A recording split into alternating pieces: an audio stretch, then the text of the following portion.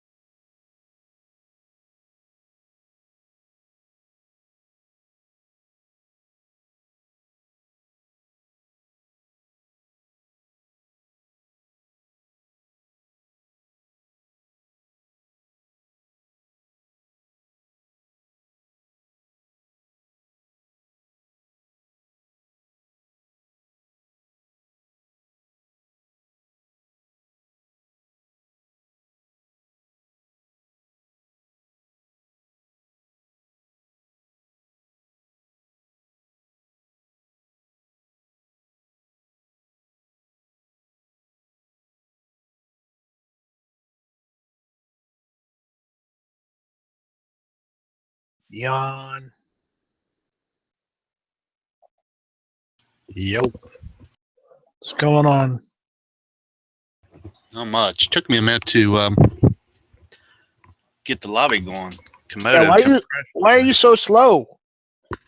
Komodo kept crashing on me. I use just regular Chrome. I don't use Komodo. Yeah, I've got my main account on Chrome. I've had issues with Komodo. I know some of the guys here uses it, but honestly, I just use regular Chrome and I've had no problems. Yeah. Well, no, I've had problems, but only when everybody else has been having problems with it too. Yeah, I used to switch back and forth on Chrome, between the two accounts, and I started having issues that way. So I just keep the lobby one loaded up on Komodo. Yay. So I have a question for you. Okay. Do you know how many websites GWebs has just overall that are gun related? Hundreds, I think. Yeah. I mean, hundreds. He literally bought up hundreds of them. Yeah, and you know what he's done? He's set up each of those websites. He's set up WordPress sites for them.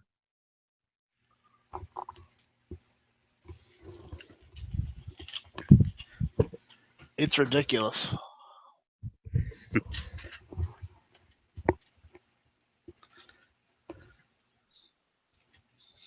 But hey, it's what he likes to do, and I can't say anything bad about it. Yep. Not much to say. Though it's probably a pain in the ass for him to manage. I'll tell you that. Yeah. Yeah, that's probably why a lot of them are dormant right now. Yeah. I'm gonna have to get with him and see about what he's gonna do with them. I know one time in here he had talked about setting up a thing to where have somebody go in and like manage Yeah. a handful of them. Me and him were talking about it. We've been talking about it on and off for like, I guess about a year now. But we've had other projects that have gotten, that have taken priority, like Every Second Matters and the AK-47 Buyer's Guide. So we haven't been able to do a lot lately. So What's up, Boone?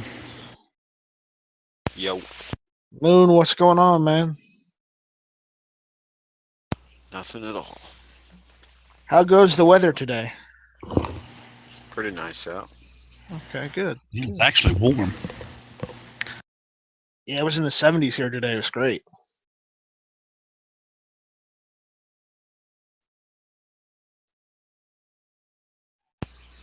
We got up to like the high 50s.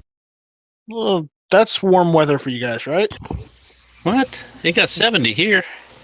Did you? Yeah. No, It was like windy, but- overcast and 50 something when I went to the range. I got out around 3. I didn't look See at my- the temperature thing. See, my phone's still showing the temperature from 3:52 p.m. and it was 70 degrees. Hmm. 68 right now. It's 64 right now, but it's been 70 all day. So Maybe it got up to the high 60s because 55 now. Clear. 55 and clear.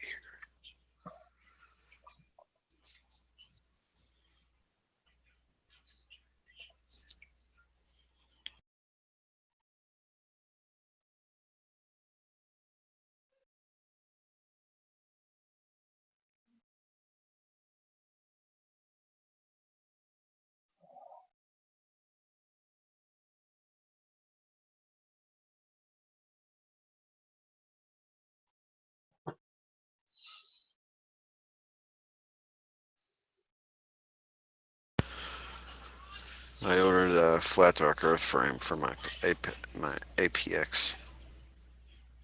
all right, now we're talking. Where you can change the frames. Is it modular like the that SIG? Yeah. They have a What color's the slide? black. It's kind of like graphite colored. It's not really black, like dark black.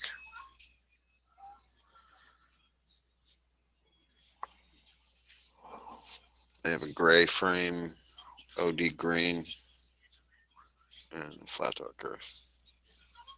Hopefully they come out with a compact conversion kit so you can convert it to a compact.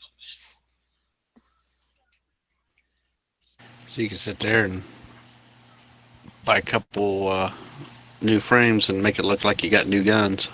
Yeah.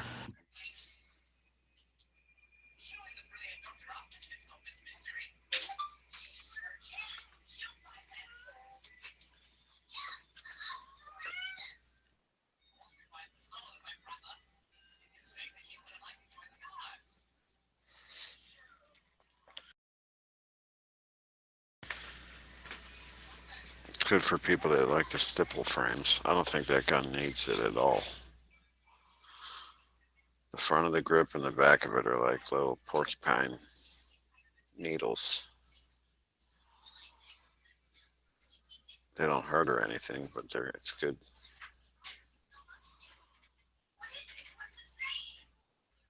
It's a good texture.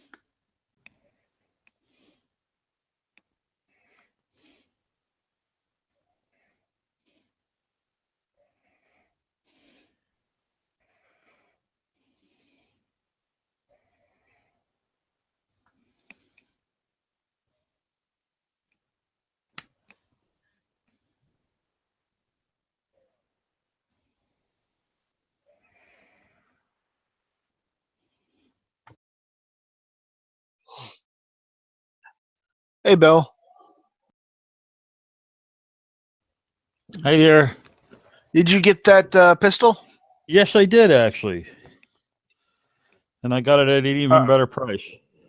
Do you have a camera that you could show us? Well, I don't know. I don't usually just flaunt Oh, that kind of stuff. Come on, man.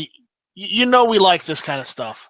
All right, hold on a minute. I got What? a Webbity cam. Yeah, I have a Yeah. Webbity.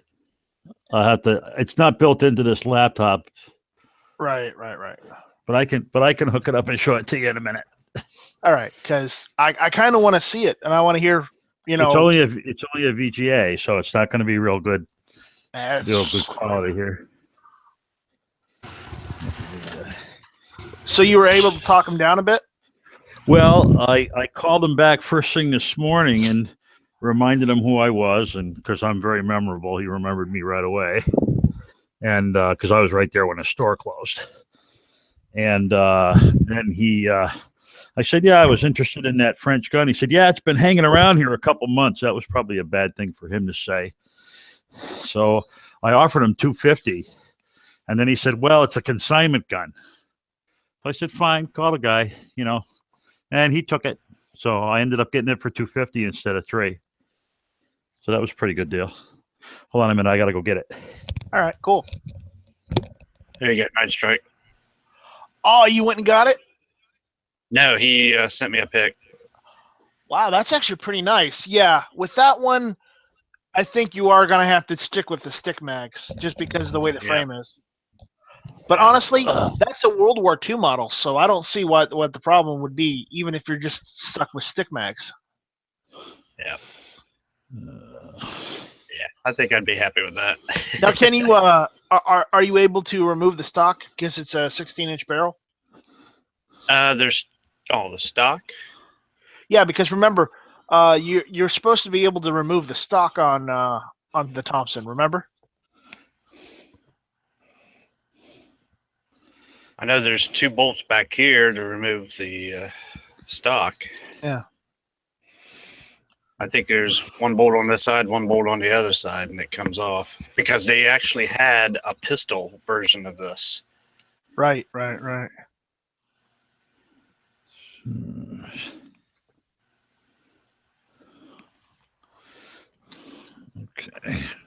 Yeah, I think that one's whitewashed. Oh well. Yeah, it doesn't look like a bad gun. I mean, for $600, I'd take it. Yeah. Even if you can't use drum mags, I mean, still, that's like a World War II model right there. So. Yeah, I think I will go pick it up. Oh, hey, that's nice.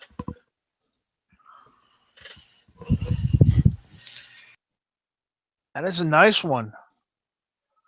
So it's one of the blued models instead of the nickel models, right?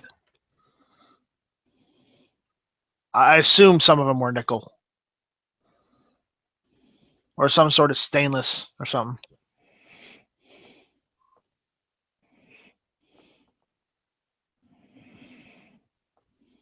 How long is that barrel again?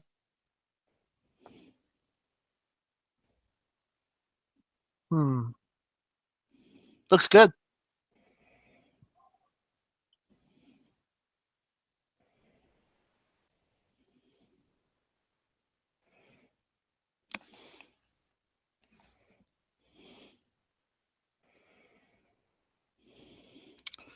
So that's the one I picked up today. I mean, that's not bad for $250. It has all the right markings on it. I haven't had a chance to clean it up. It's got some wear. It's got bluing. I'd say the bluing and stuff is probably only about 75%. Yeah. Well, how's the barrel look? I don't know. Check out the barrel. Hold on a minute. Check out the barrel. You may just need to scrub it a little bit, clean it up, but it should probably be all right. I don't know if you can. We couldn't see it because it's so dark in your room. Well, I haven't done it yet. So hold on a minute. Can I see it? I can see it. Yeah, it's fouled.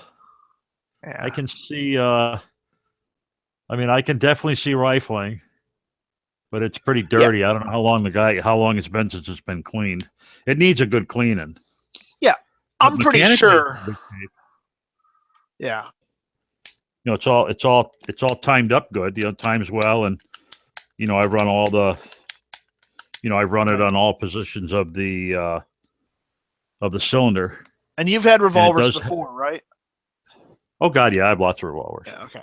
So I don't need to say anything I about got- that. But yeah, as I told But you it before, does have the. Mhm. I don't know if you can see it, but it does have the correct French markings on it okay. for the Etienne Armory. Does And it was have built any in import 19 marks? Any what marks? Import. No, there's no CA marks on it at all.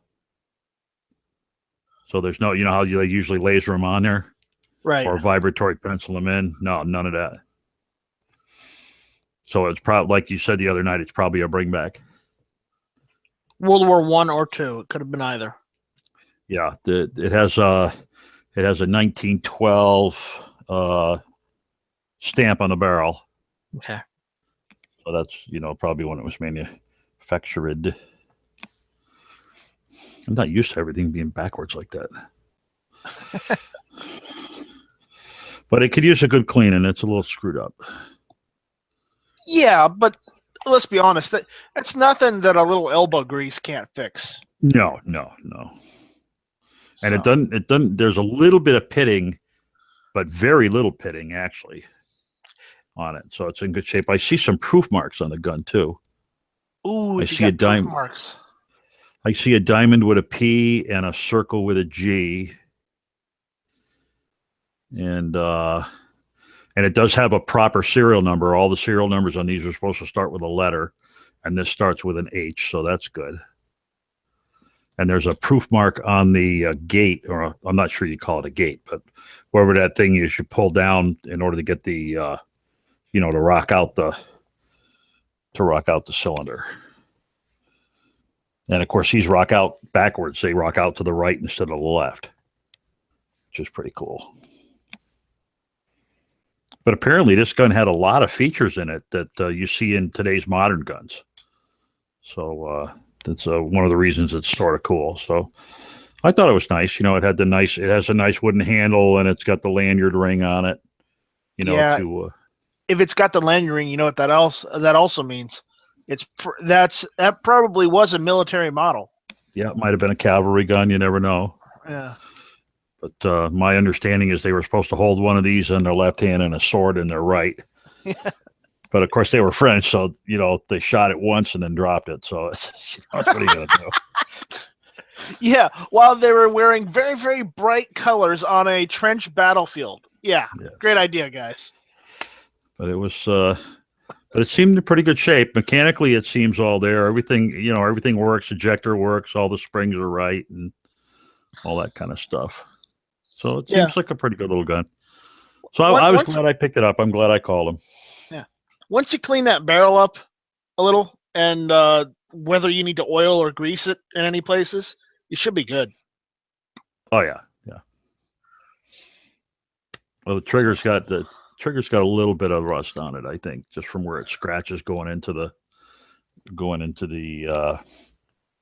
can fix that up into the frame. Yeah, that's just some double-aught steel wool and a little bit of Rem oil to take that right out of there. Well, I wouldn't use Rem oil, but yeah. Well, I got that. What's that other shit that smells really awful? CLP. Yeah, that stuff too. That stuff is. I use CLP. I like it. That's good stuff. Yeah, I use break-free CLP on all my guns, and I know I'm awful for doing it, but hey, it works. Yep. So that is a good buy. All the screw heads seem intact. It doesn't look like it's had any screws replaced. They're no modern, no more modern than the 1900 screws in it. Of course, you don't know how many times it's been to the armor. So that's another thing you can't really tell. But I'm glad I got it. I did lose out on that other one though. On the rifle. Yeah, yeah. Somebody overbid me, and I do the standard thing. I do the here's what I'm really maximum willing to pay, and the last hour or so, somebody just kept going up by tens until they beat my price, and then that was the end of that. Yeah, they can have it at that point, right? Yeah, that's what I figured. It's too bad though, because it was really nice. That thing was in Armory wrap. Yeah, I'm sorry about that. I'm sorry for pointing. No, it's not your fault. But that was and it had like 3 extra mags. The freaking mags are like $45-$50 a piece for that thing. It had 3 extra mags, a couple of pouches for gear. There were a couple other. There was some kind of I think it might have even had a scope rail with it. I just wish I could find a decent priced Krag Sporter. Because here in my area, people are selling them for like $650 to $700. You want a Sporter, or do you just want a Krag? I want a Krag Sporter. I want a sporterized Krag. But you want it sportsterized. You don't want to do that yourself. No, I don't want to do it myself. Okay, all right. Because I there's a Krag here in the neighborhood, but how much is it? Store. I don't know. It's if you're interested, it's Jim's Guns in Middletown, Connecticut. You look him up on the web. He's a relatively new store. Jim's Gun Shop. Yeah, Jim's Gun something or other in Middletown, Connecticut. It'll say something like West Main Street or something like that. Yeah. I was making, the reason I found this is because I was making a loop of different pawn shops in the state to try to set up a regular route, and most of them don't sell guns anymore because the state has made it so difficult for them that they all said, screw this shit, we're not doing guns anymore. It's saying he's in Canton. No, wrong Jim's. Okay. Yeah, still Connecticut. Yeah, it's in Connecticut. Yeah, but it'll be Middletown or Meriden. I'm pretty sure it's Middletown. I don't think he's all the way across into the Meriden border. He might be, but I don't think so. It's a little bitty gun shop. I actually sent an email to the daily gun channel thing with my like absolutely favorite gun store, which is Newington Gun Exchange. The guy that opened Jim's is the original owner, and he was retired and he got sick of it, so he opened up another small store. I'll see if I can find it. There's one in Rockfall. Nope. Rockfall's on the other side of the state. How many gyms are there in Connecticut? Yeah, how many Jim's Guns can there be? Jim, Extra Pawn, East Coast, Pawn King, City, Meriden Pawn, Hat City. Yeah, I don't have them on my list of stuff. Bloomfield, Meriden, AZ Pawn, East Coast. A couple of these I haven't gone to yet because they're on the wrong side of the state, so I'll have to give them a call. Meriden, where's the hell is someone from Meriden? Oh, that's Meriden Pawn. Yeah, that's no good. Yeah, he may not have a website. He's a really old dude. So, Rockfall, Connecticut. No, it's not in Rockfall. It's outside of Middletown. Middleton or Middlefield? No, Middletown. Middletown. Yeah, and we have them all. Yeah, we have all of those kinds.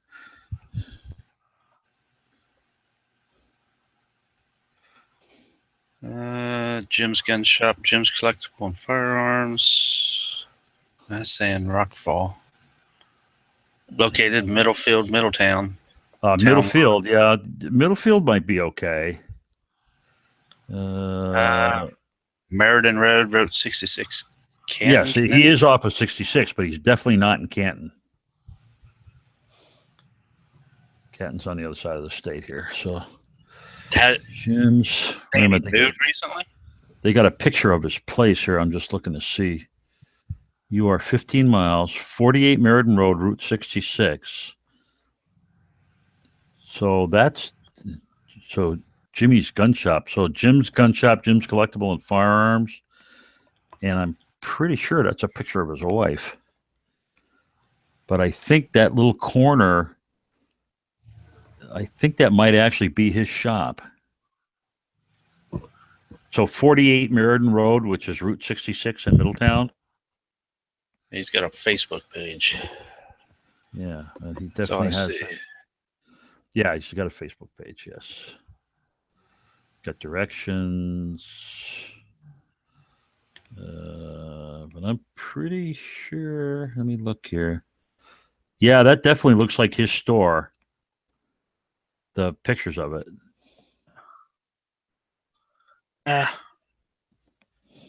But he's got a crag. He's got a regular crag sitting on the shelf. I don't think it was sportsterized, but Well, the issue is the reason why I'm looking for a sportsterized one, because they're generally cheaper than trying to get a original. I'm just looking for something I can shoot. Oh, yeah, they'll definitely be cheaper. Yeah. Maybe one day see if I can restore it. Took 30-40 Craig, right? Yeah. Yes. There was one for $12.50 at that gun show, and No, it's not worth $12.50. A 30-40 Craig. Yeah, no. No. I mean, if it's in the original stock and hasn't been altered whatsoever, it looks in good This condition. was all original. Yeah, this was all original. Yeah, then it's worth. I don't know, Bill. What's an original Krag usually worth? Well, let's put it this way. 30-40. Where's my 30-40? I'm looking up my stuff here. 30. Okay. I bought mine in 2014. Okay. Mine is a Springfield Armory 1896 Krag carbine, right? All original. I paid $200 for it. For an original? Yep. Now, the only problem is it does have a 1902 rear sight on it, and it was missing the elevator knob, but I replaced those. Okay. But it wasn't a big deal. And it's dated, the date of manufacturer is 1897. Yeah, I'm looking for a Yes, I sure 98 remember. because I want to be able to put the bayonet on it. Yeah. Yeah. Because Bob is sending me a bayonet. Oh, cool. So, But that's what I paid for this one. So that was 3 years ago. So that gun is probably doubled in value because they're getting real hard to find. But it is the carbine. Gone up more than double. so it's probably, I don't know. So between 6 and 8. Yeah, I don't think I would go that high. Personally, I personally think it's probably not, because it's the carbine and it's the 1896. I would say it's probably worth 350, maybe 4. But that's just me, Right. I'm just looking for a sporterized 1898 that I could probably just get a replacement stock and just bring it back to original condition. Sure. Granted, I know it's not going to have all the matching numbers. And at this point, remember, guys, I buy guns. Some of the guns I get, I customize. And at this point, this is me customizing the rifle back to original configuration so that I can shoot and just have fun with it and enjoy it. I'm not getting it to be a display piece for a museum. Yeah. Okay, I'm not Indiana Jones. I don't go and say everything belongs in a museum because, at that point, what's the point of having heirlooms or having things in general? Yeah, if you don't own someplace where you can show them off, why bother? Yeah. Well, you would then really like the Arasaka that I found the other day. I would. I don't remember definitely which type it was, but they had already cut it all the way down.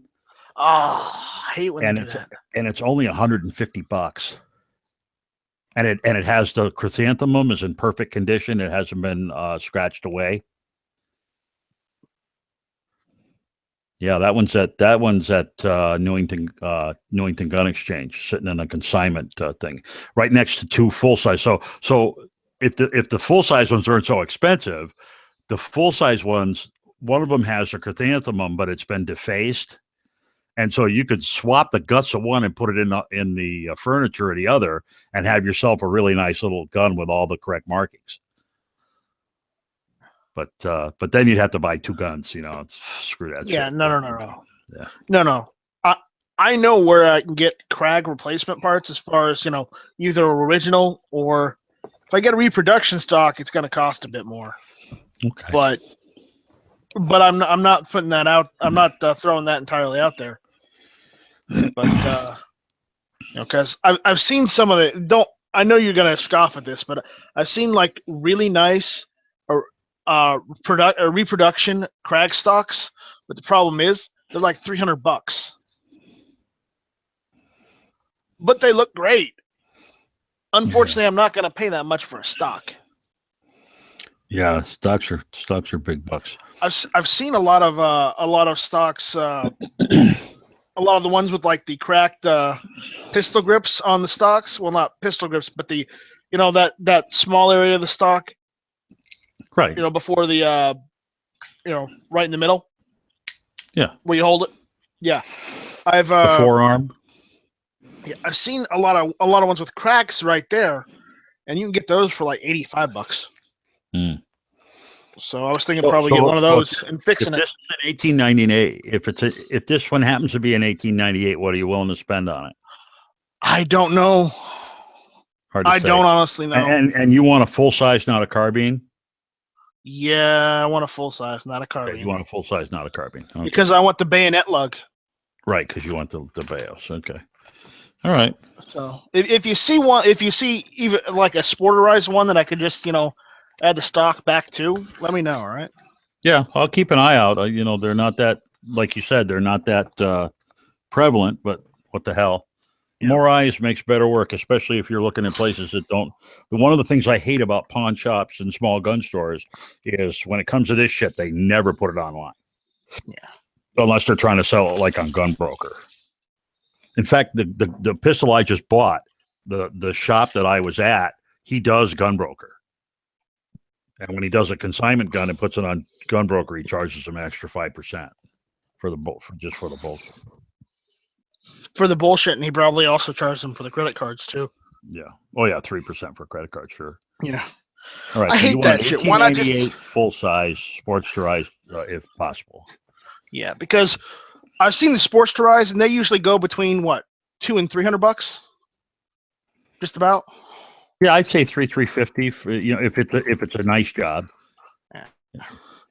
I just don't want one that's been drilled where they've drilled into the receiver Right. to put scope rings on it. Well, That unfortunately, shit's- when they sportserize them, that's typically what happens to them. Yeah, some of them don't though. You can find a ton of them, and I've looked. It's just I'm not sure, but I'm looking for one.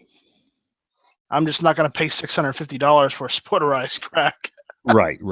Yeah, fuck that. And excuse my language, of course, but you can tell my frustration. Yeah, I fell into this one. I mean, it just happened to be right place, right time kind of thing. Well, if you see another one like that, let me know, okay? All right. Bigger look. Oh yeah, that's definitely him because now I can see his. I can see I scroll down in the Facebook page and I can see the picture, and that's definitely the guy I've been talking to. So, Night Strike. This is America. We say whatever the fuck we want to say, and it's all good. And Matt, that was a great picture. We may have to have you on retainer for more hit or miss pictures because that was perfect. It took me forever to try to figure out how to black out you and Smeggy's avatar, but once I figured it out, it didn't take that long. That's great. And I thought about using the caption of who's this hillbilly Richard Dreyfuss? Because Yankee kind of looks like Richard Dreyfuss with the beard. oh, a little bit, yeah. But I wasn't sure if people would pick up on it or not. I don't see any similarity between Richard Dreyfuss and Yankee. That's why I didn't go with it.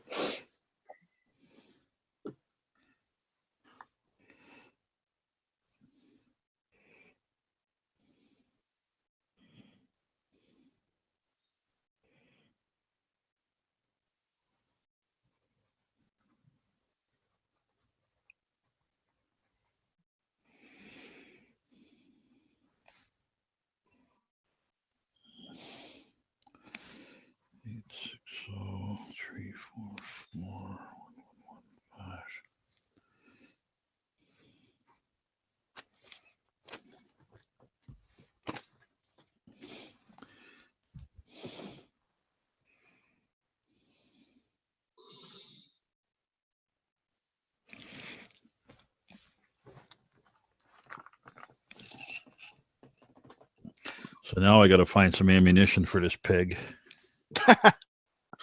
But Well, the apparently you can make it. It's not that bad. You start with a 3220 and you cut it down. it's not bad. So if you start with 3220 brass, you can cut the brass down. So it would be a great project for my brother-in-law because he loves a challenge. And he reloads, and he's also a machinist, so that's not a problem. He can even make parts for you. He actually has not for guns, but he has for other things. He can make gun parts for you. You just can't make the Yeah. receiver.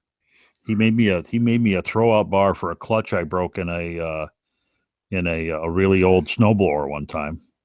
Nice. Yep.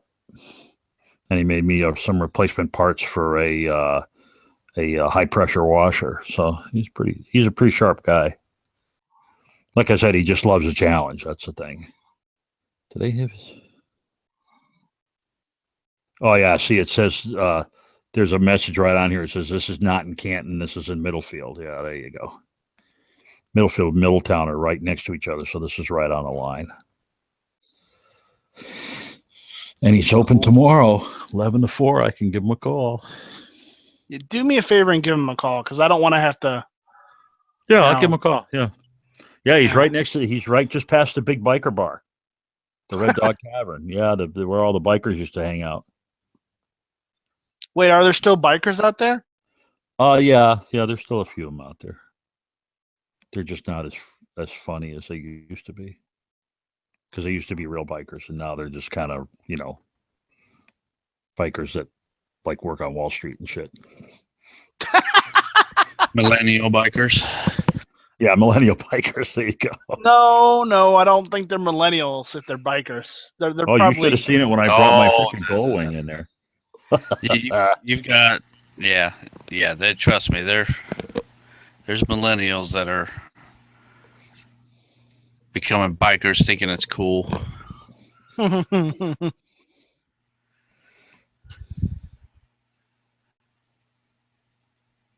The one Harley shop up here even does training class, riding classes to teach them how to ride.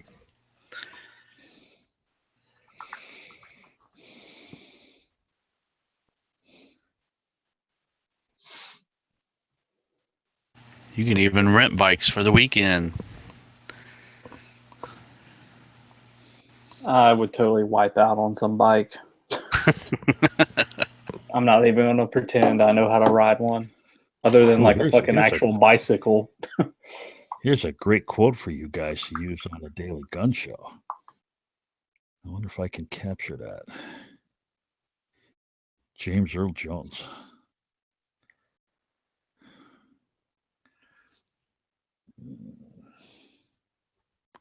Sorry, I'm talking to myself while I'm doing this. It's shit. fine. Don't worry about it. I'm not used to having people listening. Oh, is that all? Okay. Yeah. I was going to say, you said we were listening, but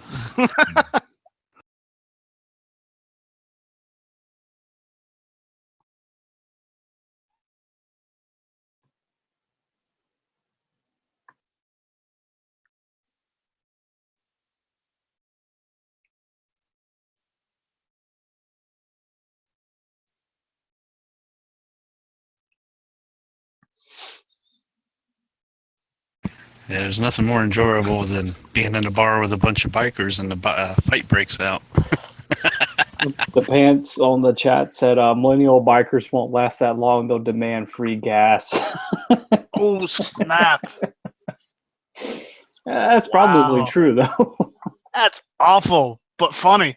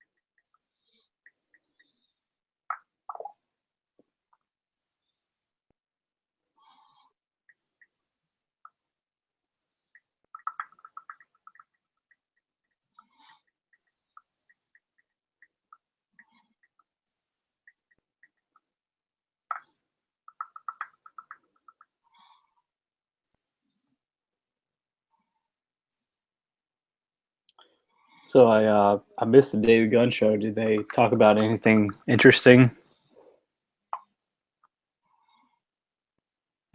Well, we found out Smiggy was Dano's son. I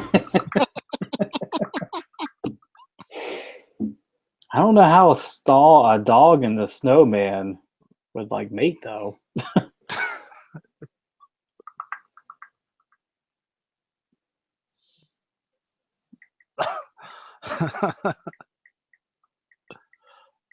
We don't know either, but we just rolled with it.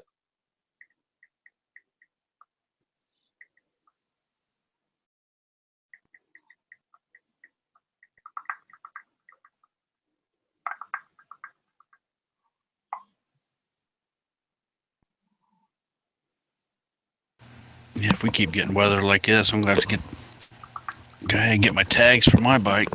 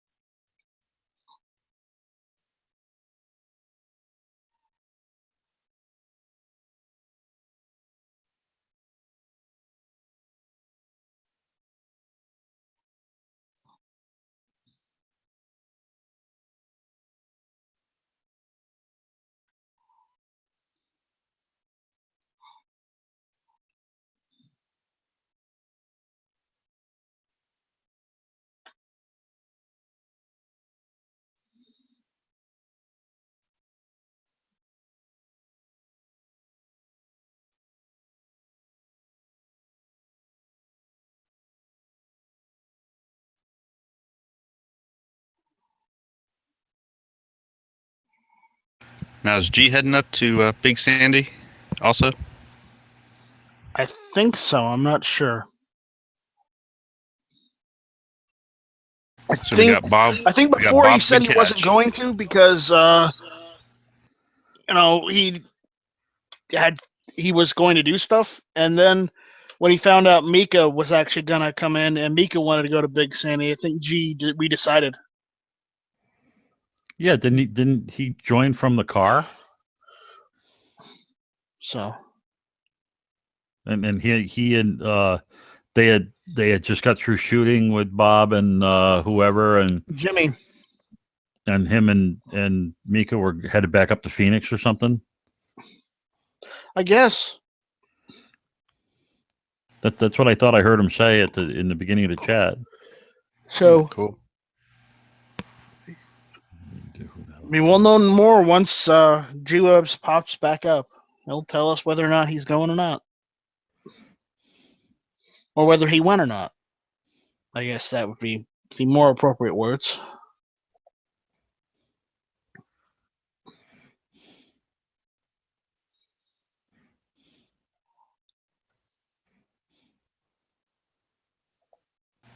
So what you're trying to say is there's I don't actual know. proof of Mika. Here in the United States, yes. Yeah. So Mika Israel. It lives. You mean Panda? Panda's No, real? not Panda, Mika. I know. Oh man, that was probably one of the better chats I've ever listened to. Yeah. Man, can you Maybe see I Mika don't and think Bob you're a real person. Can you see Mika and Bob getting together? There'd be so much beer drunk, it'd be funny. No, the problem is, I can't see Mika being sober long enough to get there. Because if you've seen Mika on gun channels, usually has a glass or a bottle of wine or beer or something with him when he gets on these chats. I guess the only way he can deal with us is, if he's drunk.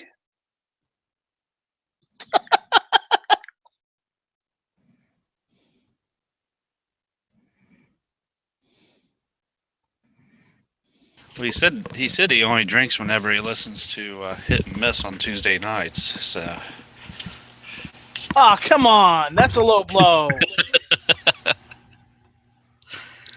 since everybody's been plugging hit and miss all day.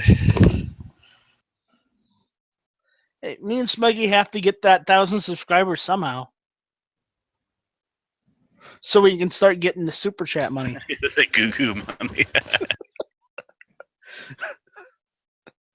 You know, G-Webs is trying to get the super chat money on the Daily Gun Show, so you know, I figured, you know, might as well.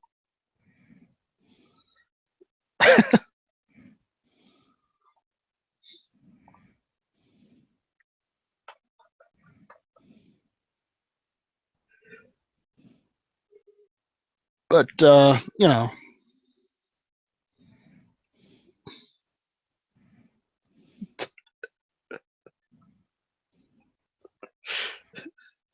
I like how on Matt's chat they're like, if you give Matt $500, he will tell you the teddy bear joke, and Matt's like, no, I'm not sure I want that on my channel. I feel like I might have read the teddy bear joke, but I don't know if it's the same one Nathan tells. Well, I'm not gonna tell you that. Teddy I bear know, joke it's is a a bad- rite of passage here bummer. on gun channels. I know. I feel like when you get G-Webs to make a patch of your avatar, that's a rite of passage. That's another one, yeah. Did you see the patch he was working on? Yankees chat yesterday? You don't have to brag. I know it was you. I'm not bragging. I'm just happy. This is not bragging. This is being happy that I've finally gotten somewhere. Where that is, I have no idea, but I'm gotten somewhere.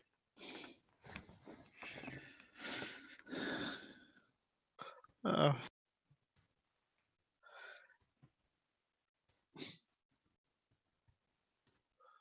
I gotta say, he did a really good job with that that editing program he was using.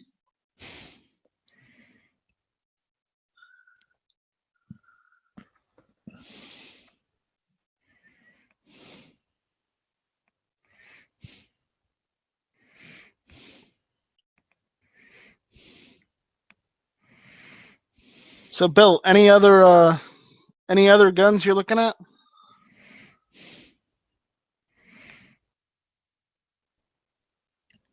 No, I kind of just, when I've got a couple bucks and, I see something that strikes my fancy, I'm kind of an opportunistic feeder when it comes to that kind of stuff. Okay. It's not like I'm looking to fill out any specific categories or any of that kind of stuff. I mean, there's a lot of really cool guns I'd like to have, but since they end up, I can only shoot 4 or 5 at a time, so I have a fairly good sized collection now between my working guns and my milsurps and stuff. I have a small collection. Very small. But I enjoy them all. Yep. As long as you enjoy shooting them, that's the important thing. Exactly.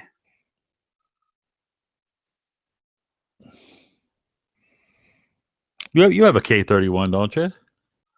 No, I never got a K31. I wanted one, and then the prices went up through the roof. So I got one for $170. Oh, that's cheap. Matt, I hate you. But About do you have the clip? The only thing it didn't come with was the little tag in the butt stock, which I was kind of disappointed with, but I couldn't complain for that price because most of them are going for at least $450 now. No, but I mean, do you have the actual clip that's made out of like cardboard?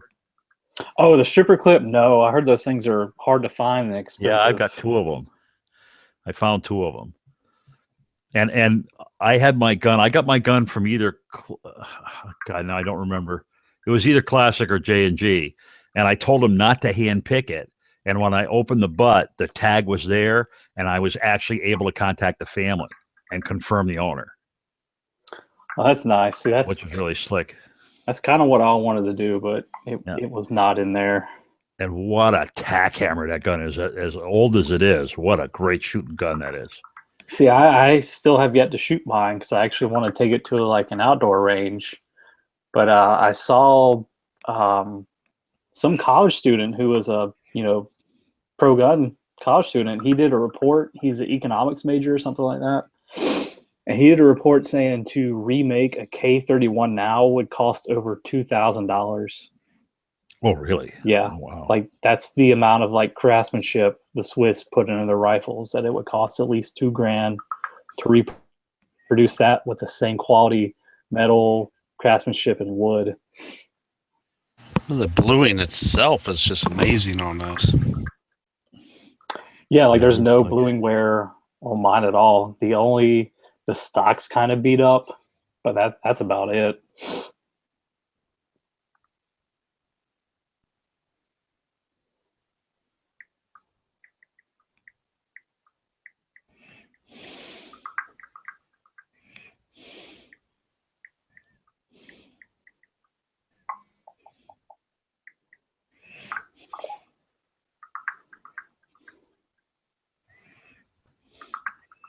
Hear a lot of twinging. Well, Go look at the. Who's playing on their device? No, they're that's refreshing for Babe. the. They're refreshing for the Edge of Night chat. Edge of the week. Oh, I thought it was the Edge of the Night because it was like late, just before midnight on a Friday. No, it's called Edge of the Week because Edge hosts the chat. 10 p.m. Central. So I'm Eastern. So that'd be 9 o'clock. That can't be No, right. that's 11. 11. 10, 11. Oh, okay. Now I feel better. Well, he's already throwing a Hangouts page out there. Maybe he plans on starting early. Oh shit! I may go over there then. Yep. See what Edge is doing this week. Yeah, he's got the new. Whatever you call that thing where you can actually watch it if you're not in the Hangout. So, Oh right. the hell do you call that? Live chat placeholder, whatever. I don't know. Yeah.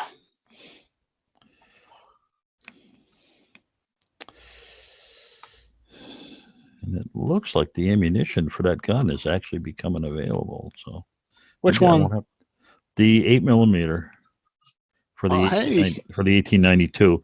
I'm going to try my favorite. Find Me Weird Ammo application. My buddy Gunbot. I like that stuff. It's good stuff. What do we got? So we got pistol. And does he have it listed? Nope, doesn't have it listed. Oh well. Nice try though.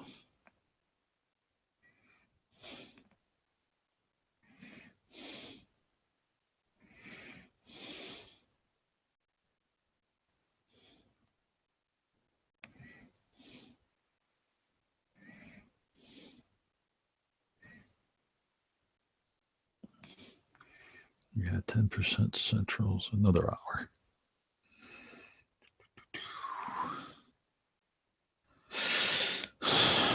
Let me see.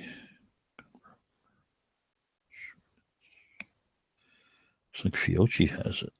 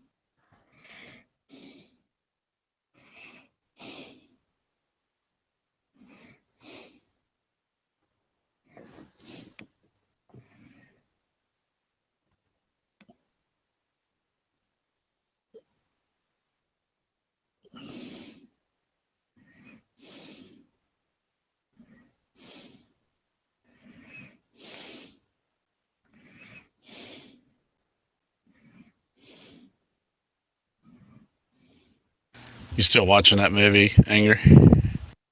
No, I actually just finished it. The end is basically the ending is badass. That end fight. Yeah. He definitely knows his way around a knife. I know that. Oh yeah. Stupid idiot in the end puts the gun down, decides to fight him with a karambit.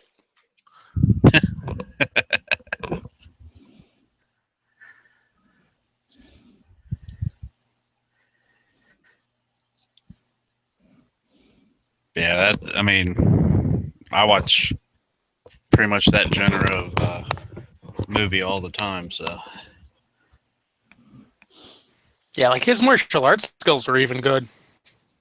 yeah, It was an overall really good movie. Especially with a movie like that, when it's going fast paced like that, or The Raid, or anything like that. When it's Right. fast paced like that, I don't even mind reading it.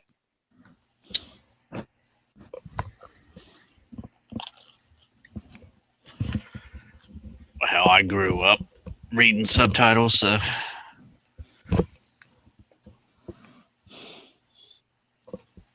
all the old Bruce Lee movies, those were all subtitled. And Oh, yeah, that's true. Yeah. Some of the older Jackie Chans and stuff, and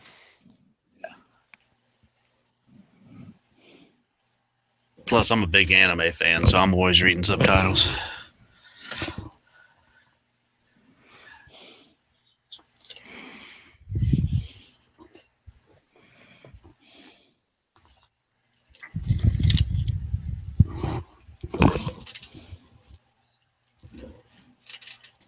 I can't think of the name of the movie. My buddy, he turned me. I think it's like old man or old boy or something.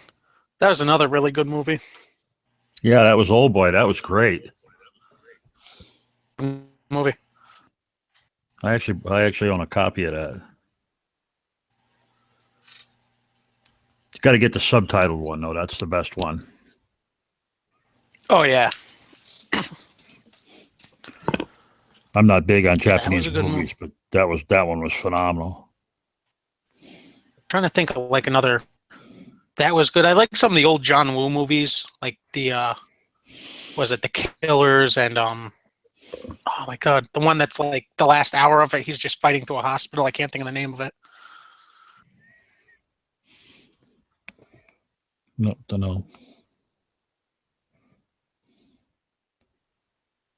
Hard Boiled. That's what it is.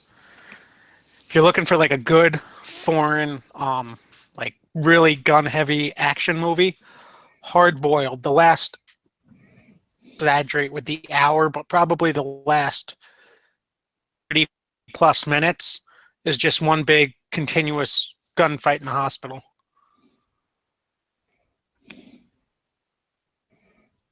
Martial arts mixed in with there as well and everything. It's pretty good.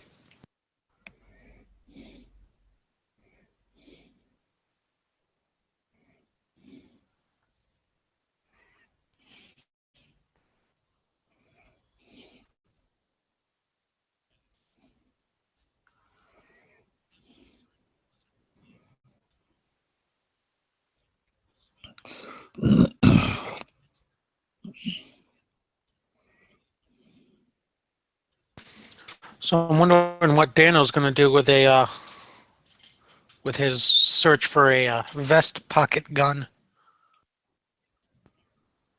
No, he's getting rid of the car.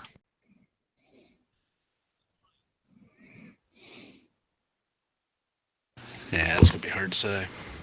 I mean, does he? I mean, is he specifically looking for single stack?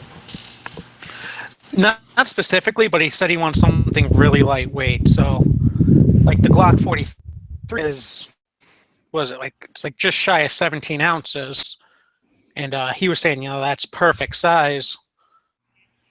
Double stacks, that's going to be out of the park. That weight range. I know he was looking at the Glock 43. I think Sean suggested the Beretta. Was it the Pico? Whichever one the 9mm one is.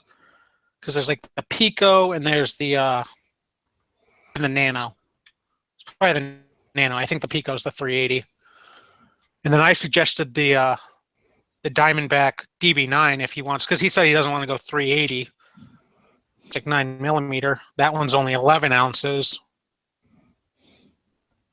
Because he was saying on the Daily Gun Show, his whole thing is like when he carries his Glock 26 in his vest, he feels that it's shifting his vest, that his vest is leaning too much, and that it kind of shows it off, which is probably just in his head. But I mean, I don't know. But he said he wants something later.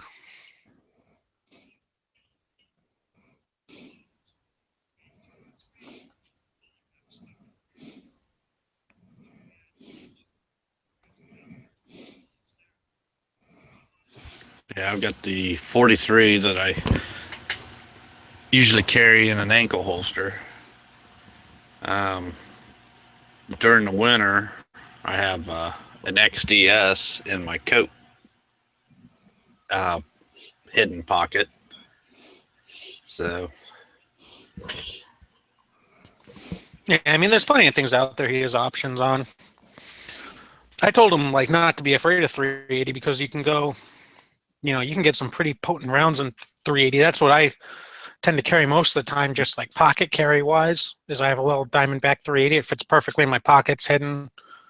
You can get some potent rounds for it, but then wintertime I usually, if I'm not, just walking to the store, I'll, strap something bigger to my hip. But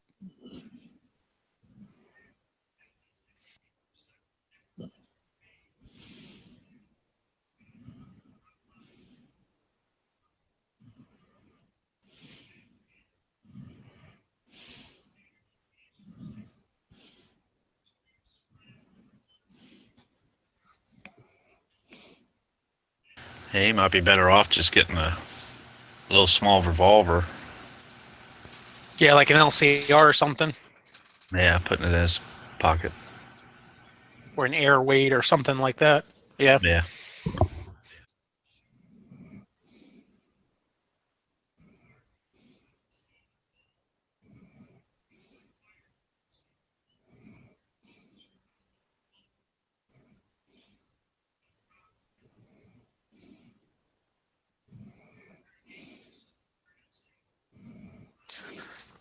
I made the joke he should get a couple of those Heiser Defense pocket AKs, the single shot Yeah. 7.62s, and just carry a bunch of those. He'll be fine.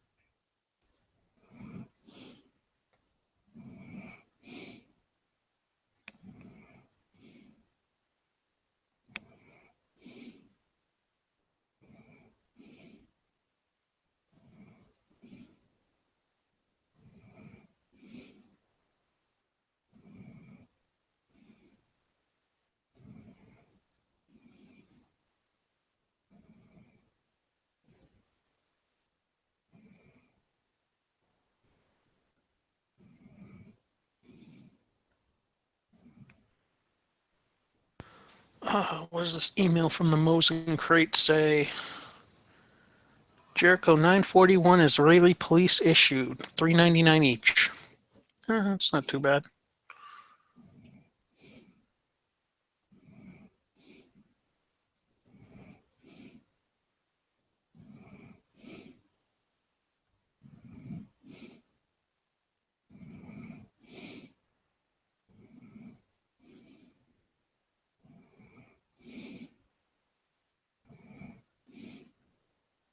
Those bicycles he got in, man. Those things look sweet. They're just so expensive, but they do look cool. Or are they like Swiss bicycles or something? Yep. I was half tempted just to buy one just, for my K31. Ride around with it. That'd be awesome. Just right through the neighborhood. Wave to people, Guten Tag, or whatever they say. Yeah, because they had gun mounts on them, so some of them Yeah. had pistol holsters and everything else on them. Weren't they like $1,200 though?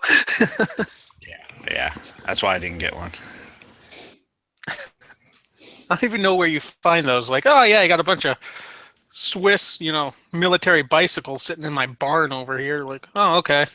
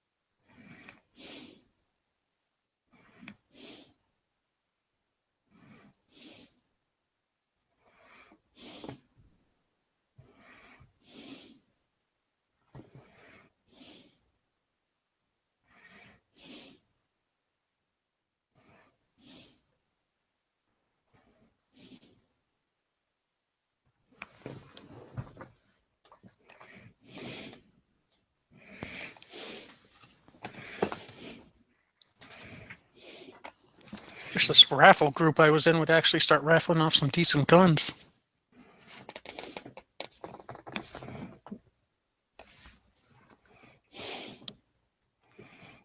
They keep putting up skies and just oddball. They put up like a CPX-1, and they have one up for Glock 42 or Glock 43, your choice, but it's like a $67 per spot raffle, and I just don't want to put that in yet. I'm going to wait for them to do a step up.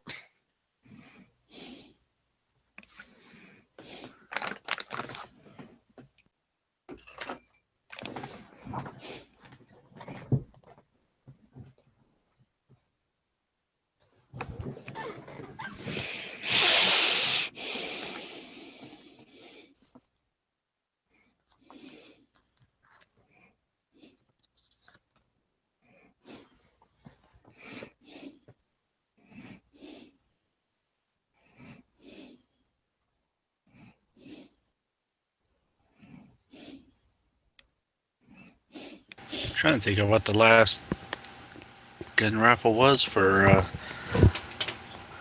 the Buckeye Firearms Association.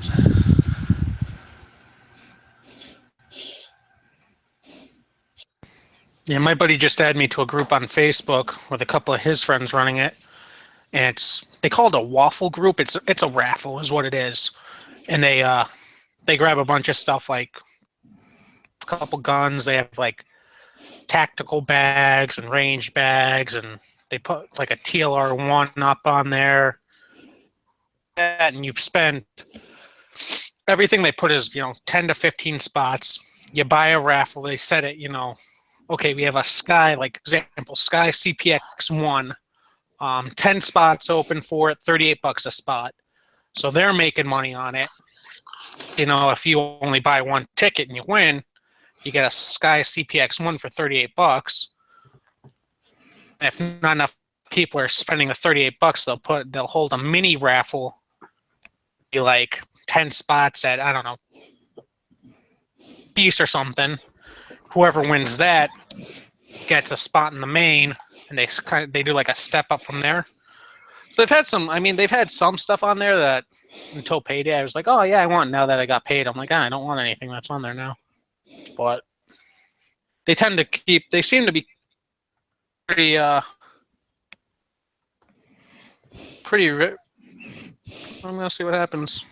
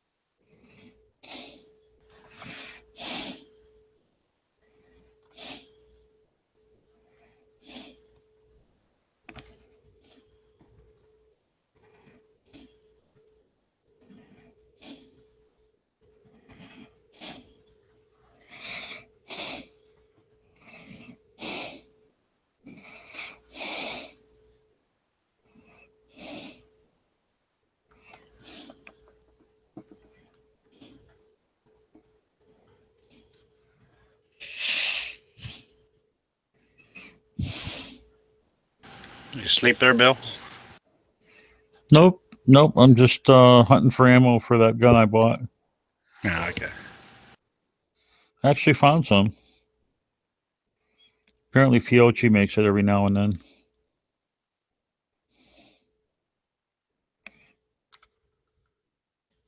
What caliber was it? 8mm French ordnance for a revolver.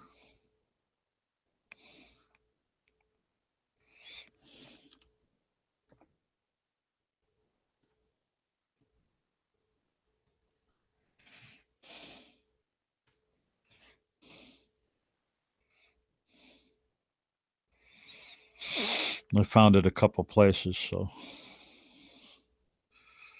I ordered one of them. We'll see what happens. In the meantime, I'll take the gun apart and clean it up. Try not to make a mess.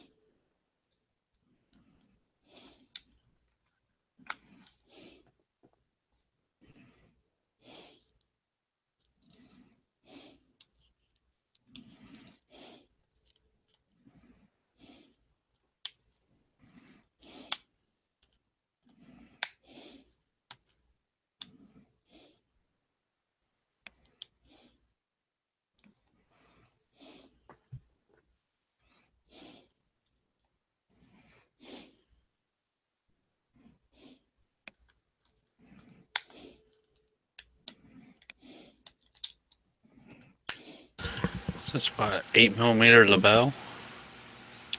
Yeah, but it's a revolver, not a. They call it a LeBel, but it's not really. So it's 8x50R. No. That's the rifle round. Okay. Yeah. It'll say for a revolver. Okay. I was just looking on Liberty Trace also.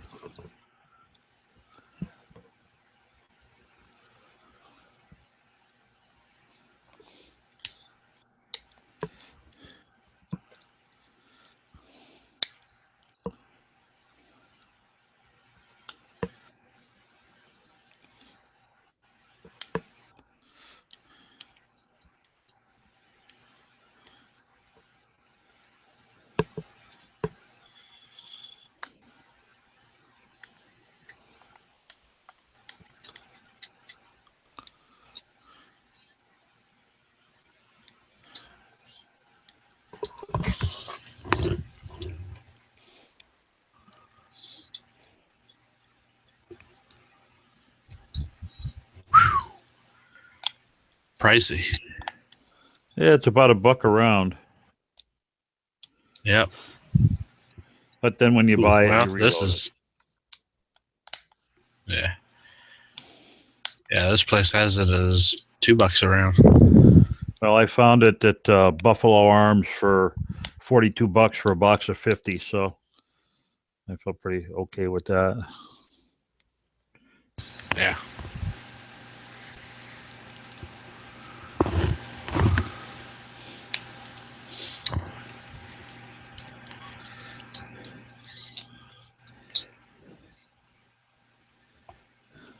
$111 grain. Okay. Yeah. Let's see what Yep. you got. 111. Yep. That's the stuff. Well, if you buy 5 boxes, you get it for $39.94. Yeah. Well, I don't need 250 rounds. So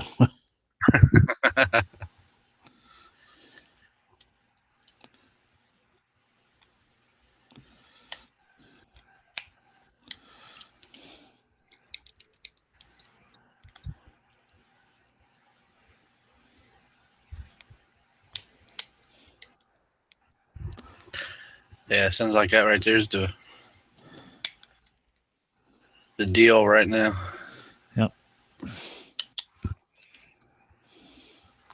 and there's a guy on Gunbroker that's got it for a starting price of $50. So I ordered 1 box. I bid on a box on Gunbroker, and I ordered 3 from Buffalo. So 200 rounds would be plenty if I decide to reload this stuff. Yeah.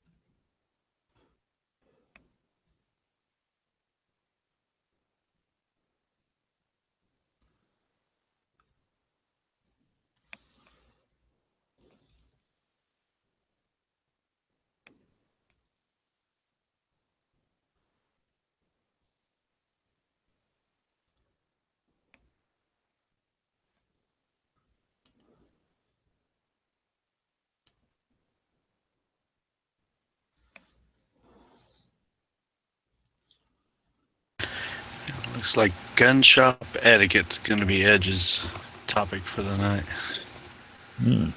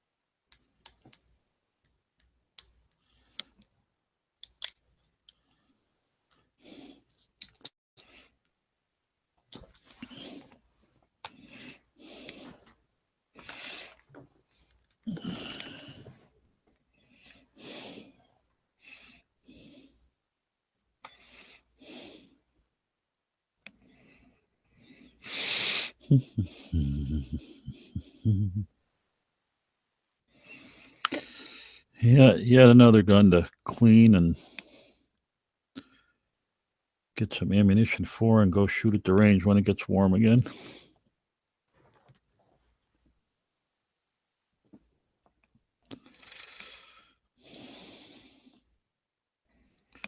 To my list of guns that need shooting.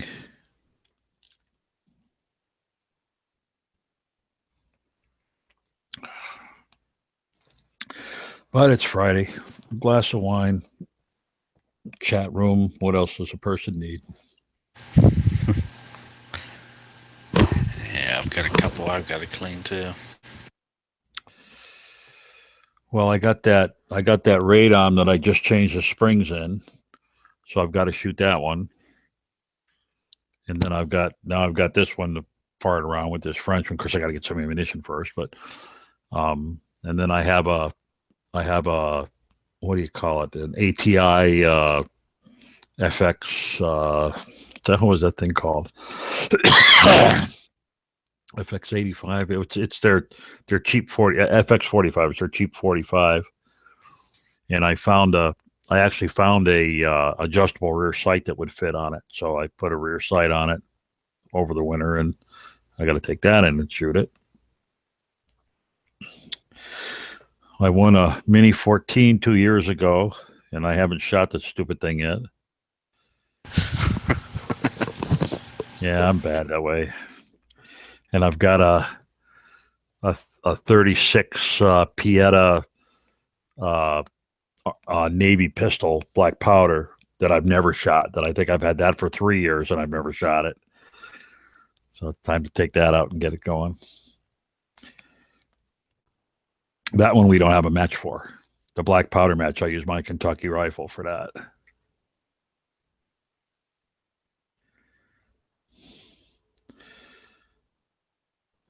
And then I've got... That's why I'm kind of debating whether I get that Thompson or not. Well, I'll tell you what, if you can get if it'll take a drum, I'd buy it. Shit, for $600, who cares? Yeah, I know, but man, I have so many guns right now that I don't even shoot. Yeah. But that one, I think that one you'd take to the range just for the giggle factor of it.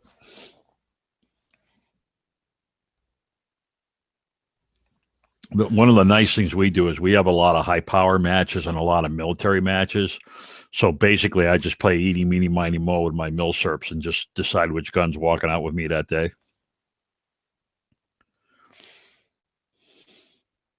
I just shoot. I definitely got plenty of those. Yeah, you need that kind of stuff.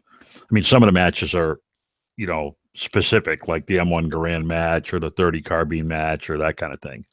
AR-15s, things like that. But the, anytime we have a high power open sights match, you never know what the hell I'm going to drag down there.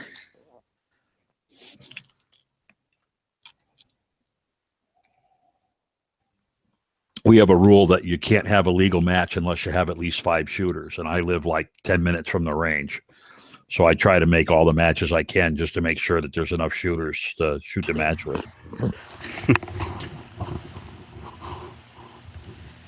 Yeah, I'd definitely be dragging some strange guns to that match. Oh, I took a Mosin to a rapid fire match one time. That was a hoot. That didn't work out real well. I couldn't get the strippers to work. I had strippers for it, but they just didn't work. I just couldn't get them to slide, Oh, well.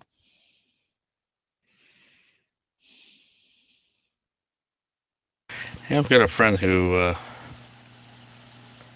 his Mosin, he has problems feeding his too. Yeah. It's almost like when you push them down in there, the bullets kind of like overlap the wrong way or something like that, and it. Oh yeah, that you got to watch out for a rim lock. Yeah, when you're doing them, there's a way to push on the bullets to make it happen. But what happens with me is like 1 or 2 of them will go in and it'll jam up and it won't go any further. And it's just a pain in the ass. So they granted me extra time, but of course I still came in last. I didn't care. It's the fun of it. It's not the worst thing I've ever done, so could be worse. We had one with a high power match, and I have a Sportster Ice jungle gun, 303 British, that has a scope on it, and this was a scoped match, so you could use it if you wanted to. And I brought it, and I went through 3 boxes of shells and could not get that gun to hit right. And it turned out that the scope internally, one of the lenses had come loose inside the scope. So every time you pulled the trigger, the lens ended up in a different position. And no matter how you adjusted it, you were screwed. But it took me a couple of boxes of ammo to figure that out. And that freaking 303 ammo is not cheap.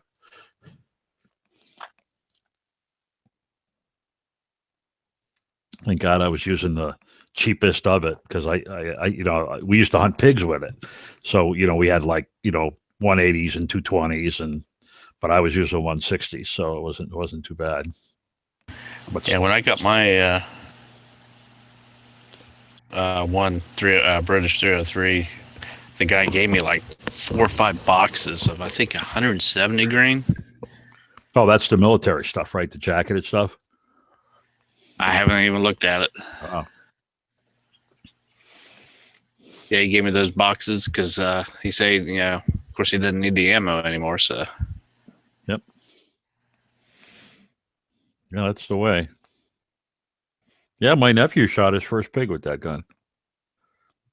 So that was pretty good. My dad and I and he all went up together and went to a preserve and let him shoot a boar. So something to do. Part of the fun. Usually I shoot them with it. I'm a handgun shooter. I like shooting with handguns. So I use a 44 mag and that kind of stuff. Yeah, we're thinking about doing that again.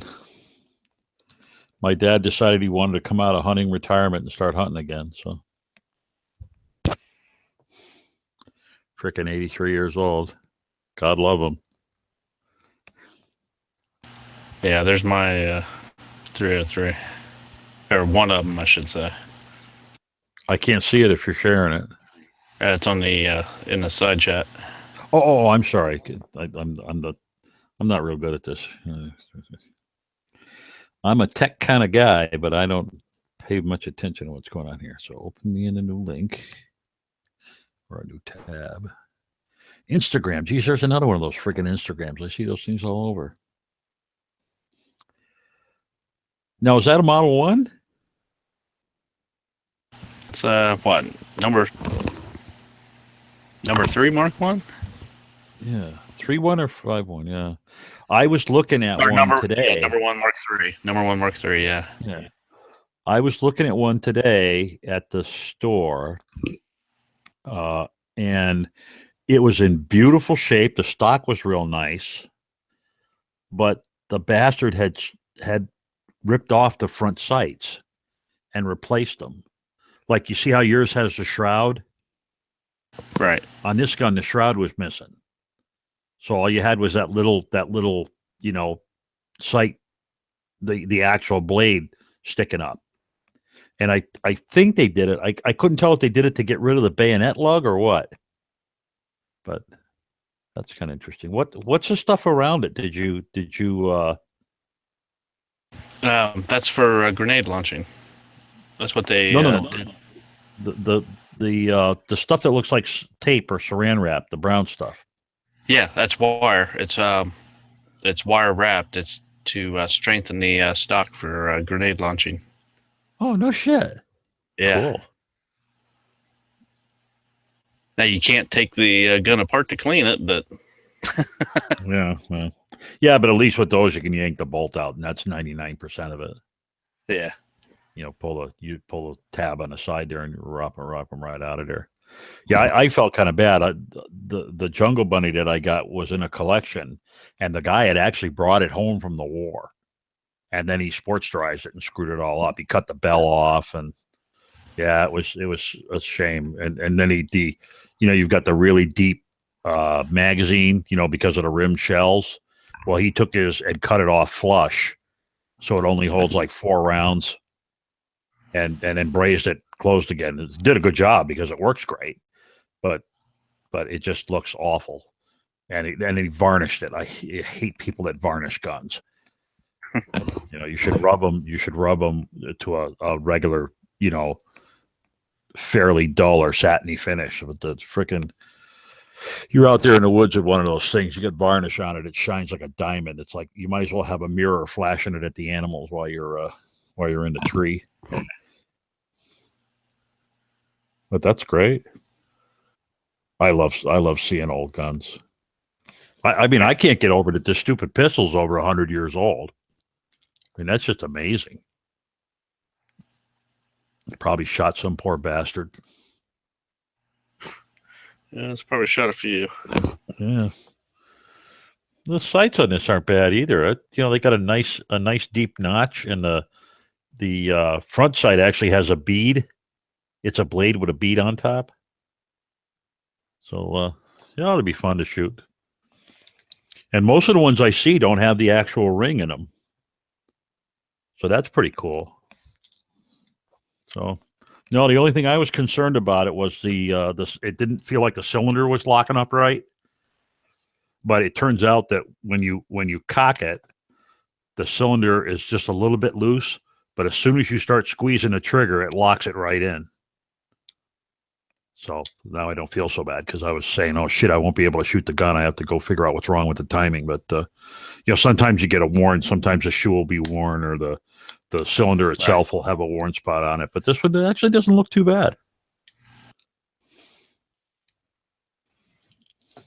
The only bad thing about it is it's, because it's a regular gun and it's got the original wooden grips on it, they're really tiny.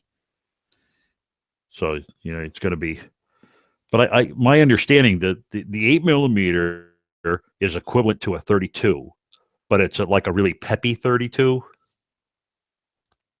because it's got a little bit more behind it than a standard 32 would.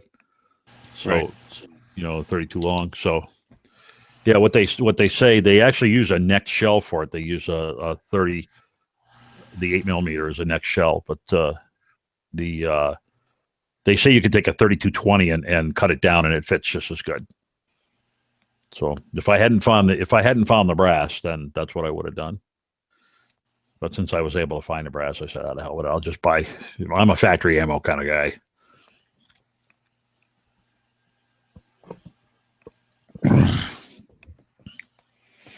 But that is a nice looking little gun. So the round protrusion on the front, is that to hook the bayonet in? That fits in the blade, the guard of the bayonet. That I don't know. I don't have the bayonet for it. Yeah, well, you have a bayonet lug down underneath. So I expect what probably happens is you put the bayonet on the lug and probably. And you pull it back, and it probably locks in. And as it locks in, it's probably going over that centering pin there. Yeah, I do know I can get a grenade cup for it. I'm half tempted to get that.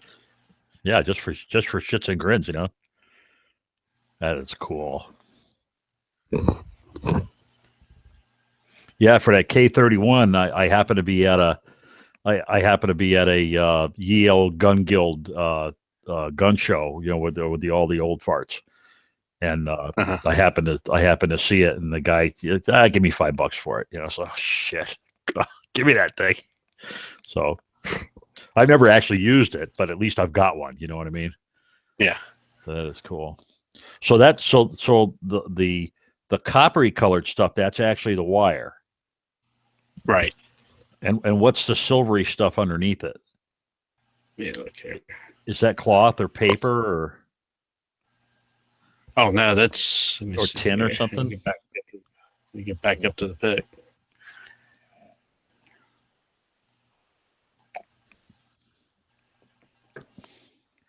I don't know much about 303s.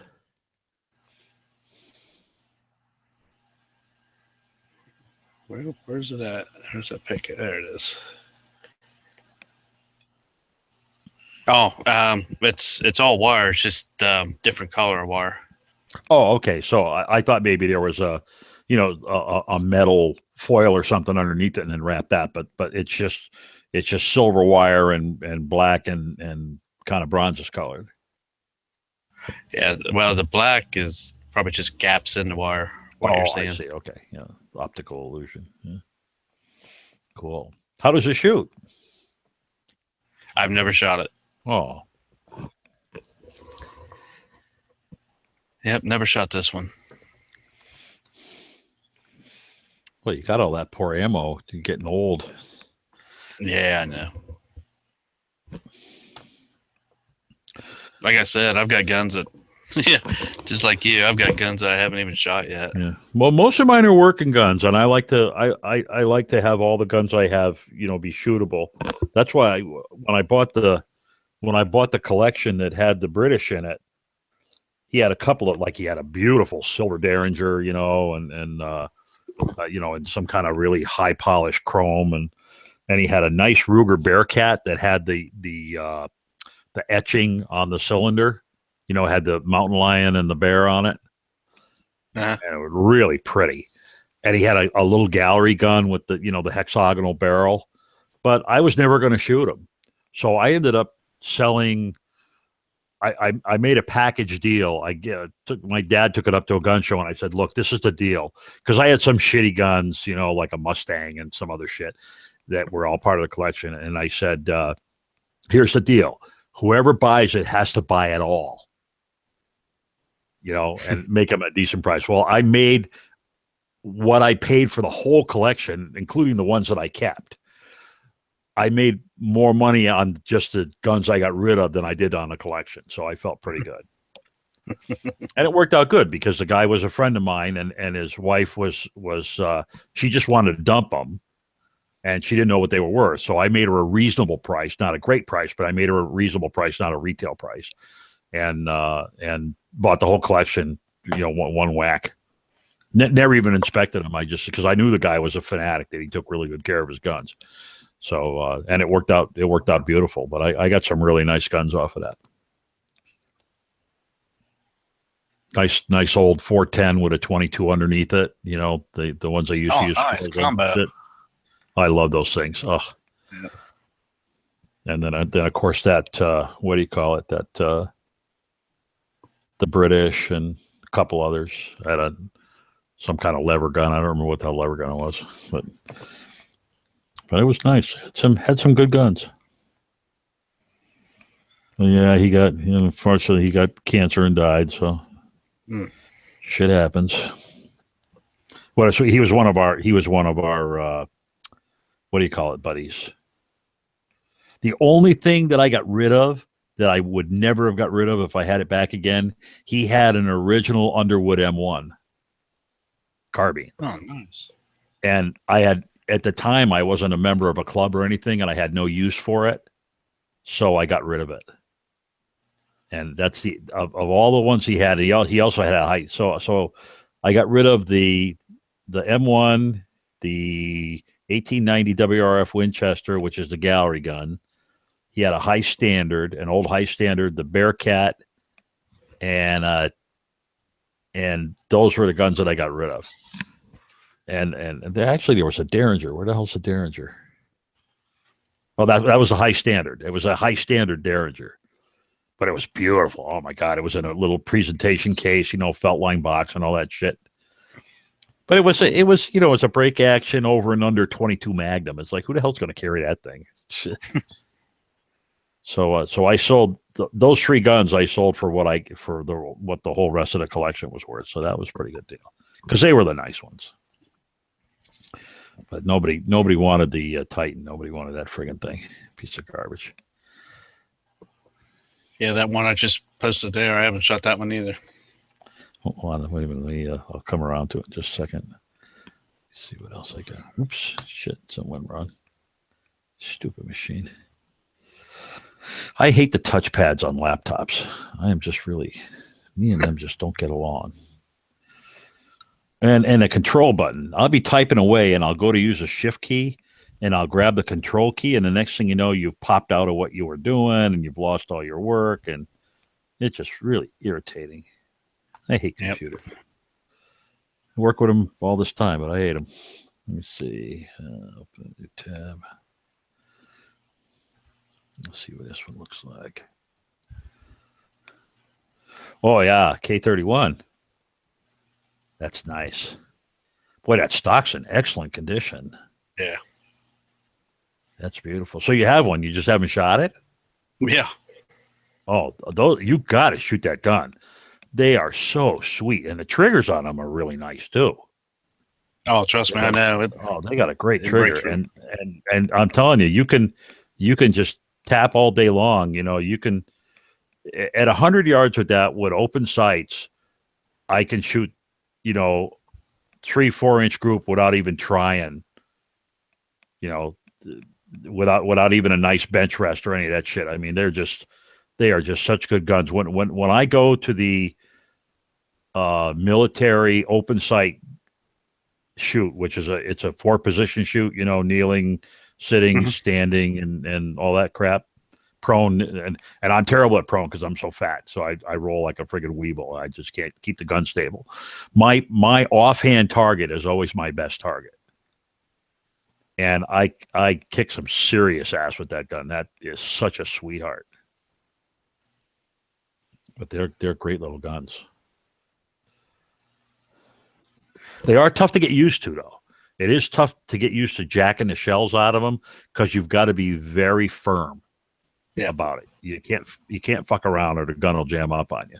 You got to really whack it back and ram it forward. You got to really give it to it. But but what a great gun to shoot. Now that one right there, I've had since '89. Oh I wow! haven't even shot that one.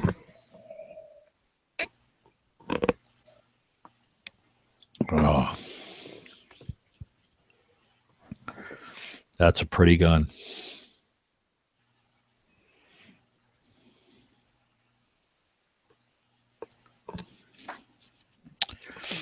Yeah, I'll clean this. I'll clean this pistol up a little bit, and then I'll post a couple pictures of it.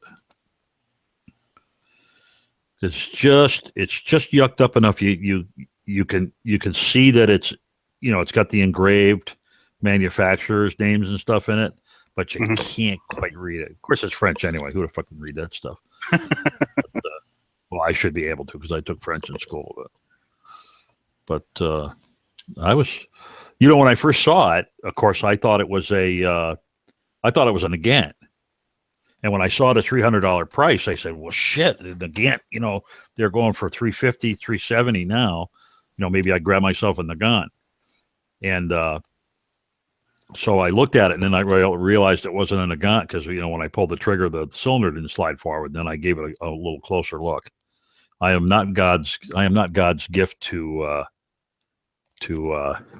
firearms. I heard a twang. Let's see who's twanging us here. Don't try a gun. Don't funny. Oh, it's somebody on Edge of the Weeks on the offline chat because they haven't started the live stream yet, and his topic is gun store etiquette. And somebody wrote down there, don't try to buy a gun from a customer at your local gun store. He's absolutely right about that. You get run right the fuck out of the place. That's an open chat, by the way. If you want to get in on that, they post the thing. Yeah, I know.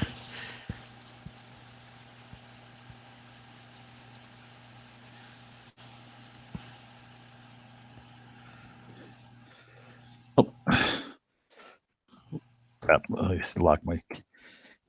Found some. He found some more of that special. He found some more of that ammunition. So you want to let me know he found it. He's using his web food there to try to find stuff. Ooh, that's cheap.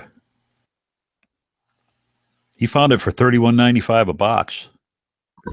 Oh damn! Yeah, that's the cheapest I've seen it. Oh, wait a minute. Back ordered. Yeah.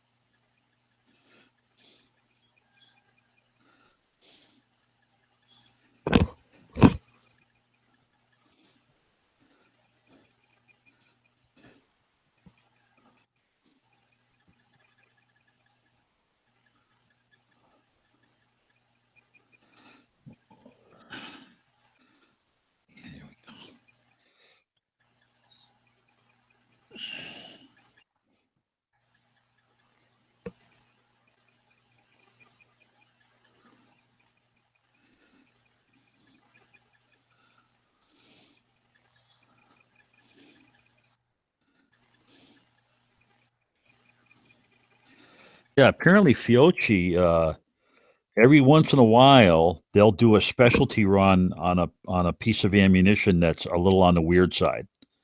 So it's not all the time. You can't find them in stock all the time. But I guess some gun stores or sites stock up on them and dribble them out, a little bit at a pop. Yeah.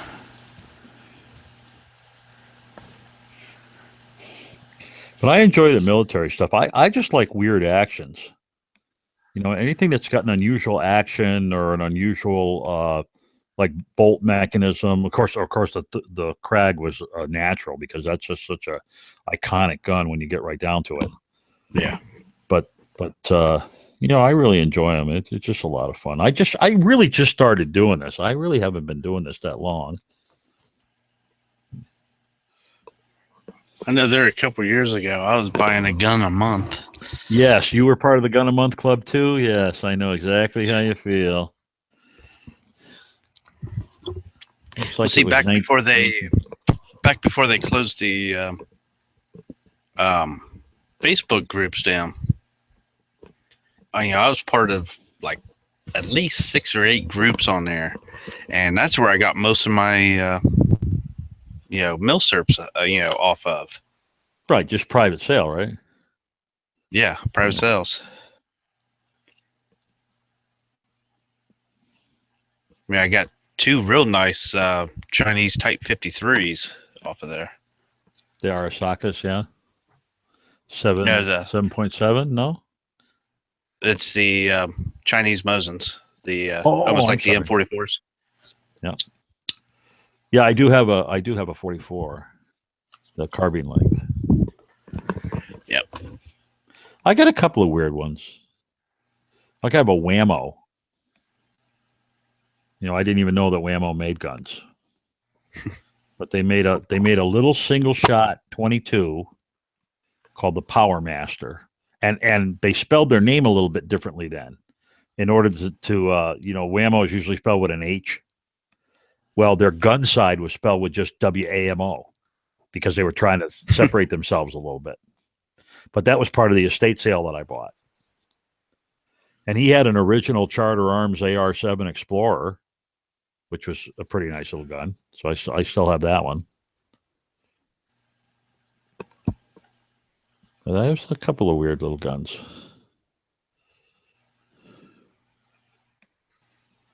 Yeah, I've got a Hungarian M44. Oh, really?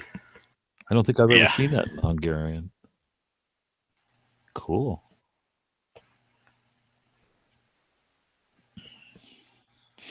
Yeah, private sale.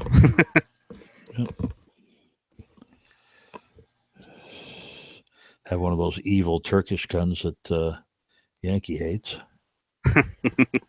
Well, I wanted a 20 gauge semi-automatic that could handle 3-inch shells. And the TriStar Raptor was fairly inexpensive, so I ended up getting one of those. And it was a choked gun, it had replaceable chokes. And it came with the 3 chokes, a carrier, a choke wrench, and all this other shit. And I bought a rifled slug choke for it.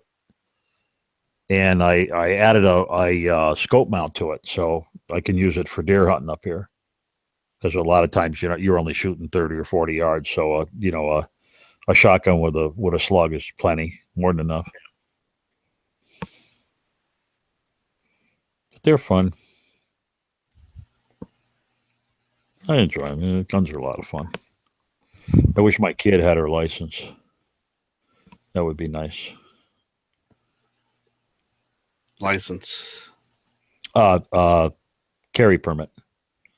Oh, Can't sell nothing to nobody without a one kind of a permit or another up here. oh, gee. Yeah, it's pretty fucked up. We have like 3 or 4 of them. You can have an ammo permit, or you can have a long gun purchase permit, or a handgun purchase permit, or a carry permit. And a carry permit tops them all. So if you get the carry permit, you don't need any other permit to buy anything. So of course that's what I use. I just use the carry permit. Yeah, as long as they're not a felon here, we can. Just buy what you want. I know you people.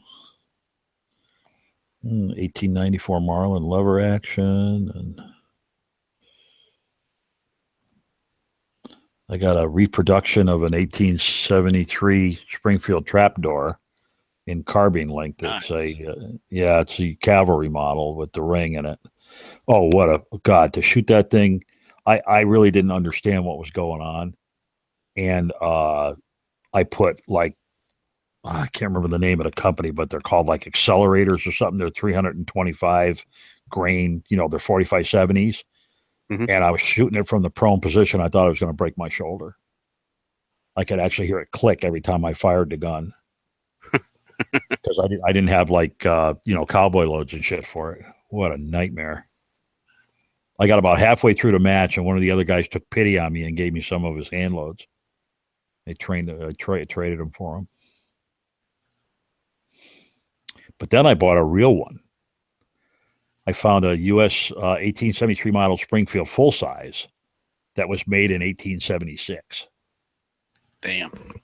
And someone had they didn't sportsterize it, but they put like ghost ring sights on it.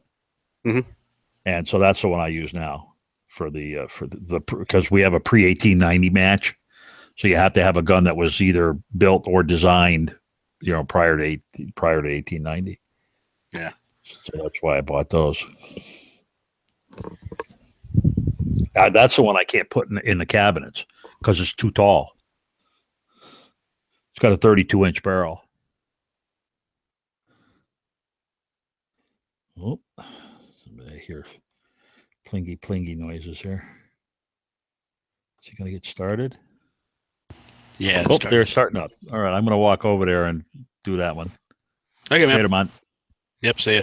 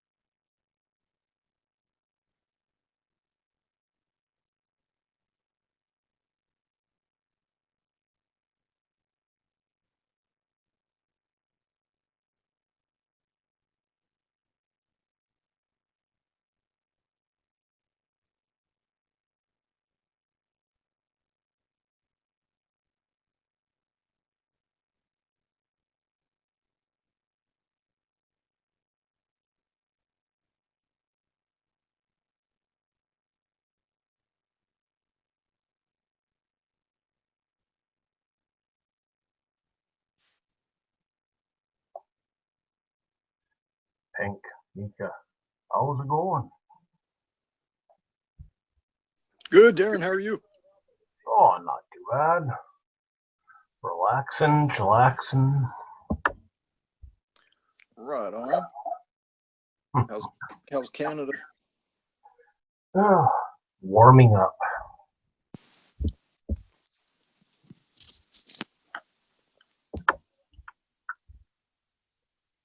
Warming up, you say? Yep.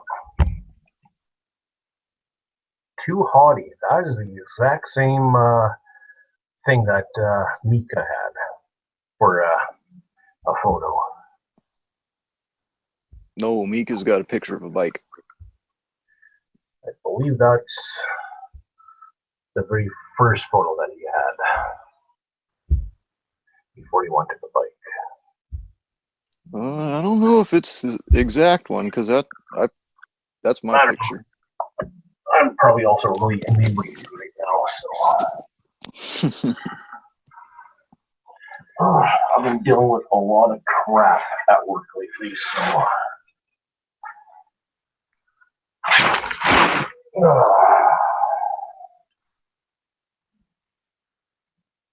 You lay pipe for the oil industry, don't you? yeah, never pipeline or banister. Oh, that is the biggest gong show in the world.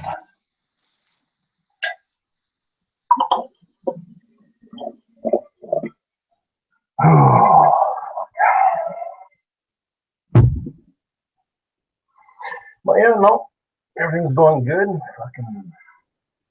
My Texas trip is all saved up and planned for now, so just waiting for May 1st to hit so I can get laid off. Well, there you go. Yep. What are you going to do down in Texas? Just hang out? No, I got a 1 week training course for to improve my employment. Ah, Yeah. Getting sick and tired of being a peon. Instead of getting paid from the head, from the shoulders down, I actually want to get paid from my head. I hear you there. Yeah. Yep. May 7th to May 13th or 14th is my training course. And I'm going to be traveling. Let's see here. Double check this shit. Is it something you already know how to do? You just need a piece of paper that says you know how to do it? Yeah, I just need a government stamp of approval. Yep. Friggin' almost $3,000 course for a 1 week. Yeah, $3,000 for a 1 week course to say that I know what I've been doing for the last 10 years. But then with that piece of paper, I can start up my own company. So Well, there you go. yeah, Then you can make that $3,000 right back. yep. Instead of making $400 a day, I can be making $1,000 a day. Well, that sounds pretty good. Yep.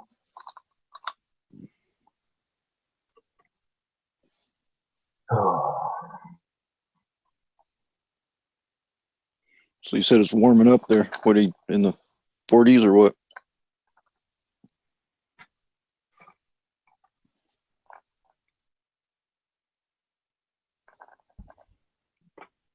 Anything new and exciting? Not a damn thing.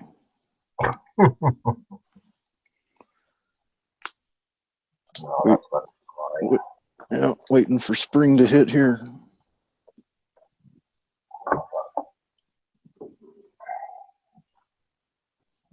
Yeah, spring doesn't know when it wants to hit around here. Say it again. Spring doesn't know when it wants to hit around here.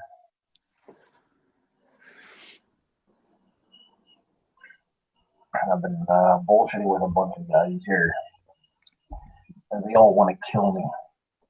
So, 2 years ago, Yeah, 2 years ago. I was working with OJ there, and I was out of this same location May 16th, which is about a month past spring or breakup. And April 1st is coming really quickly. And I just keep saying, well, 2 years ago when I was out here at May 16th. Everyone keeps telling me to shut my effing mouth because they don't want to be here until May 16th. I'm like, well, too bad. It's going to happen. And there's still a month and a half, 2 months worth of work here as of today. Everyone is pissed off at me. Oh. So what is that? Just because of you guys had a rough winter, or what? Just bigger No, job? well, it wasn't so much a shitty job. It was just lack of cold. We only had 2 weeks of minus 45. And that wasn't enough to put the frost in the ground. So that put us about a month and a half, 2 months behind schedule. Yeah. I'm going to say within 2 weeks, we'll have probably 2 helicopters, a couple Nodballs, maybe even 1 or 2 Deltas out here.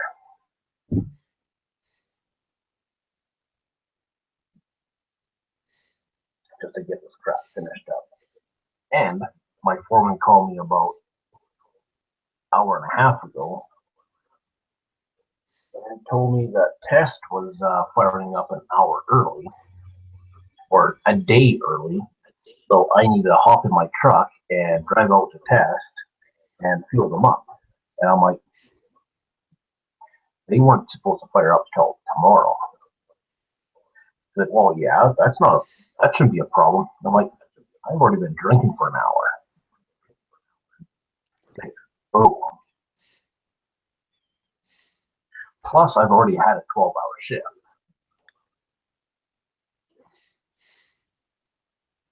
And that's go out to test, fuel test up, come back. That's 3 hours on top of my 12-hour shift. That's 15 hours. Yeah, that's not legal at all.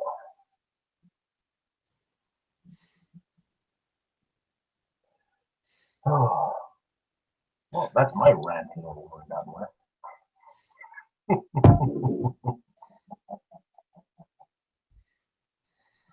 Oh.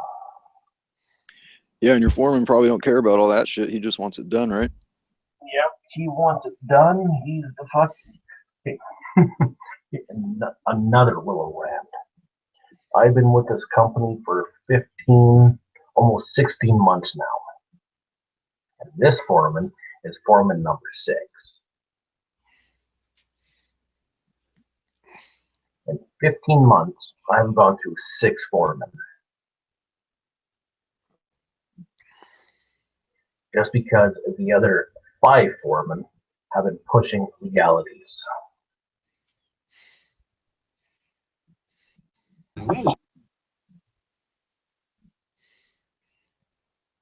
You know how many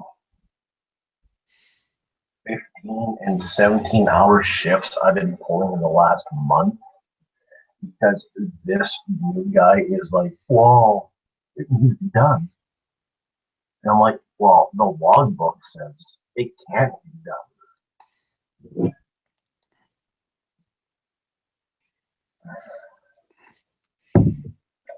Life as a trucker.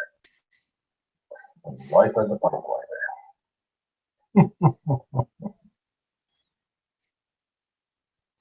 That is why I want to become a foreman. That way I don't have to break laws anymore.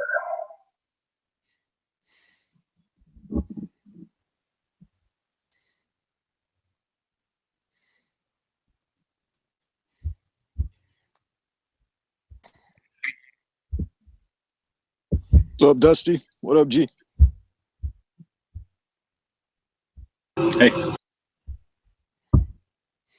Gee whiz, how's it going? Fair to Midland. Just got back from driving back from Phoenix. Are you doing Big Sandy? Catch from Finland, and then Bob from Canada met up with me and Jimmy in Phoenix, and then those two guys went up to Big Sandy. And Jimmy's got to work tomorrow, and I can't go up to Big Sandy either. So got to meet up and eat, and then send them on their way. They went up and got there before the night shoot, and then they'll watch the morning shoot tomorrow and the midday shoot. And then I think Ketch has to go back to get on his plane to Dallas, and then he's going back to Finland. And then Bob will head over to, well, he'll fart around the rest of the time at Big Sandy. And then he'll head over to, I think he's going to go through like Albuquerque into Tulsa and go to that big gun show. And then after that, he's going to wander around Texas for a while. And then I guess we're going to meet up in Albuquerque on his way out back to Canada. So beginning of Bob's second half of his adventure. Right on. Yeah, it's pretty fun. It's cool to see Catch in person. You know, it's one of those things, you know, didn't expect to be able to do that. Yeah, it's cool. He was able to make it to Arizona. Yeah, well, not, I mean, he definitely didn't, it wasn't on the cheap, getting a like last minute ticket or whatever, you know, it was pretty cool. So we met up at the Ben Avery shooting range, big ass shooting range up there.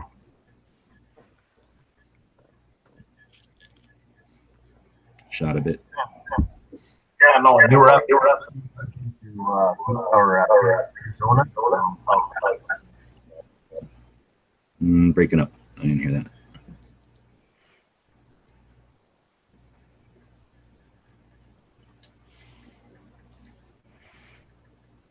I haven't quite made up my mind yet if I'm going to go south through North Dakota or south through Montana yet. Oh, right on. Well, in May, I don't think weather will be an issue, right? It'll just be what kind of stuff you want to see along the way. Yeah, like if I want the quick way, it'll be Dun dun dun. it'll be through North Dakota. It's about 60 miles shorter. But if I want the more scenic route, I go through Montana.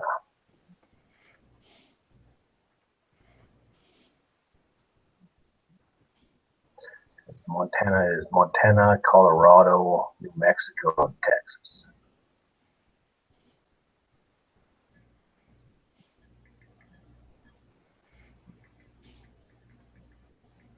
Eastern Montana or Western? It would be Western. Western Montana's nice. Like, let's see here. Here's my zoom. I'd be entering Montana.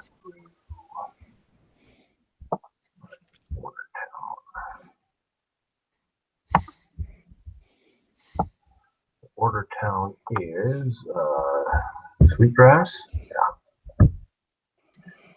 Yeah, I'd be entering through Sweetgrass and heading south to Shelby, to Great Falls, and then pretty much south to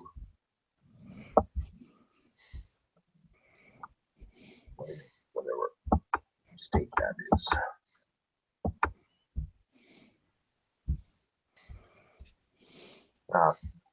Colorado. Yeah, I actually like Western Montana. You know, but you know, once you get over the mountains there and get any farther east, it's pretty much all the same.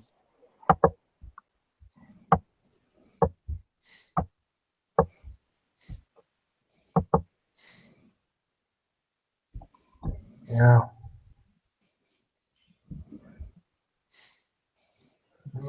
quite made up my mind yet.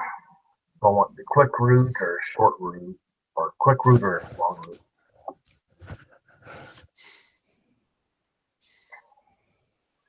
If I went through the scenic route, which would be the longer route, I'd hit through a little bit more of the scenic areas and a lot less of the muddy prairies.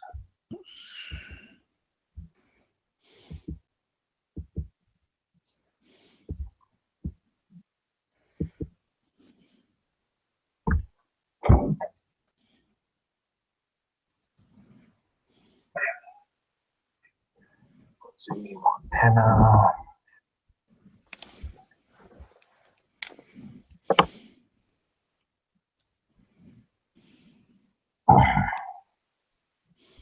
Next, I'll be going through Billings, Casper, Cheyenne,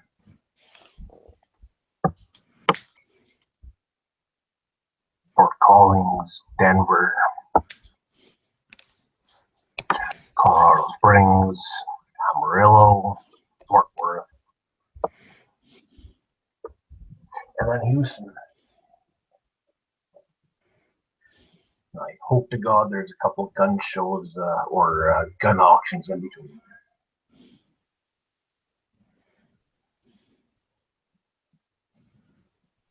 Are you Canadian or Oh, I'm a Canuck.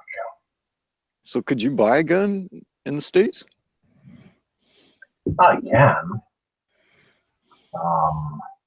I just have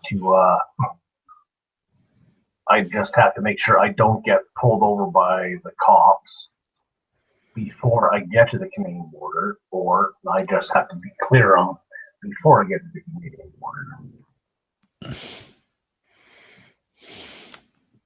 So you're gonna have to make a tunnel or something that you're gonna have to get it to the other side or something. Oh no, like I can have them with me.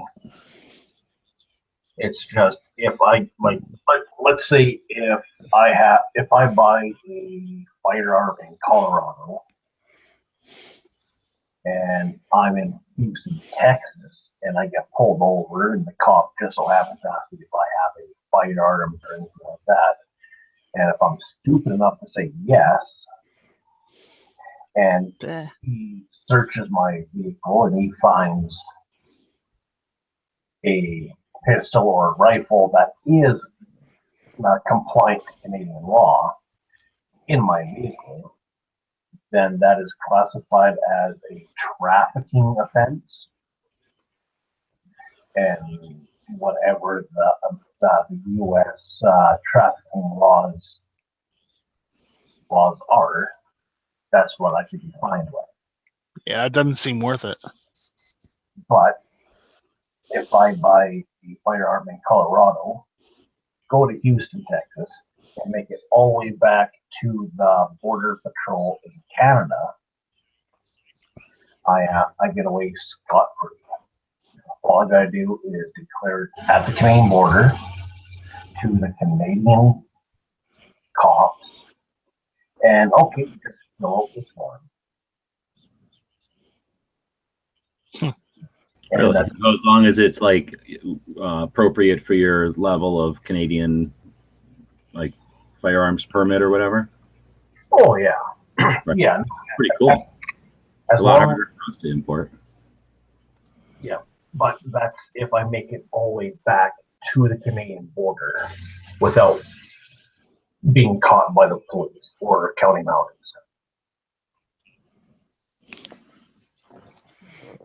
Well, don't plan to get caught by the police then, I'd say. I'm sorry, but I got a lead foot. Well, then it was nice knowing you. What do you mean? I'm just going to be impounded by. I could probably get my Canadian or my American residency just by being in the American prison system. We'll lobby to get you thrown out. Oh, you want me. He's all the conservatives in the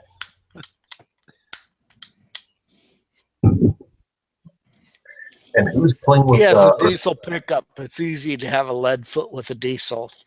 and who's playing with a revolver? Bill's playing with his new revolver.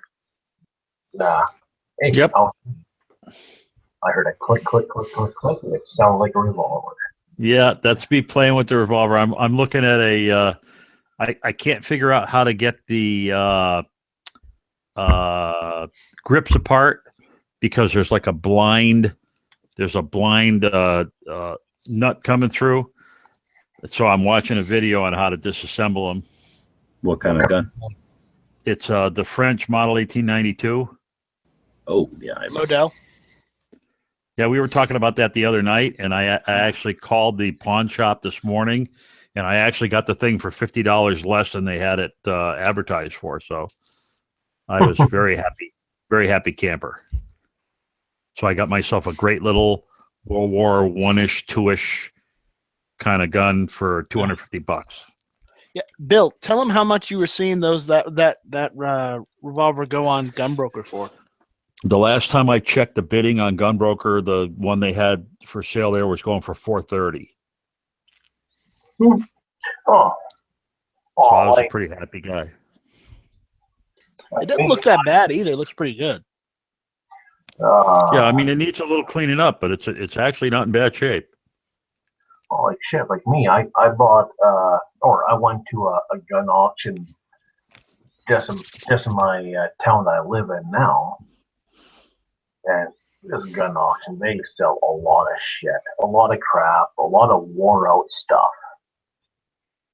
There was a couple firearms that I looked on their website that piqued my interest, but the one thing that piqued my interest the most was a 1960s, early 1970s Cooey 22. But if I can get that under $200, I'll be as happy as a clown. So all the firearms that I was interested in, they all went ridiculously overpriced. Winchesters and 32 rim fighters, like 14, 15, $2,100. And this one Cooey that I wanted, I got it for $160. I was like, fuck yeah. Cooey, made by Winchester with a little 1-power scope. Oh, took that thing apart, cleaned it up. Man, I think it's one of the best 22s I ever bought.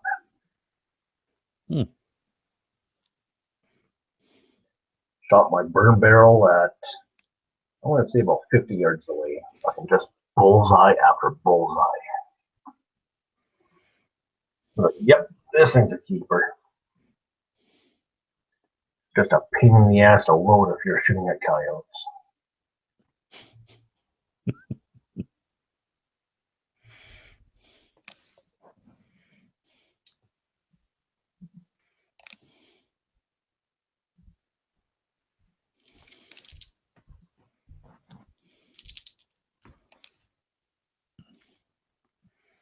Yeah, every once in a while you grab one that that you don't expect, and it's just a really nice gun. Yeah, no, because this Cooey was made in Canada under the Winchester trademark. And I might have paid a little bit more than I should have, but I wanted that damn rifle, so I got it.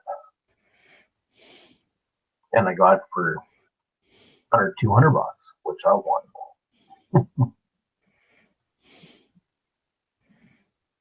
Well, you can always make more money. You can't just make an old gun happen. You know what I mean? So if it's something that's in front of you and you can obtain it, then you can always go replenish the money, right? At least that's what I always tell myself. Well,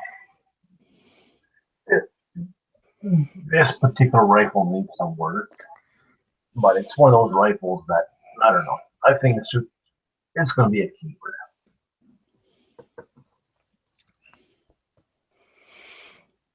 It's Well, not and gonna- go ahead. it's not going to be something it's not going to be something that I'm going to sell.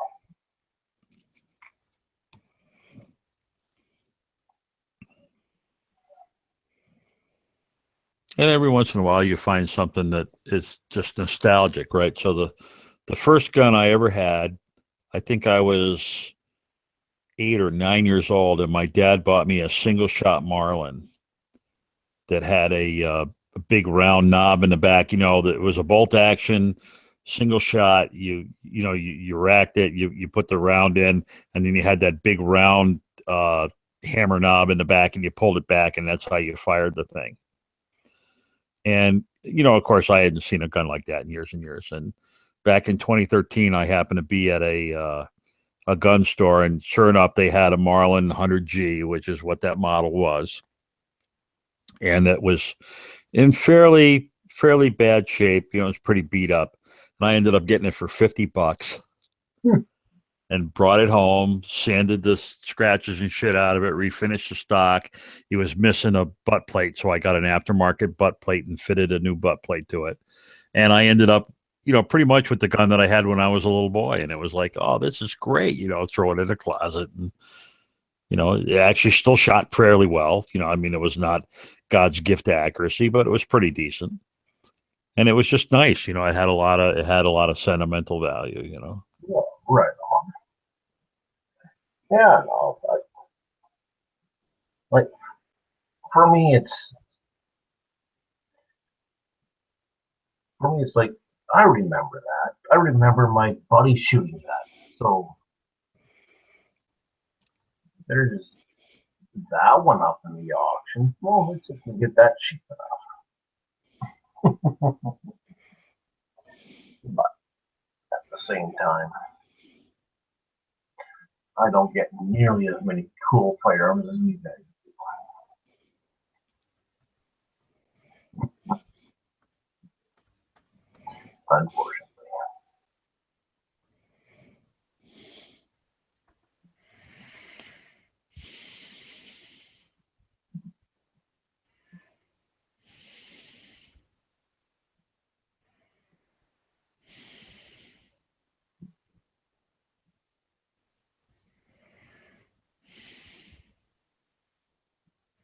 So, Bill, I don't know how long you've been on gun channels.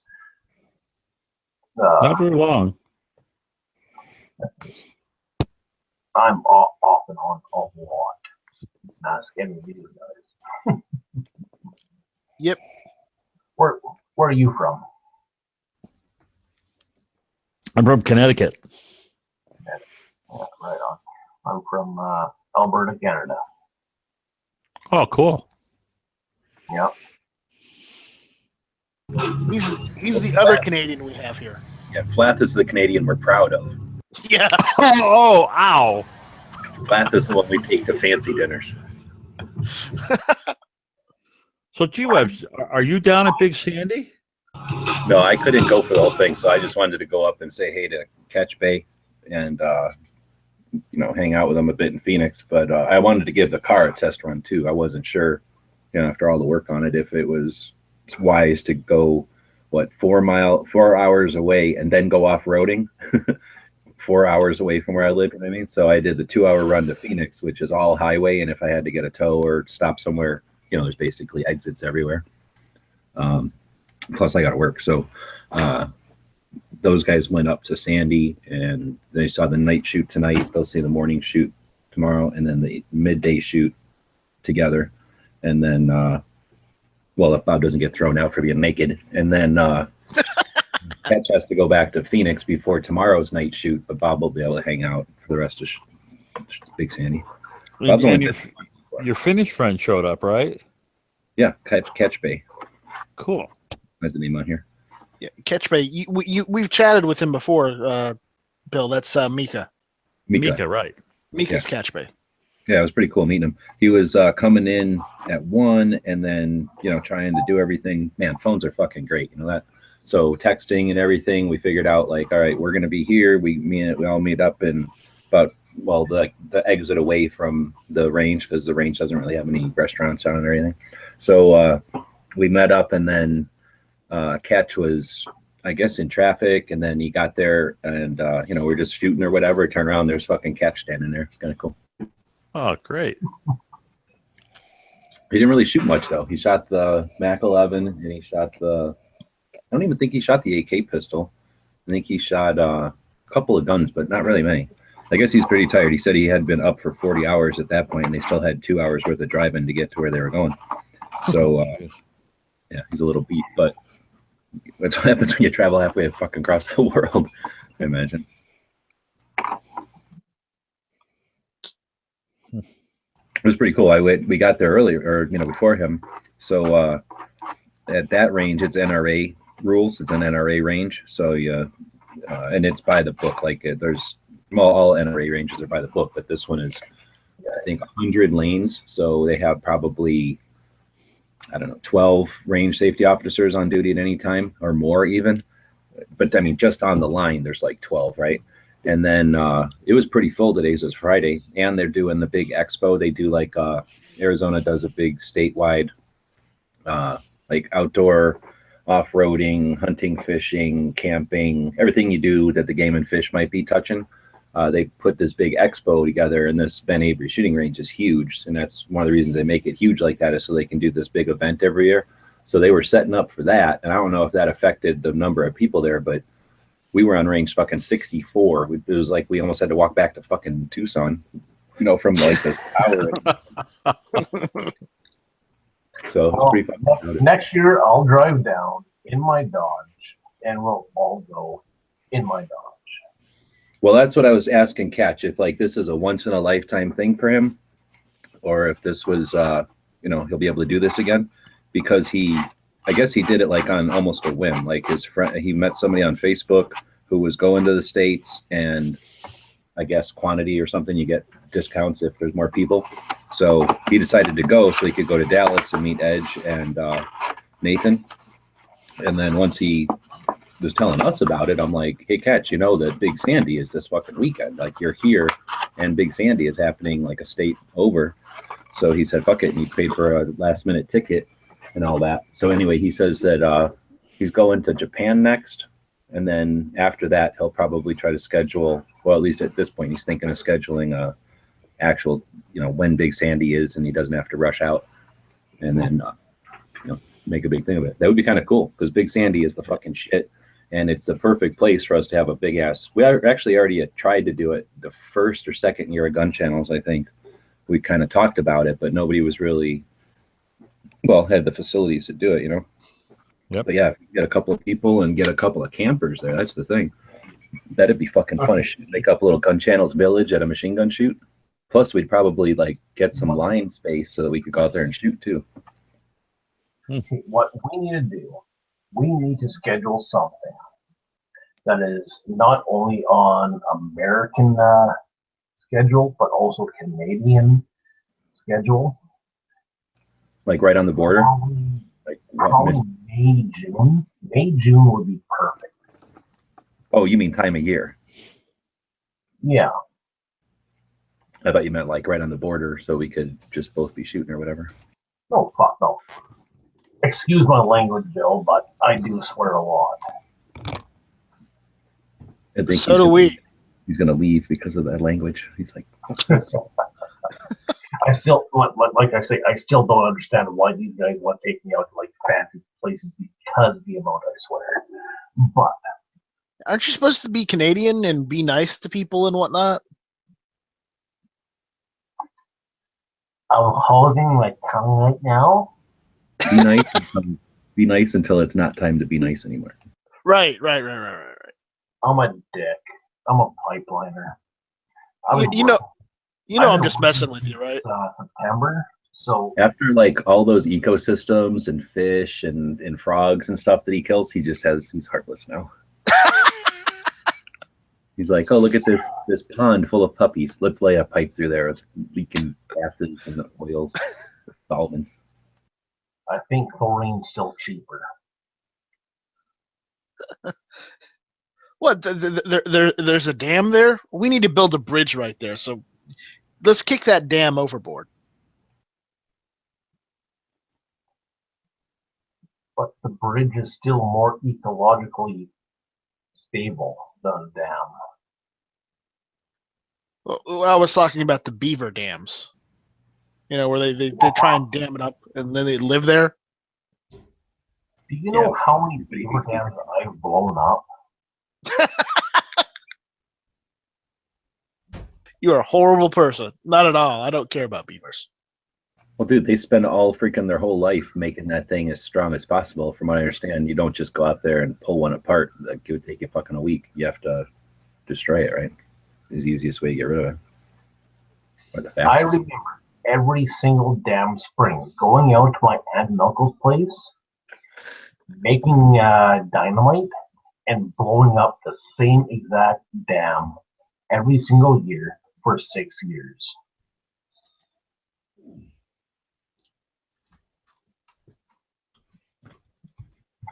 And the whole lobby goes dead. Nah, we're good. Oh man, did you ever blow any beavers up while doing that, or what? I've seen fur.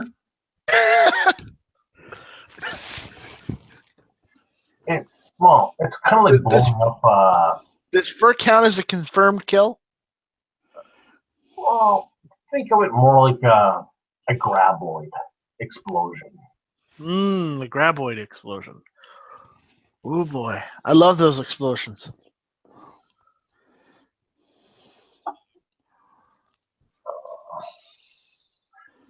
Someone that actually understands that terminology. I'm impressed. Well, you know what? Tremors is a great movie. You know that they're making a Tremor 6? They just made a 5. Did you know that they're making a Tremor 6? No, I did not hear that. So Yeah, no, Bacon and What's His Nuts and What's His Nuts is supposed to be back in it. All three of them, the original three.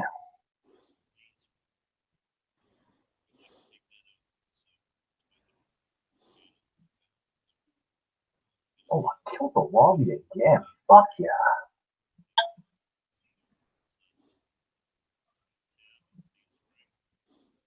Oh, no. Not a movie, a TV show with all three. they're making another TV show, but apparently it's not going to have Bert in it.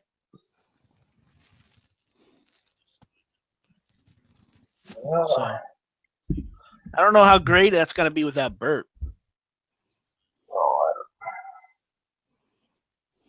Come on. That's the only income that guy's got is Tremors. Apparently he's not doing it.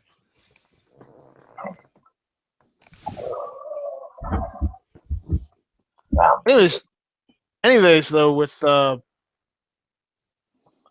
know, they did a Tremor series back in like the late 90s. 99, early 2000s. You remember that one? No, I'm Canadian. I don't get the same TV shows you guys do. Oh, that's right. You don't get the channels we get. So yeah, but they made a TV series before. It wasn't great, but you know. Well, it must have been better than Knight Rider, the revamp. Well, it did have Bird in every episode. Okay, so it was awesome. Hunting it down. Granted, he lost a couple guns. I cried every time that happened, but it happened.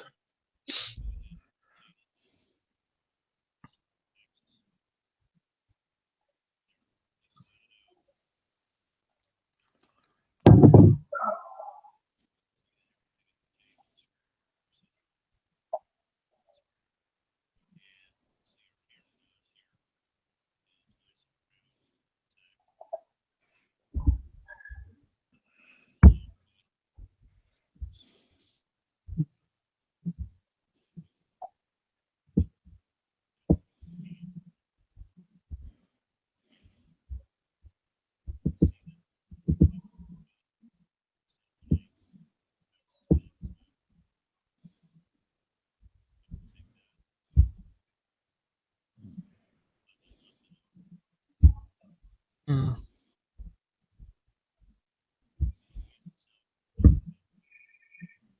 Security is outside my door.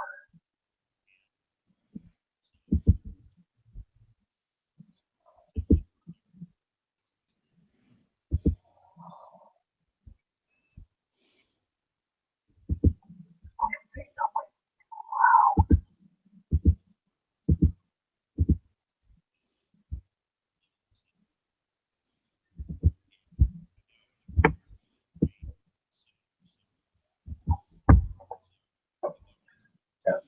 So my trip is going to be from Montana, Wyoming, Colorado, a little bit to New Mexico, into Texas.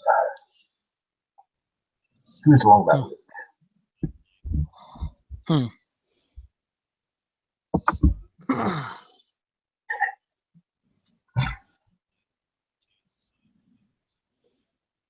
That was one hell of a trip.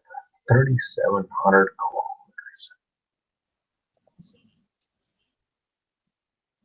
in 4 days.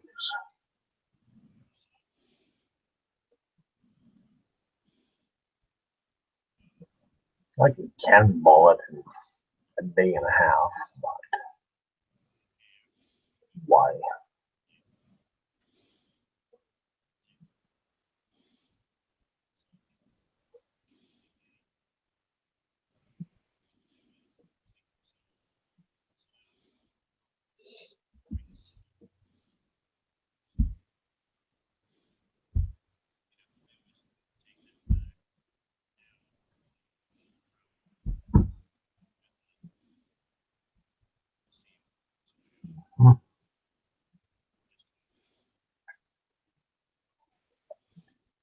Who knows? I might be able to find a job and become a permanent resident of the United States.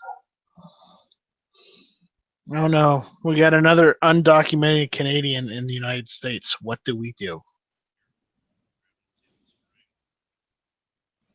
Deport me into a place, into a country that has free healthcare?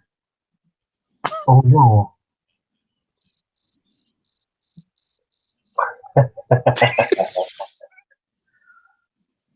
I'm using that while I can.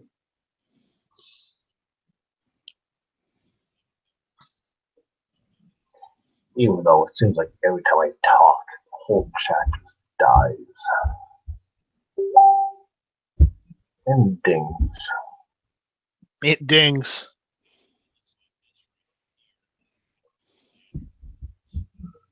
All right, let's see here.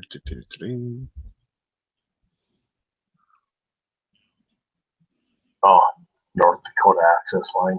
Yeah.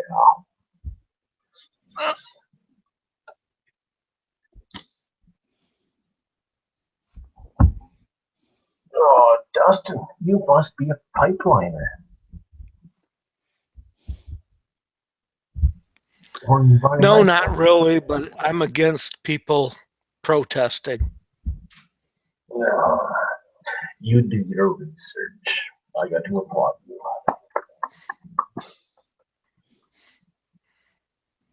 Oh, fuck.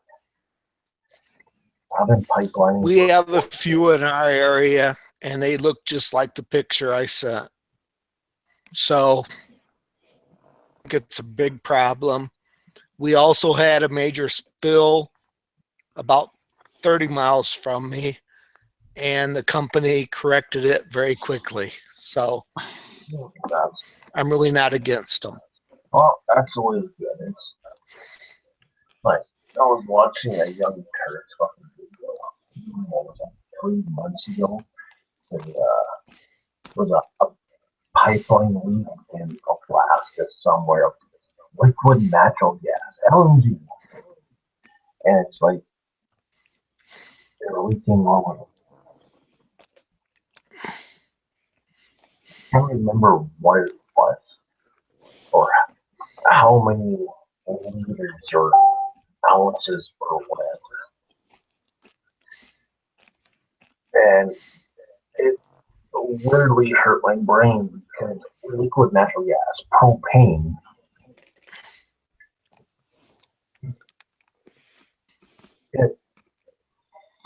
No, it hurts my brain. They were saying it was leaking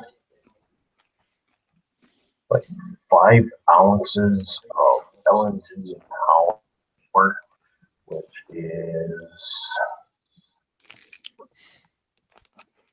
500,000 cubic meters of gas, which is nothing.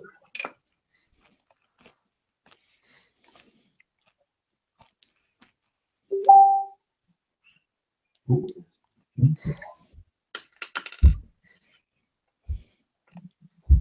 Oh.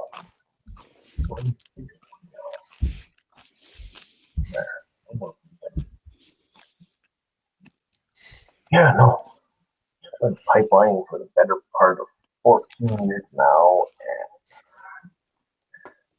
and I can't say for the American side. All I could say is for the Canadian side.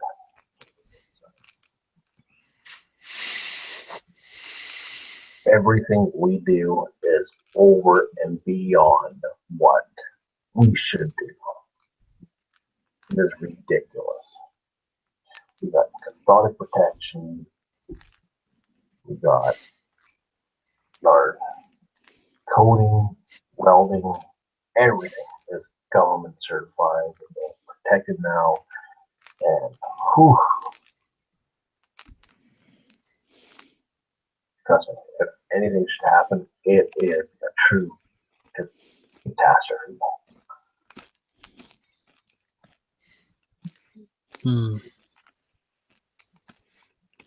Sounds like it.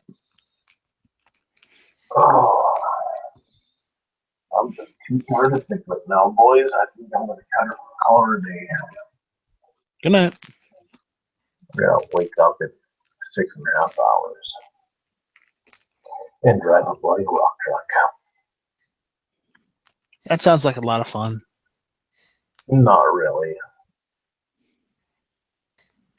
Oh, Well, I call it a 30-ton bobsled this time of year.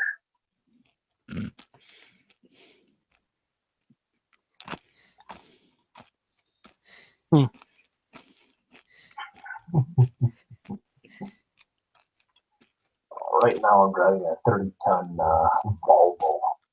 My Volvo. I wish it was a cat. But we've had 6 inches of snow in the last 4 days. Or 4 nights, I should say. And it's been 5 to 8 degrees Celsius the last 3. Right away, you get ice and snow and mud, and yeah, I'm driving a 30-ton bobsled. And they put me on the rock truck because I'm the only one with the experience to drive it. Everyone else is a bunch of bloody wankers who like to lie and bullshit on their resumes. whoa! That's some British words you're using there. What are you, pikey? A little better. Gotta remember, Canada is still British. Well, don't tell them in Quebec that. They're a bunch of frogs who need to be deep fried.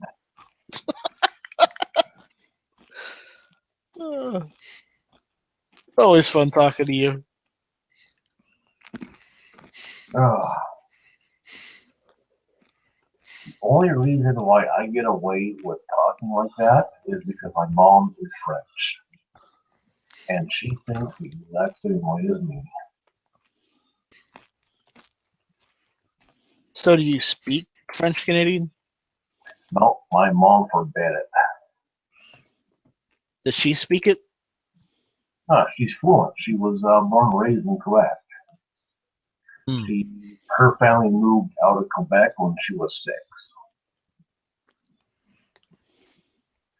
And She said, no child of mine is going to learn that communist language. Wow, someone must have really pissed her off. Her parents and the Quebecois Separatist Party. Oh, the Quebecois? Swat. No child of mine is going to ever learn Quebec or French. So me and my sister don't speak French. I speak better German than I do French, and I can't speak German. I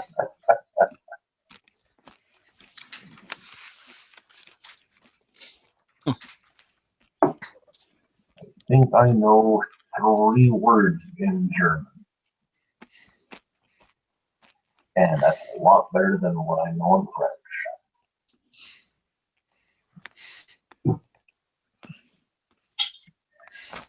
Oh, hey guys, I am going to call it a night.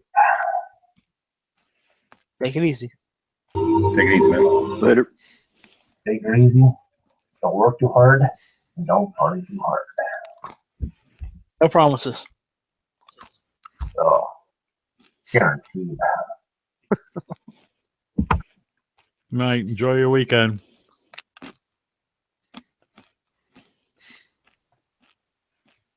So, Bill, what are you munching on? I hear munching in the background. Oh, sorry. No, it's cool. I'm asking what are you eating? Peanut M&Ms. That sounds good. Well, that sounds good. I wish I had some. I'm gonna have to go get some tomorrow. Yeah. We buy them in the big fun pack, like a 1.5 pound bag. Yeah, that's always good. Oh, my mother was mad for these friggin' things. I just brought her like 4 packages of them. Because it was her birthday today. Have you tried the ones where they have like the Rice Krispies in them now? No, I haven't tried those. Yeah, well, not Rice Krispies and like Rice Krispie treats. It's just like they're kind of like a Nestle's M&M instead. Do you know the Nestle bar where they got rice in the covered in chocolate? Yeah. Now they have M&Ms which taste like that when you bite into them. So I like the nuts. Peanuts would be better. I agree. Yep. Or peanut butter. Get their little Reese's bits.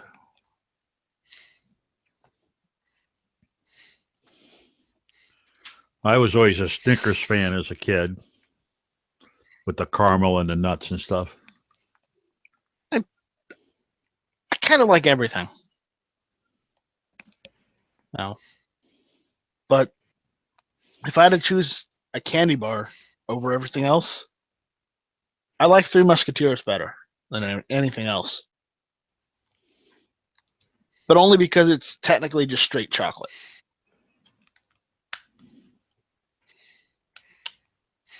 Yeah, chocolate and chocolate fluff, right? Right.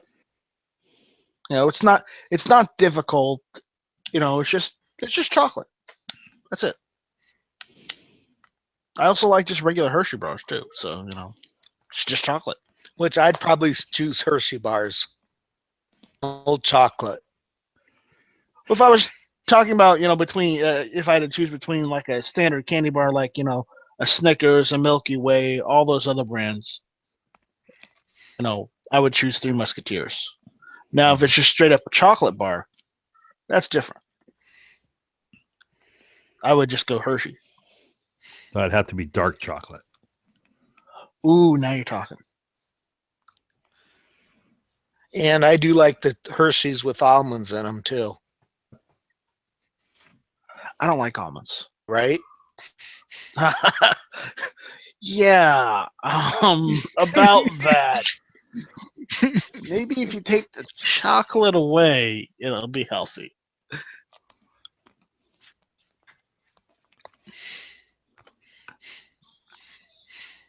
But yeah.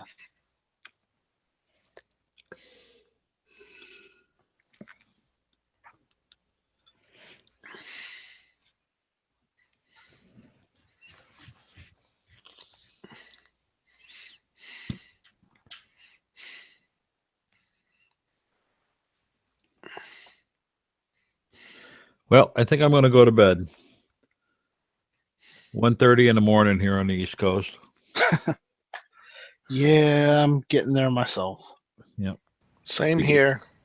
Well, nice talking to you, gentlemen. Have a fine weekend and all that stuff. You Right on. too. Take it.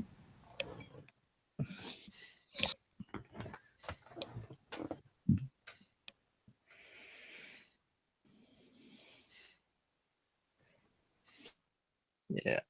I think I'm gonna follow. I'll see you guys later. Take it easy. See ya.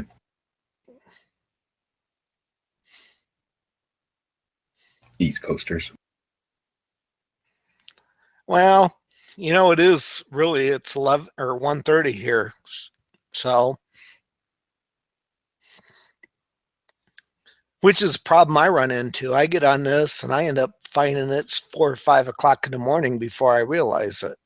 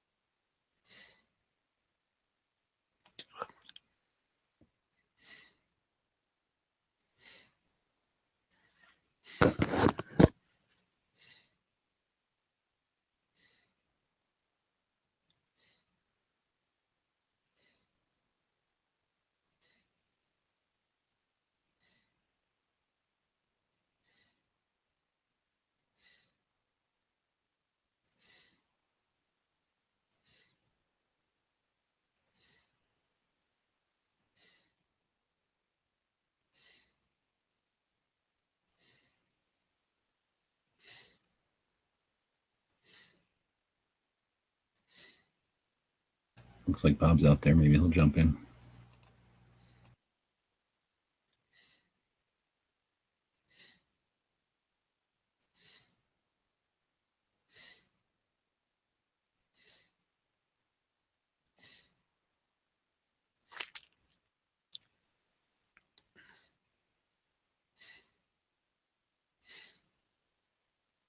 So did you say there was a night shoot out there tonight? Yeah, there's a night shoot on Fridays and then Saturdays. Saturday's a little bit bigger, although Friday's pretty impressive. They'll just put more stuff out on Saturday. Probably more people show up for the Saturday. Like Thursday, there's like kind of events and matches and stuff, like Thompson matches and Uzi matches and shit like that, where they're shooting machine guns and stuff. But so not as many people, I don't think, show up on those days because I don't know. And then some people will show up on Friday to just like more people there to shoot, and then people will hang out. And then Saturdays when pretty much everybody shows up who's gonna. And then like a lot of times we would go up on Saturday morning and then get there during the day shoot, be there for the afternoon shoot and then the evening shoot, and then go home right after that because we're 4 hours away, so that's still like doable. But I imagine in Phoenix it's even more so. People can leave at 7 in the morning, get there by 9, watch all 3 shoots, and be home by midnight. So that's a pretty good deal. And then I imagine that's why it fills up like that on Saturdays. And I think just people shooting don't always have time. I've known people that go out there to shoot, and they'll go because they've been doing it for decades, but sometimes they're there, every single second, and they're having a good time. It's like their vacation. And other times it's just like, they're busy or whatever. They'll just show up for like one day, keep their slot, keep their seniority and that kind of thing, say hey to their friends, but then leave early. And then, I don't know. I haven't really stayed on Sunday very often, but on Sundays, it's like the hardest of core shooters will stay out there. Or maybe if they're fixing something or they want the opportunity to be able to shoot like their bowling ball cannons. I mean, how often do you get to shoot a bowling ball cannon, or a mortar? There's just not room to do it most places. So I'm sure some of that stuff people stick around just to have some more time to shoot it. Hey, Bob, how's that internet connection? I don't know. What do I sound like? Damn, sound fucking good. Is this your phone? Yeah. Yeah, that sounds great. So you guys got there in time for the night shoot then? Oh, you bet. Good. Did you see the entire thing? Did you get there in time? Oh yeah, we were here. What? About 6:30. And then it started at dusk or whatever, so you had a while. Good. Yeah. Or actually, Yeah, it's after dark, right? They wait for it to be dark before they start. Right. It was about 7:30, so we were here a good hour before it started. Oh, very good. Cool. Did you try to ask them about being able to shoot tomorrow? No, I never even thought about that. It was Well, you can ask them in the morning. I think it's like $100 and then you can shoot up there. There are few posters. It's one said it's $35 per 20 rounds or something like that. That was one. You're talking about renting. You can also like if they got room, they'll sell like base on the line, so you can just bring your own guns out there and just shoot your own shit while all the other guys are shooting machine guns. Yeah. So I'm doing that. Just go up there and shoot my stuff at some of that, because how often do you get to shoot at explosives and dynamite and shit?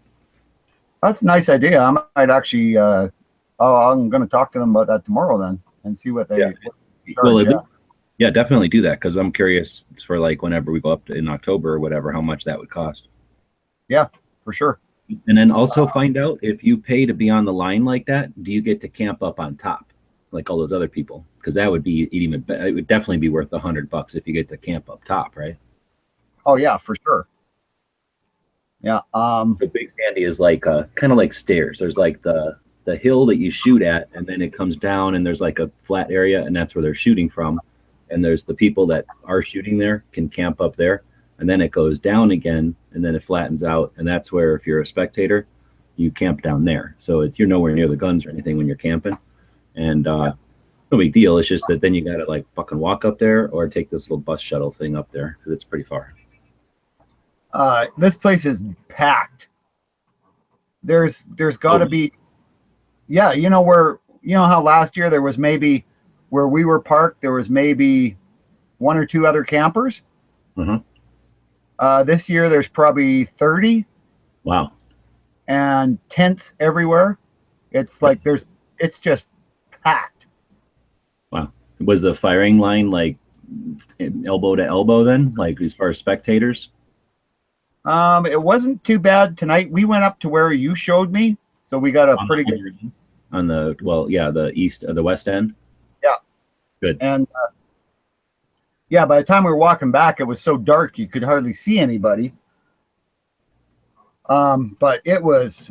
Took off your shirt and your white ass skin was like glowing, so it's like having a lantern. Kind of cold once the sun went down. I bet, dude. I was fucking cold as shit driving home. Yeah, it was. I had to put a jacket on. Well, just a light one, but still. Yeah, windbreaker. I know how it is. Yeah. But no, it was pretty impressive. I don't think down there is Clay there. I didn't see him. Yeah, but he's made of clay. He looks sort of like a blob of modeling clay, I imagine. Hey, it was dark when we got up on the line. You couldn't see nothing. Good. Well, that makes the tracers and explosions all the better, right? Oh yeah. Is Catch pissed that he wasted all that time and effort going there because it was so lame? No, this was very nice. Good. So what is it like, party atmosphere there, or just all chill, or what? It's really chill. Yeah, it's had hundreds of friends that owned full auto guns, and you decided to go shooting, and then you decided to keep doing that for decades. That's what it's like.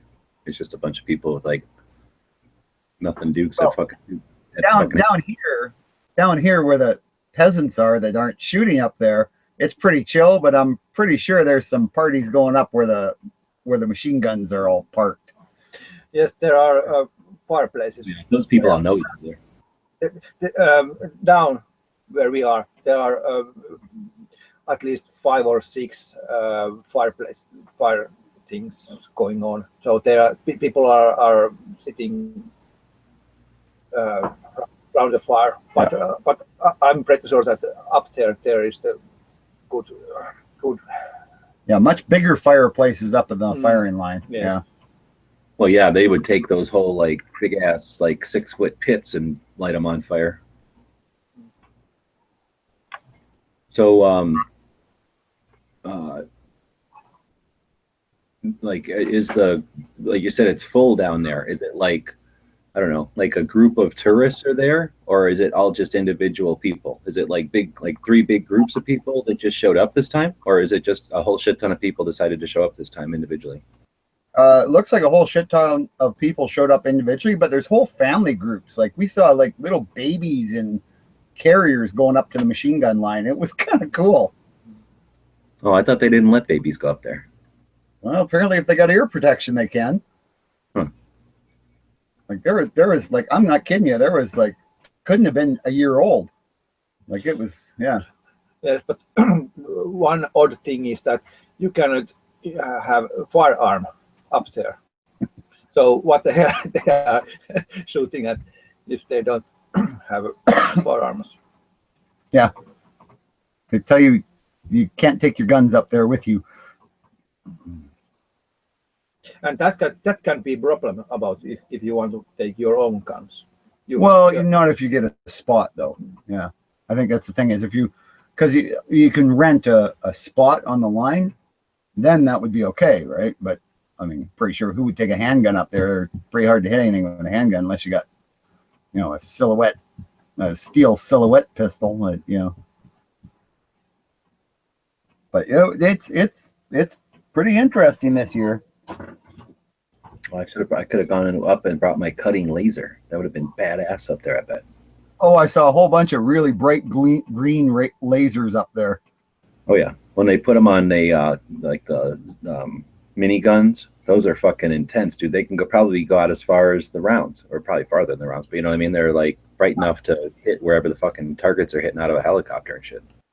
Yeah. Oh, it was intense. But there was just people with like handheld ones like you've got. Yeah, just to point at shit. Well, probably with all the videos and stuff, people are figuring out to go to this thing, right? I think that's a big part of it. Yeah. Oh, hey, did you look, or when you go up there tomorrow, if you got internet, do me a favor, and I'm going to ask you if you can do like a live thing and look at the 50 BMGs that they got up there, if there's that little shop, if he's there this year, because I'd be curious to have you get me some 50s if he's got anything new that I don't have. Yeah, I'll go check it. I know there were some, but it was so dark you couldn't see shit. Yeah, cool. Thanks. Were they selling flares, launchers? It looked like it because there were people shooting flares off everywhere. So did Catch get one and shoot one? No. Is that something that happens in Finland all the time? Like whenever they get snowed in, they have to shoot a flare, so it's not that impressive to him. He's just laughing.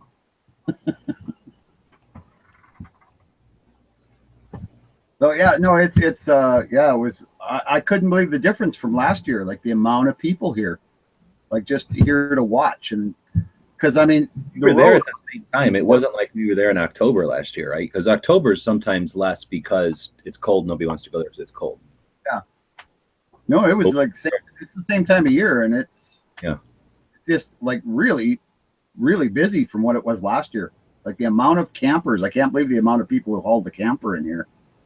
Yeah, they fucking saw you do it, and they're like, "Oh shit, they fit back here? Then let's do that." Because fucking tents. What the hell? Yeah, it was no fun this year though. The road was really bad from that end. Yeah, was it raining or something? No, it was just rough as hell. It's but the thing, the middle one is worse. The middle one is just like knee deep or whatever. Fuck. But there was.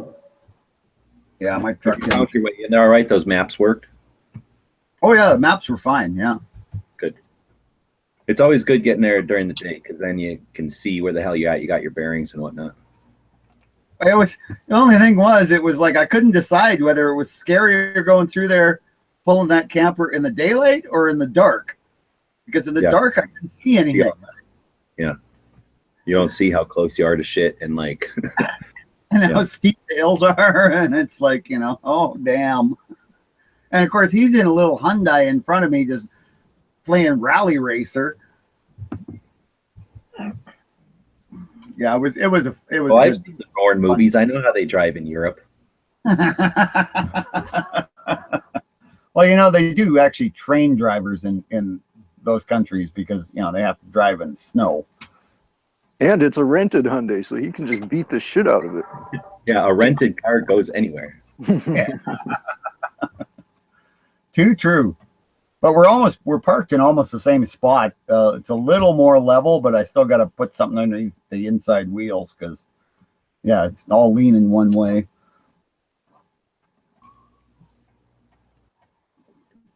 But yeah, it's just like really, really packed here. Like I was coming in going, oh shit, is there going to be somewhere to park? I've been there sometimes when that whole flat area will be full, but I mean, that's because people spread out. It's not like a freaking, like when we go to scout jamborees or something and we're all fucking putting up our tents next to each other and it's just like, you know, entire fields full of tents that are like a foot away from each other. But I've seen people like spread out, take out that whole area because the first person will camp, the next person will go off like 12 feet or 20 feet. You know, the next person will go 100 feet, 20 feet. And No, like, this is like from where we first came in last year, and there was like, you know, you just kind of first come into the area where people are parking, and there's, you know, just the odd scattering of people, and it's just pickup trucks. This year, it's like campers, you know, people with trailers, or, you know, campers or trucks with tents on the back of them. And yeah, it's like really busy. so everybody's like inside, not making like bonfires.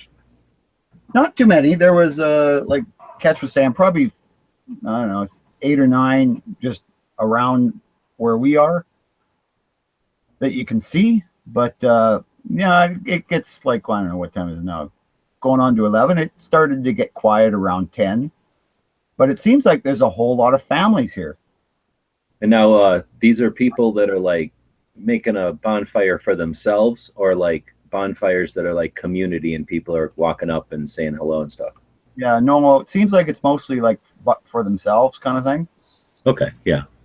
And then how many? Well, I'm also I used to just sleep in the car, and I've known people that just go up there and sleep in the car. So is there that kind of people up there too, or is it all like everybody came for the camping, or came? No, yeah, there's people that are just, you can tell they're just like crashed out in their car and stuff. Okay, because that'll. I mean, I've been to them before where there's like just a few dozen people just sitting in their cars all night because it's like, yeah. I'm not gonna bring a tent and all that shit. Yeah, and then it's miserable weather, so they're all like, yeah. But no, it's I was gonna say, a lot is there busier. a I'll have a video tomorrow. Is there a tank? No tanks that I saw today. I mean, they might come out tomorrow, right? You never know. Yeah, that's true. You know, your usual. There was probably a few more cannons than last year. They had it set up the same way. Pretty much, yeah. I think the line's longer this year. Okay, that was my next question. How long is the line? So last year they said it was about, you know, normal. I guess it would be about normal, but so if it's longer than that, that's good. Yeah, it seemed to be, yeah. And I've noticed there's advertising in a lot more tents, like for ammo companies and stuff. You mean like this? We're shooting so and so brand ammo. Yeah. Banners, ammo banners.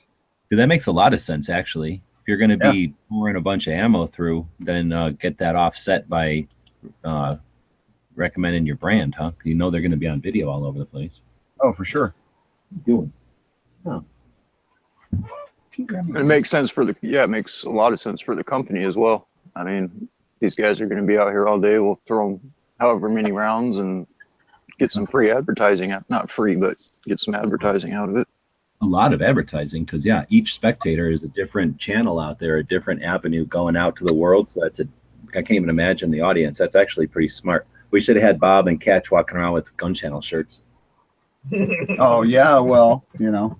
Actually, no, that would be bad, because then people would be like, "Oh, good, thanks. I'm never going there. Thanks for the warning." Like, whew, that's the kind of. Hey, you would have made sure I had it. You would have made sure I had a shirt on. Well, I guess that's true. I don't know. You could have worn it around your, like, how they tie the arms around your belt. or like on a waist like a belt and wear it like a skirt. Might do that. We don't know. Did you guys hear that? Oh, is that a robot scratching its balls?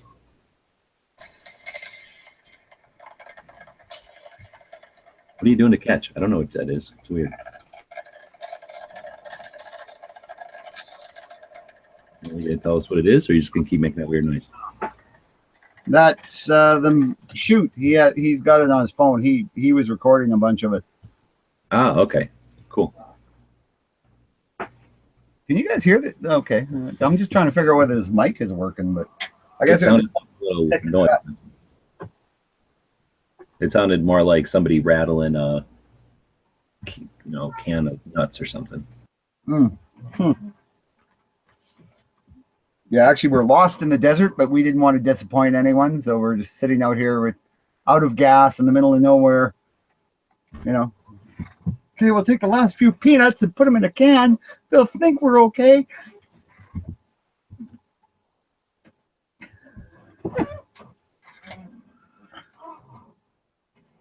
Charlie's enjoying himself because now he's got 2 people to pet his head. I bet. Are you letting him run all around? There's probably other dogs out there, eh? Yeah, there might be, but I'm sure the hell not going to let him run around because he'll go run up on the machine gun line and chase airplanes. He's not the. Probably pretty mad if you let your dog just run around out there. Plus, it'd be probably the most dangerous thing you could do, really. More than likely, yeah.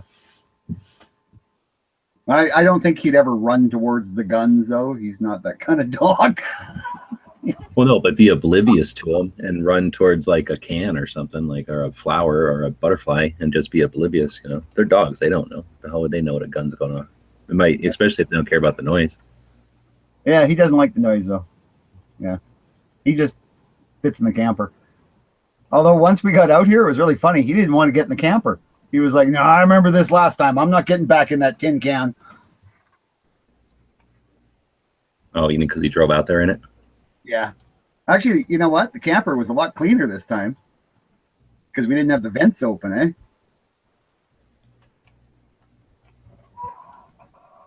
Oh, yeah, the vents open on the drive out there last time? Yeah, well, because we had the dogs in the camper, eh? Oh. So I left the roof vents open. Well, it just filled up with dust, eh? Yeah, I bet. Yeah, but it was pretty good this time. Tell about that guy who fired that flare inside the tent. Oh yeah, some guy was showing his kid how to shoot off it looked like one of those Czechoslovakian flare rifles. You can get those 27 millimeter, and the kid let it go inside the tent, inside the sun tent that they have. Mm-hmm. So it started catching everything on fire. No, it just clipped the edge of the tent, I guess, and it exploded literally right over top of the tent. So everybody in the crowd's like, "What the fuck?" Because this flare's blowing up like 10 feet in the air above everybody. Kid looked a little embarrassed. His dad looked a little embarrassed. And it was one of the guys on the gun line too.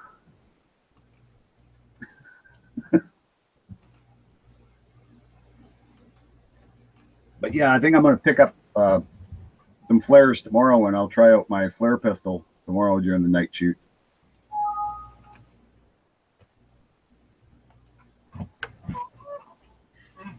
Try out the GoPro too tomorrow and set it up on the tripod and see how that works. It'll be bad and good. They're pin camera, pin lenses, or whatever that's called. So it'll not poke. It won't zoom in on nothing.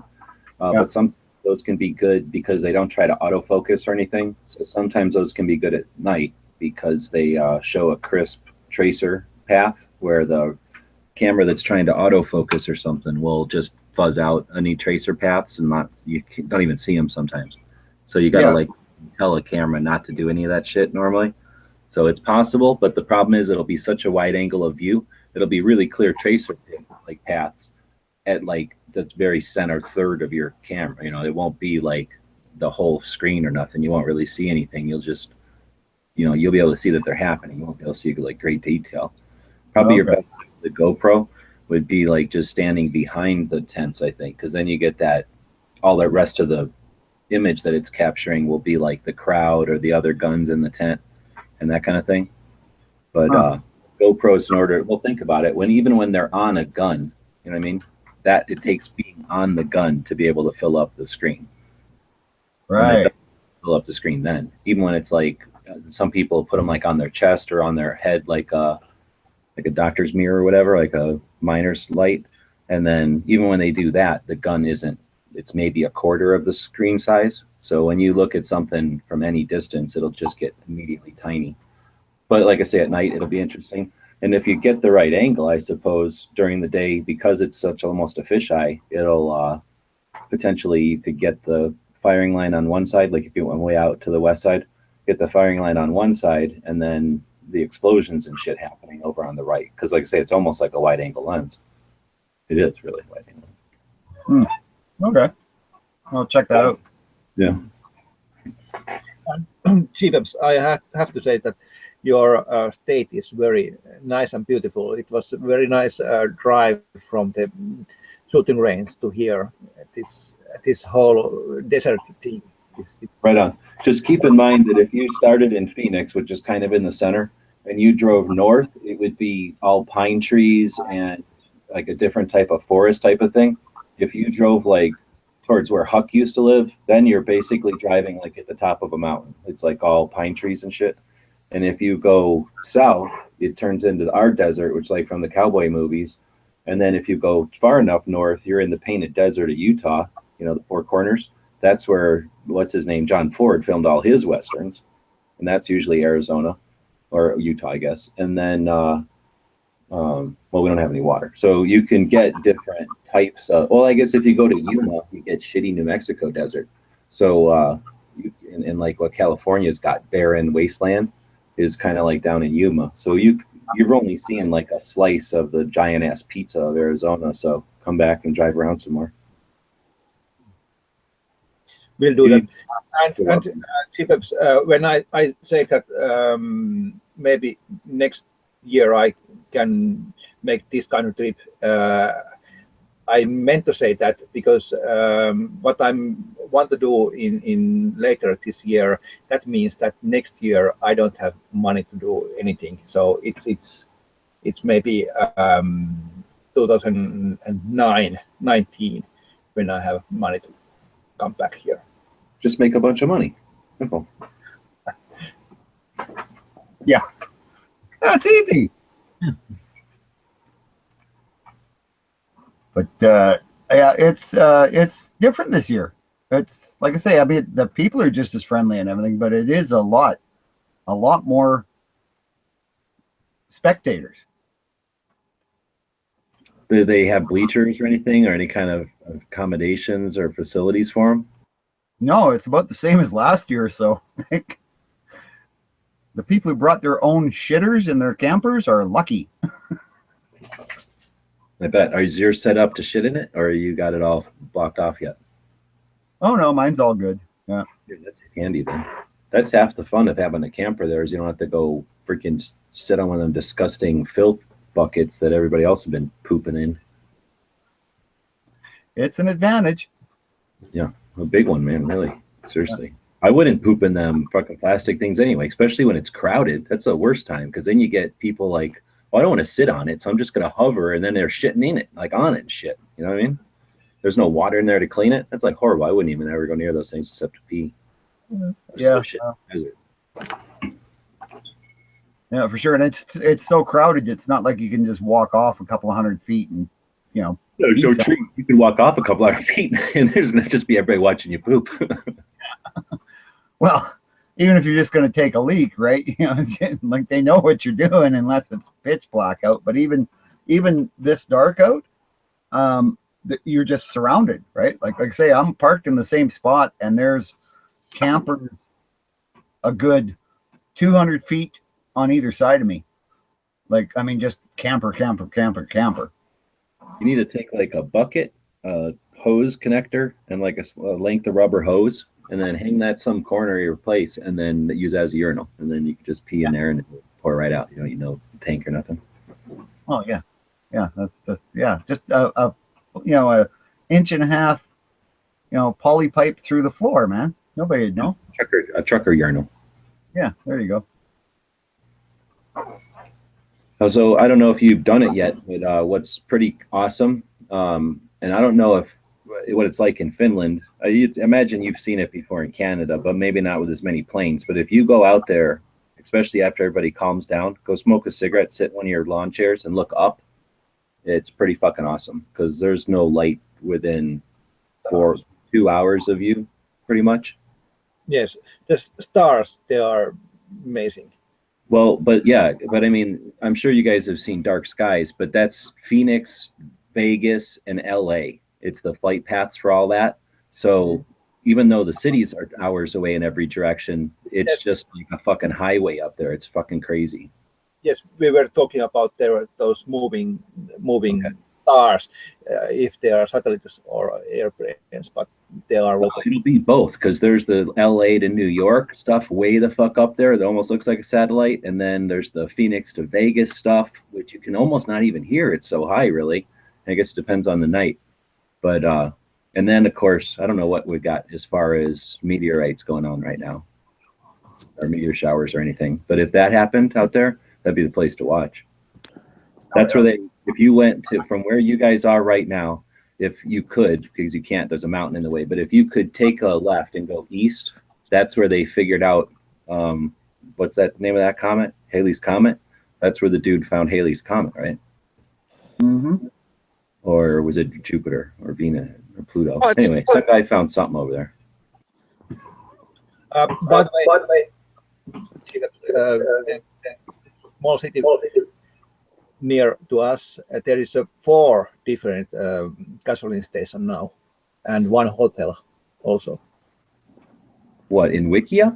No way. I was just there in for going to Vegas, dude, like 2 months ago. No, it's got a whole bunch of gas stations and it's a hotel and. You're talking about in Wickenburg. No, we're talking in Wiki whatever. Right before. Yep. It has like one gas station on the west side of the street, and then that little weird building hotel gas station on the east side of the street, and then maybe one other abandoned gas station. I think that there was 2 in both sides of the street. Two gas stations on both sides, like and restaurants. Huh. Well, maybe they sprout up for the shows like that, or when that thing is there. I know you can't get a hotel room when it's happening. Oh, probably not. I mean, they got one little. They're already reserving next year's right now, But there's a couple of restaurants, like 2 or 3 restaurants now. It seems to have gotten bigger. I don't remember it looking like that last year, but I mean, it was dark both ways when I went through there. So. Well, okay. I mean, there's stuff there, but here's the thing: it's usually there's one out. They're all out of business except for the one and the other one, and the other ones are in like such state of disrepair. It's not even like you'd make a mistake. The lights aren't on, plus they look like broken windows and shit. No, they actually look like they're back in business or whatever. Well, they have been working on that highway between Phoenix and Vegas a lot to make it more attractive than going up to Prescott. I mean, going up to Flagstaff. So maybe they're being successful and more people are driving that drive. Or maybe it's because Trump the economy and people have enough money to go up and gamble. It's possible, man. Like they are improving the highway, so that might be what's happening. Is people are speculating that this is going to get more traffic. Now it's worthwhile. That's true. Hey, Smeggy, where are you at? Are you on the airplane going to Arizona right now? Negative, Ghost Rider. I am walking to my house so that I can sleep for a few hours, and then I'm getting in my car and driving to Indiana. Woohoo! Oh, you're driving there? Yeah, it's like 4.5 hours, so won't be too bad. But the fucking project manager dude completely killed my plans to go shooting with yesterday because he's like, why don't you come in like Saturday afternoon and we can walk around and shit. I'm like, I don't need to fucking walk around. What the fuck? So now I got to get there by like noon, 1 o'clock ish, so that I can walk around for 20 minutes and then have nothing to do. Did you tell him you had made plans and that wasn't going to work for you? I should have, but this dude, it's as frustrating as it is, it's best to just be like, okay, man, like whatever. and it'll work itself out in the long run. Get a hold of yesterday and see maybe on like my trip back, because I got nothing to do other than drive home. So maybe like Tuesday or Wednesday, I'll swing by and meet up with them. I'm not sure if I'm going back Tuesday night or if I'm going back Wednesday morning. Yeah. Got short. Because I think he works like night shift or something. So if he's up in the middle of the afternoon, like I'm good to go. Yeah, if I remember right, he's a third shifter.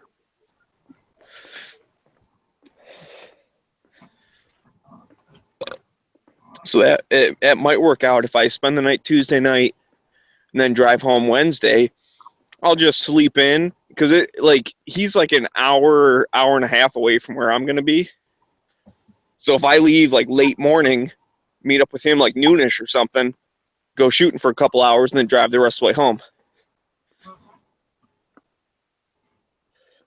Hey, speaking of shooting, got to shoot Jimmy's giant revolver today. That was kind of cool. Yeah, I want to hear about that, because didn't Sean make up some special loads for you? Yeah, we shot Pawnery's loads. Yeah. Yeah. How are Sean's loads? I mean, are they like heavy, or was it like not a big deal? 45. So for me, it was no big deal. But Bob hurt his wrist. He has to go back to Canada for his health care. Oh, please. That's a nice revolver though. That thing, and Jimmy was telling me, oh, it doesn't flip up. It's more a straight push, and it was, and it's like it's not like it hurts your hand. I mean, but he's got cheater pads all down the back, so it's like getting hit by a foam bat. It like should hurt, but it's got a bunch of foam on it, so it can't hurt. Yeah, if it was made of like wood and steel and Oh, he's got like rubbery, whatever, recoil sensitive type grips on it. Yeah. But on the upside, he got to shoot my VZ58 and thought, damn, that's nice. Yeah, people feel obligated to tell you that because you love that gun so much. That'd be like going up and telling somebody, "Oh no, your baby is ugly." So then,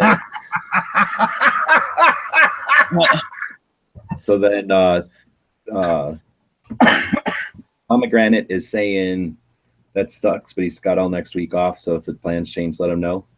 And then Clay is saying that's the route to the Grand Canyon. No, the Grand Canyon is like north of Flag, so this goes diagonal from Phoenix to Vegas, and only diagonal. It's like in a valley between like ridges of mountains and shit, and then it ends up where the Hoover Dam is.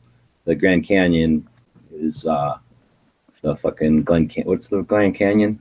The Glen Canyon Dam or some shit. It's way the fuck east of there. So you have to go basically from Flag north to Utah, and then head off a little bit to the east, the west, and then that's where that big ass hole is. The Grand Canyon Dam's not Hoover Dam, is it?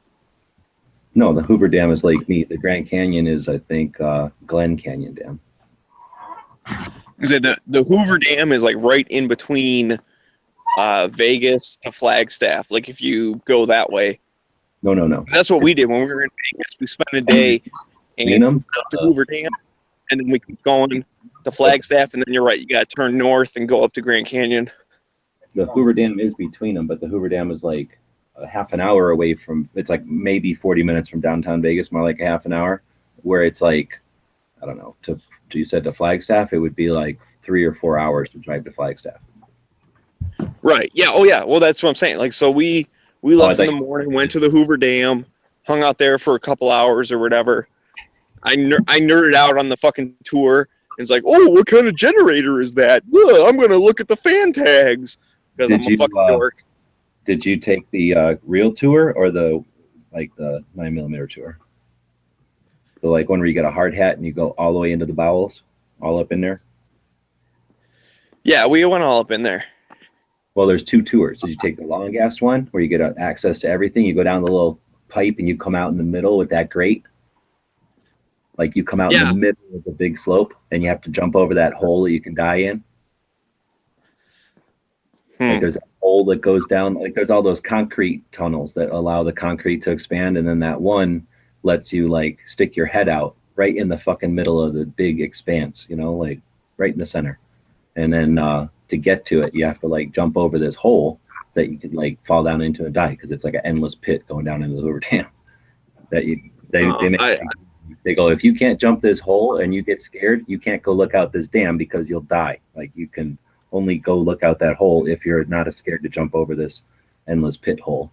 Oh no, I didn't do that. I mean, we went all down like in the thing and looked at all the stuff, but I never jumped over a hole. Did they give you a hard hat when you're all done? Like your own hard hat? I did not have a hard hat, no. Okay, then next time you go back, take the big ass tour. They'll take you everywhere, and then you get a hard hat at the end, and it's like $100. It's not cheap, or it used to be $100. Like when we took it in like the '90s, it might be more than that now. What if I bring my own hard hat with a gun website sticker on it? No, I'm just saying that's how that. I mean, it's a fucking deluxe tour, and that's like your reward or whatever for basically having. It's a lot of fucking walking. It takes forever. It's a long tour. But it's awesome. You literally, the only place you don't go that I kind of wanted to go was underneath the water into those filters.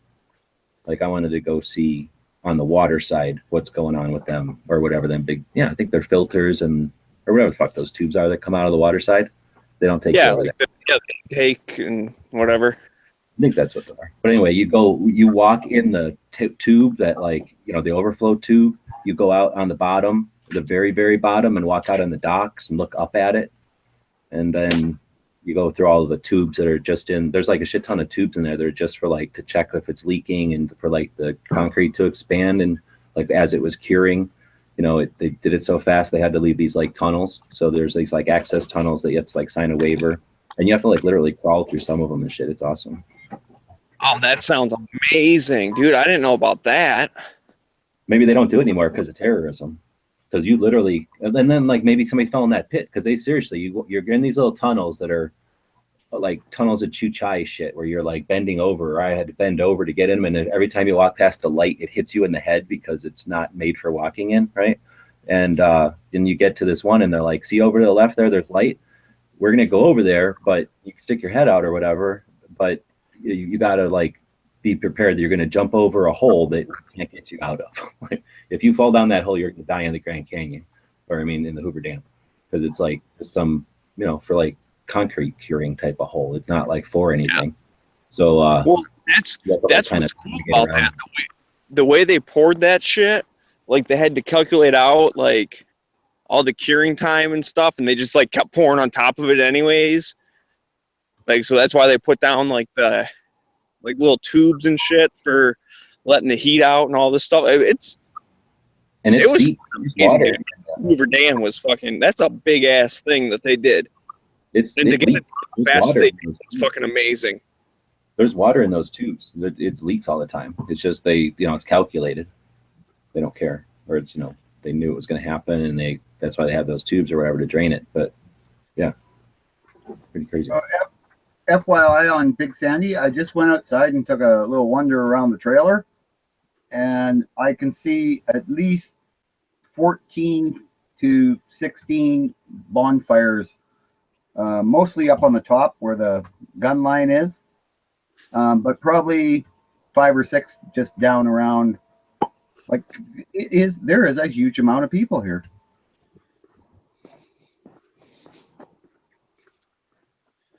So, yeah, that's cool. That is something I want to go do. Well, you should. For sure. You just have to take time off work for it, though. Yeah, well, see, that's the thing. Like, when they want me to go out of town for work, it's like I can't be like, oh, no thanks. I'm not going to fucking work that, because we only have so many people that can do this kind of work. So, I mean, is it the end of the world? They'd probably give me a vacation day or whatever, but at the same time, I'm be fucking somebody else. So you're just saying you're indispensable.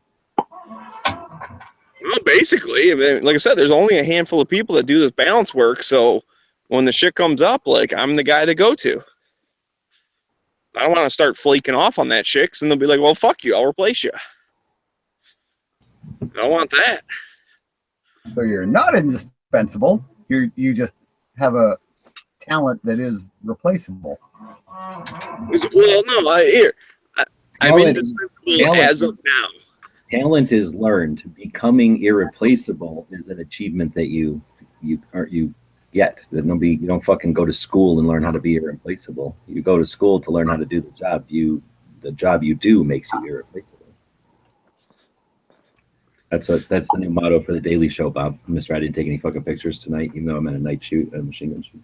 I did, but none of them turned up. Let's just put this on the table. Foreigner. Give the mic over to Mika. We got a new foreigner for the show. I'm pretty sure Bob is replaceable. I'm just going to put that on the table. Oh, the army truck's out. You guys want to see the army truck at night? Seen him. Hang on, let me switch this around. All right.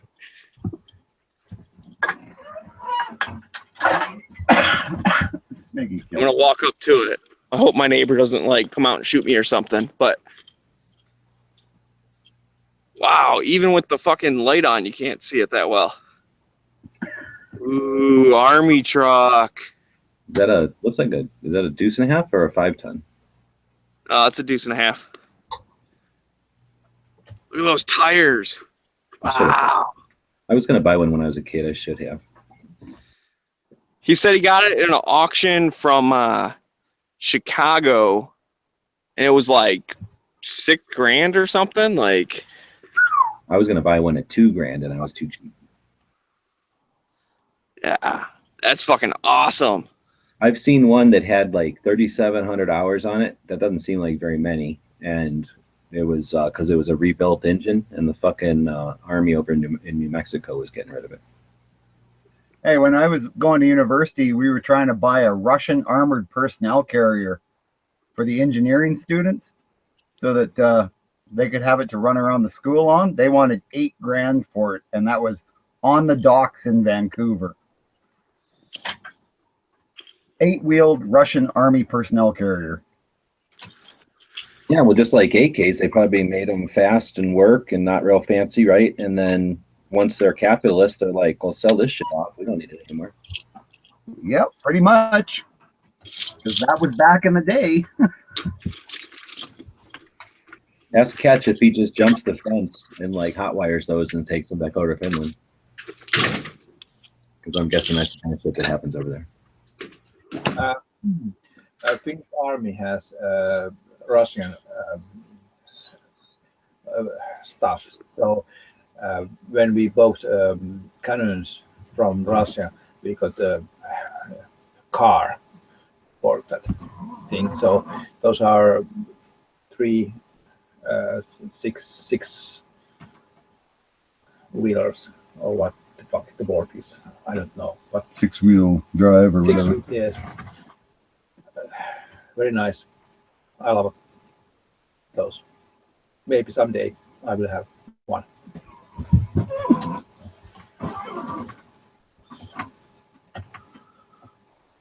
So as he's saying, one day when he moves here, he'll just bring one here for driving around down through, Tucson and Phoenix and that, so that you can survive on the freeways. Unlike in a Hyundai, we had some crazy son of a bitch passed us both on the inside lane of the road. Crazy people, and we were going. That's the worst part. Like, we're going over the speed limit. Are you sure you're going to the speed limit, or were you going 60 kilometers an hour? Yeah, I was going. It's just way too slow for the left lane. I was going 69 in a 65 zone. So per hour on the GPS. I just turned my GPS. That's not over the speed limit. Yeah. 5 over is not over. Yeah, dude, you got to. Fifth wheel it is. 65, you got to go at least 74. If you're going to be in the left lane, fuck you. Get out of the left lane. The You gotta speed be going limit is 75.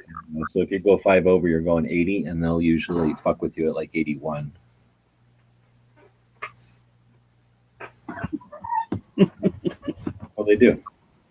because it gets pretty dangerous and shit, especially depending on the roads and stuff. But I've seen quite a few people pulled over today, and 2 wrecks. That Yes. guy probably just saw the Canadian license plate and was like, I gotta get the fuck away from this guy. He's seen them VZ58s, and he knows this guy makes bad decisions. Oh, please. People Bob's see got- those in the back of my camper and go, oh, this guy's got class. Oh, speaking of bad decisions, guess who forgot to bring his batteries with him? I get to drag batteries up to Albuquerque, I guess. Yep. I didn't forget. You didn't go, oh, I got him out of the van, and I didn't want to put you through all that trouble. Oh, please. All we have to do is pull the one. The other one's just sitting there. You can have that plastic thing if you want. I don't know. Do you need the plastic thing that it's sitting in? Box? No, Yeah. I got a bunch of those. Okay. But anyway, that one you just unhook and it's out. The other one, I just have to, I think there's a bungee cord holding it. So take the 2 wires off and take it out. Yeah, we just forgot to do it. Bother you. I know you were busy trying to get shit done, so. I knew we'd be meeting up at Albuquerque, so hey. Yeah, you don't want me to drag your fucking batteries up to fucking Albuquerque now. Oh, please, like that cop car. How much gas is going to be going? Another 50. Oh, I'm getting half a mile an hour or half a mile a gallon less now because of my thick fluid. Crap, you carrying that thing already? You're carrying just what you need to take care of business along the way. Dude, what if I would have been right in back of that fucker? I was driving up to there, and there was like, I've had accidents on the highway before. In fact, when I was coming home from California, I literally seen a guy go from the left lane and veer off at like about a 30-degree angle into the shoulder, but it was just fucking desert. So he just took off, went flying, and slowed down. So, and then I seen 3 cars stopping in right maybe, but he was fucking, I was maybe the car in front of him or 2 cars. It was only a car otherwise on the road. He basically, was very close to me doing that. But, that one was here nor there, but I've seen, accidents before, or I've been, not seen the accident, but been like really close to accidents on the highway when everybody's going like 70 or something. And then everybody slows down. But this time was probably the most I can think of where everyone was packed in like fucking sardines going like 75. And you know how it is sometimes when the trucks are fucking with each other and everybody's like in a panic to get past the fucking trucks that are dicking around on like a 2-lane road. It was like that between that rest area in the middle of nowhere and Phoenix, right? So so it's just a straight stretch, but it went from like everyone just like feet away from each other going 75 to like everyone putting on their brakes at the same time. So everybody's fucking fishtailing all over, and I know I seen at least a couple of people wreck behind me. One guy goes flying off into the median, probably to avoid, because it was fucking, some of us can stop. I can't stop that good. But some people can stop really fucking good, and then the people behind them hit them, and then they let go of their brakes, and they hit the guy in front of them, and that kind of shit. So that was, I'm actually surprised if that wasn't on the news. I've never been in that speed of that proximity, and then stopping to a dead stop. Anyway, then we were stopped at a dead stop forever, and then I keep seeing people on the shoulder getting past, like they're going hauling ass down the shoulder. So I'm like, what the fuck? So I get into the right lane. And I got into the shoulder eventually because I could see that there was an exit. So I'm like, fuck it. I'm not going to sit here in gridlock. I'm going to go fucking go to the exit at least and then be, not on the fucking highway. At least I have an option, right? To drive around or something. I could probably drive way out by Jimmy and come up that way if I had to. So anyway, I get up halfway up the exit ramp, getting off the highway, and I see that the wreck is literally under the bridge. So all I had to do is go up, over, and then back down the other, entrance ramp. And I was just past the accident and I could keep going to Phoenix at 75 miles an hour. But they weren't letting anybody through yet. There was like 3 fucking cars in the wreck and others probably involved. And one of them was upside down. One was on the side. There was like 8 stretchers out there with like people being attended to. And as I was driving away, like even more cops were coming up. So there's some crazy ass fucking shit going on out there. No shit, eh? Yeah, that's nuts. Like, yeah, that's like I say, I cruise along. I just try to keep my distance, and because I can't stop. You think you can't stop? Oh no, I can't stop because it annoys me that my car goes. Brrr, but yeah, I can stop. That's the thing. Yeah, I'm not like a trucker like you. Yeah, where you're trying to fucking stop. Well, you got brakes in your camper. camper though, don't you? Now? Oh, I got brakes on the camper now, but still, it's like, that thing is pushing me. Well, it should be pulling you if you got brakes in it. Oh, if I put the camper brakes first, but what? If I put the camper brakes on first, but I mean the camper brakes activate only when the truck brakes are on, right? So unless I manually brake them, right? So they're no, it's the way the electric trailer brakes work is when your brake lights come on, they come on to a certain percentage, and then the harder you depress your brake pedal, the more the trailer brakes. Well, no, that's actually. See, I thought when I used to carry this like 10-horse trailer for the Forest Service, I never had to learn nothing. They would just hook it up, and then I would drive. It always felt like the trailer was stopping me. Because I was going up and down mountains taking them horses and shit. So you get 10 horses and all their saddles and shit into there. It had to be fucking heavy. And I had a big ass Chevy. Chevy can handle it because it's so tough or whatever. But then whenever I'd be coming down the hill, I always felt like the truck or the trailer was braking. I never really thought about it. I was not a kid. It depends on how you set your trailer brakes up, like what the percentage comes on. Mine are set to like basically 90% because I don't want them braking. I don't want the trailer to brake first.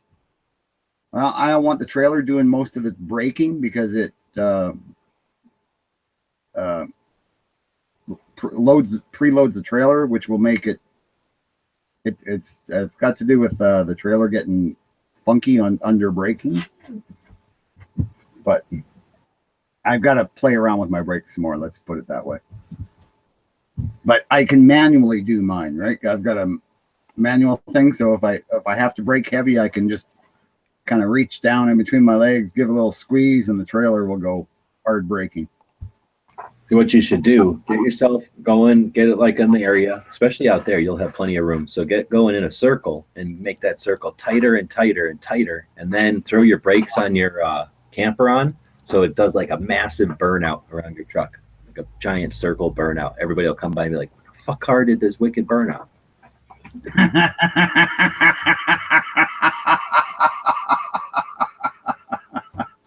Yeah, and then just put new tires on my trailer. Yeah, they'll just have a flat side. Yeah, they just have a flat spot. It'll be fine. I won't have a dish left in the trailer after, driving a few miles, but I'm surprised that nothing broke in the damn trailer. Like, the road was way worse this year than last. Bob doesn't want to brake really hard because he doesn't want to have to go clean up his trailer and shit after. It's like, I don't care if somebody dies. I'm fucking not going to go put dishes back up. That's part of it, man. Like, you got to pile on the brakes. It just empties the cupboards out in the back of the trailer. You're picking up cans of soup and macaroni and spaghetti everywhere. Because that's your pantry, right?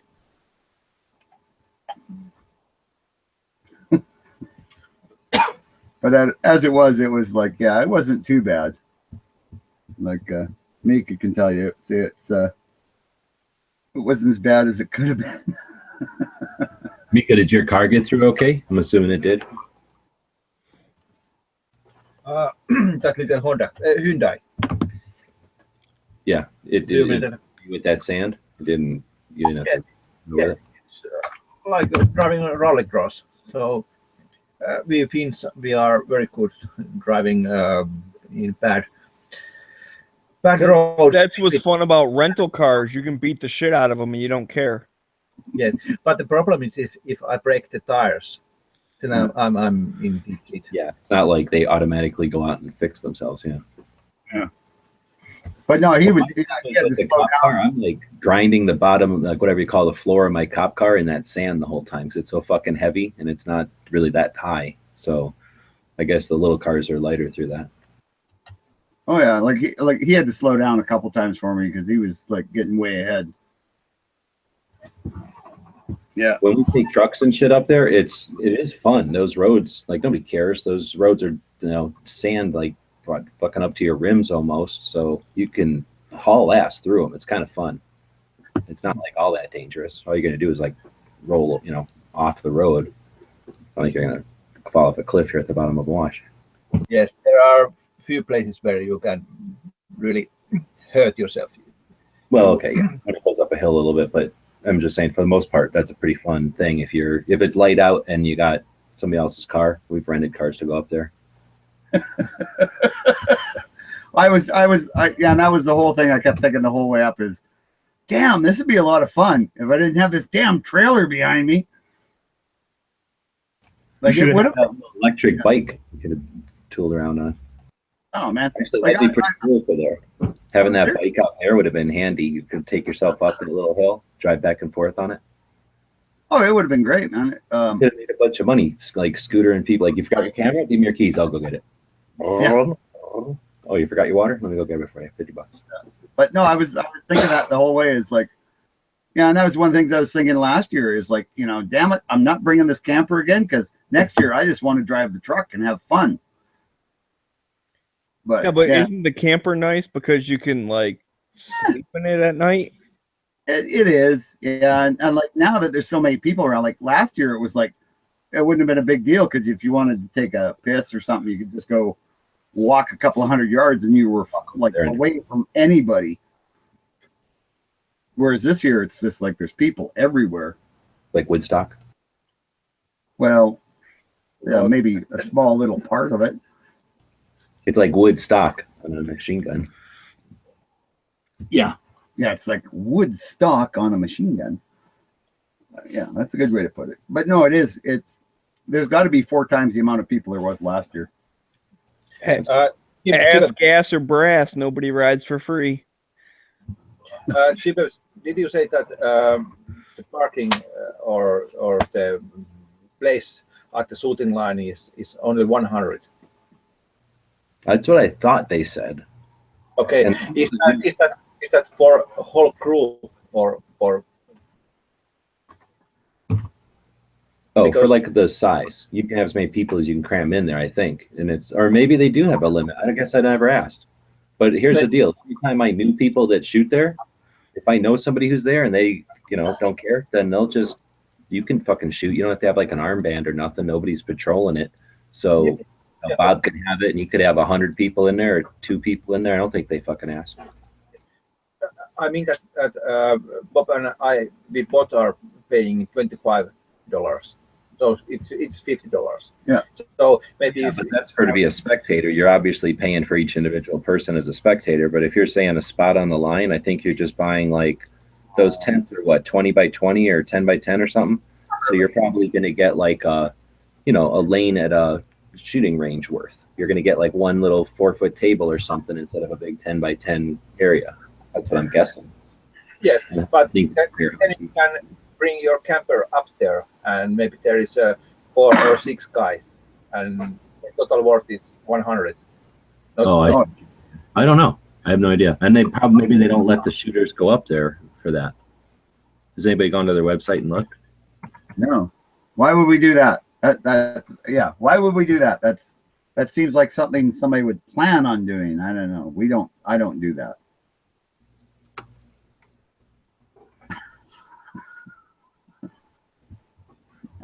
I think I just disgusted our Finnish friend.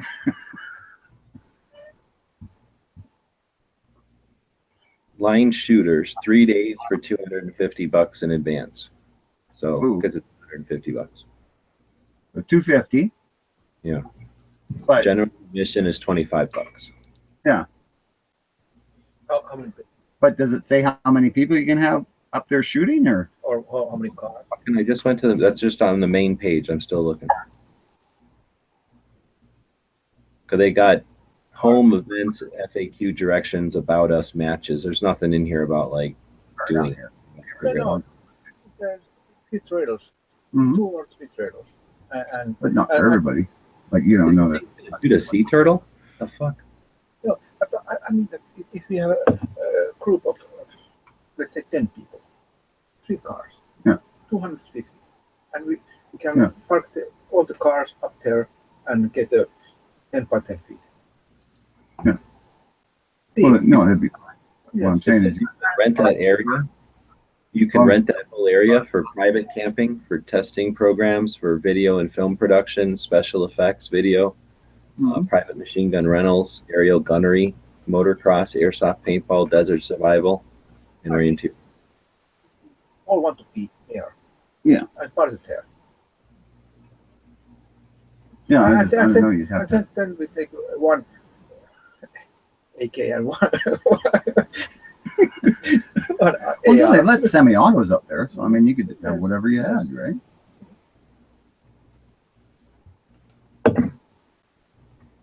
So, Chief, let's say that we get, let's say, 10 people and maybe 2 or 3 Motorhome. Motorhomes. And we park those 3 motorhomes up there, and there is 10 guys sleeping, and we have 10 by 10. Usually it's the other way around. I think usually more than one person is sitting in a mobile home. Not very often does everybody bring their own fucking mobile home or motor home. We might only allow one motorhome. We might only allow one motorhome per spot, is what I'm I'm almost thinking. positive they would. There's no fucking way. And who the hell's going to come out there with like, oh, I have this motorhome and my wife has that one, or like, I'm shooting with this guy, but we each bring our own fucking motorhome. Like, who the fuck's going to do that? Yeah. Like all that gas. Yeah. Well, that's what I'm thinking is like, but the thing is, you could get a group of 6 people. I mean, those big motorhomes, rent one, you don't care about it. And you're going to bring it up this road and everything. Why not? One motorhome, get like, because they'll sleep like 10 people. Easy.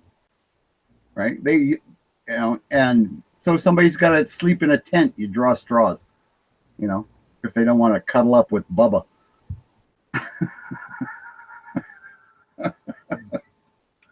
So yeah, it would still be a pretty reasonable way to do it.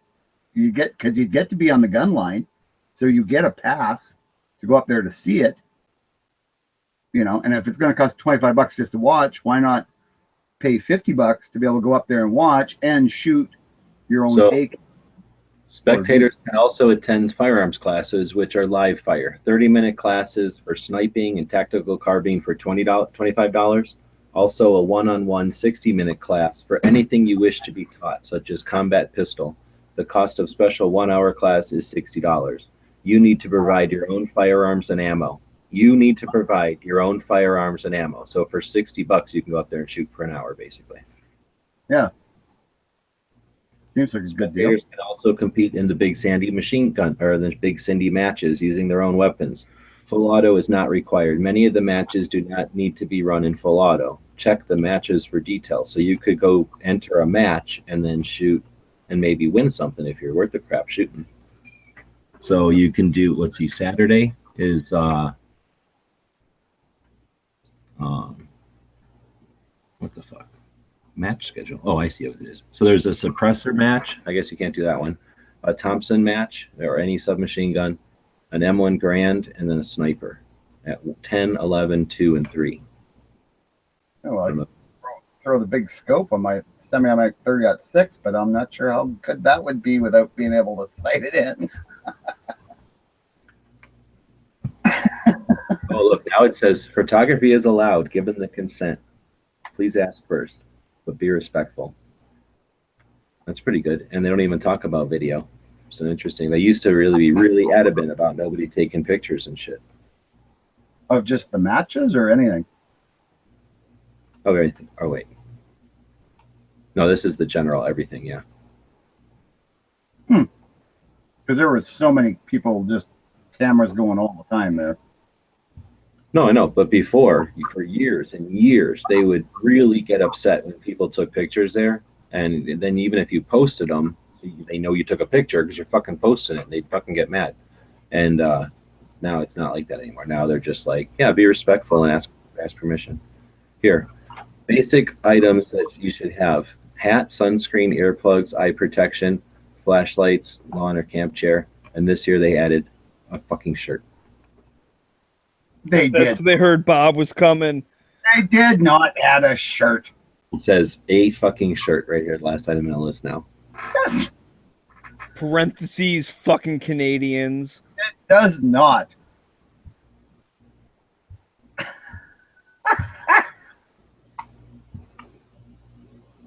He was just jealous because all the hot ladies were following me around. Of course, they were all the ones wearing guns too. But Which there was a bunch of hot ladies up there. oh hell yeah, they were. It's just you all kept. Somehow it's a bunch of fat white guys mostly. Huh. You kept saying they were too old for you.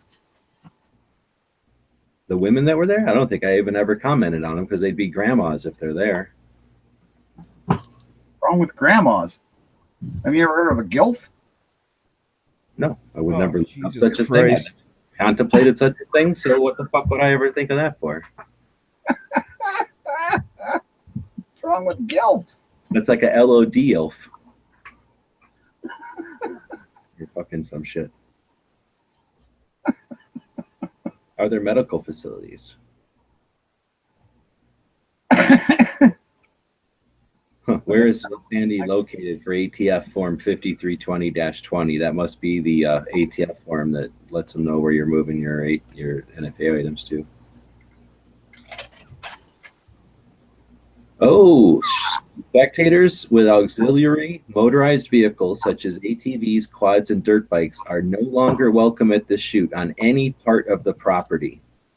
Only their approved motorized vehicles are allowed to operate in the area. Oh, that means some quad bikers and stuff were assholes. No, they were just crowded. We was being an asshole. See, Bob jumps to like, everyone's an asshole. No. There has been so much problem with people on quad bikes just being jerks. Where? It's happened At Big in Sandy. Canada.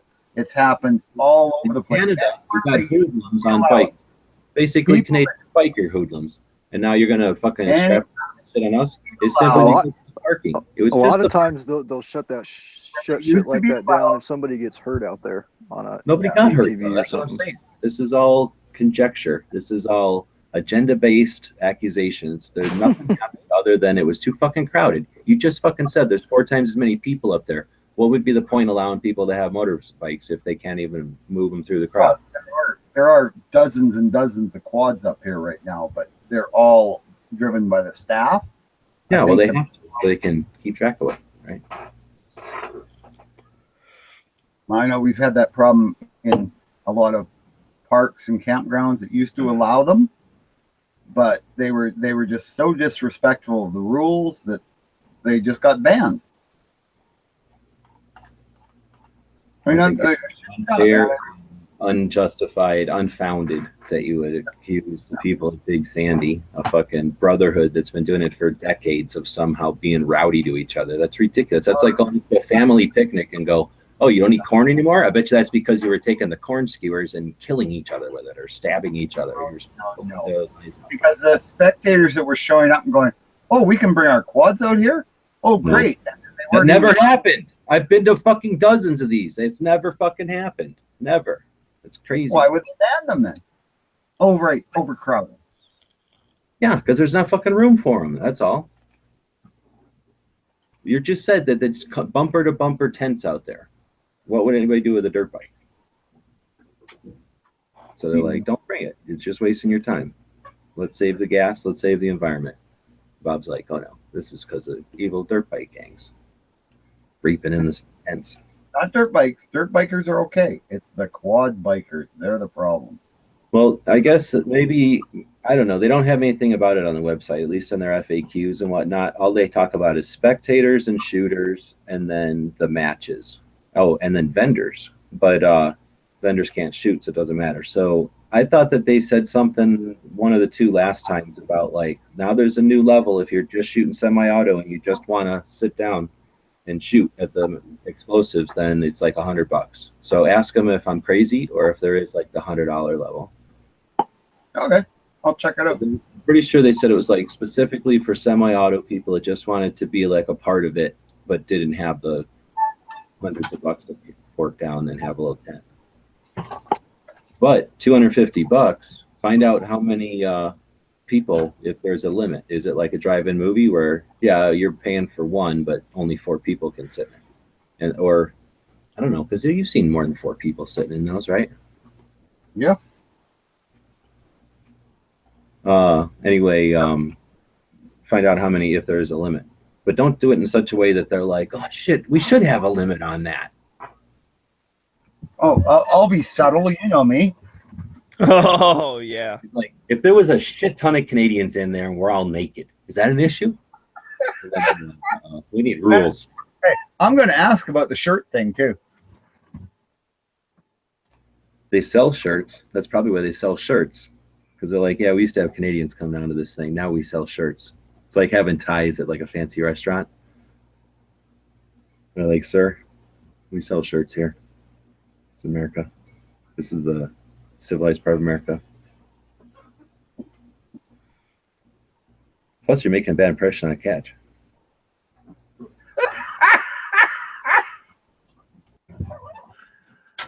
Well, from what I've learned about Finland, no, I'm not.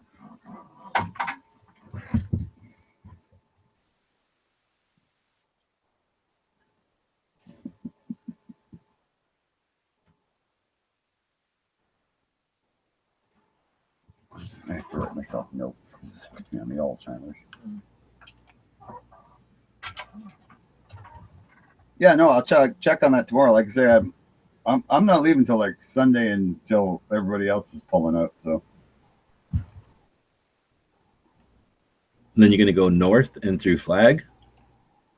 I'm not sure. I got to look at a map and see what I want to do. I mean, I got lots of time to get to Tulsa Arms Show. So, Well, you have 5 days, right? not 5 days. It's the 2nd, isn't it? Oh, I guess I got 5 days. Okay. Mister, I like to drive about 600 miles a day. And I, as you say, 6 hours a day or 4 hours a day. So however many. Yeah.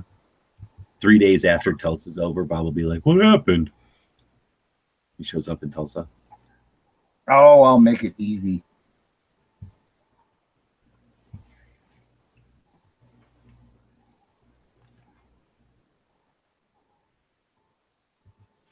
Lots of time to get to Tulsa. Well, the car ran pretty good, but I didn't want to risk it going up there. I have work to do, but I didn't want to push it going 2 more hours up into nowhere and then go off-roading and then let it sit for a while and then repeat all that going backwards. You know, Yeah. I wanted to give it a test run, but not that test run. So I think next, Jimmy says he's getting something in a couple weeks, and then we'll go shooting. And I'll go up there, and then maybe we go shooting at that range. I want to go up there and then that range maybe. So that'll be another hour north of Phoenix, but still like on highway that's 17, like a highway that's basically bumper to bumper. So if I get stalled or something or it breaks, then I'm not in the middle of fucking nowhere. Yeah. Because I'm still gonna get new brakes on it now. I'm gonna get like Rock Auto brakes and stuff. So I need another test run, and then I'll feel like it's comfortable again to get out on the fucking road and not worry about it. Oh yeah, for sure. Yeah, change your fluid first. Change the brake fluid? Mm-mm. No, I mean change your oil and make sure your rad coolant's good and stuff like that. Dude, I had I guess right before SHOT Show, right, is when I cleaned up, or I found out that leak from the oil cooler, and knocked out that gasket, dude. And I probably overfilled it a little bit. It hasn't dropped a fucking leak, or it hasn't dripped a leak. It hasn't dropped a drip of oil since then. It's like, really? That's good. Yeah, it's fucking nice, and it doesn't. It's like still clean under there when I pressure washed it and shit. It's not even like beeping really. So yeah, that's good. Great. Yeah, so I mean that engine's nice and tight. You should be good. I think so. Like I say, the brakes is still, it's like sitting on a vibrating chair or something whenever I brake, but shattering. Chief, one thing which I have to say that when we drove from Dallas to Houston, there was a few accidents and there was people towing those cars and there was policies, but the road were open. But today, when I drove from Phoenix to there was at least 2 accidents, and the whole Interstate 17 was closed. So is small difference between Arizona and Texas.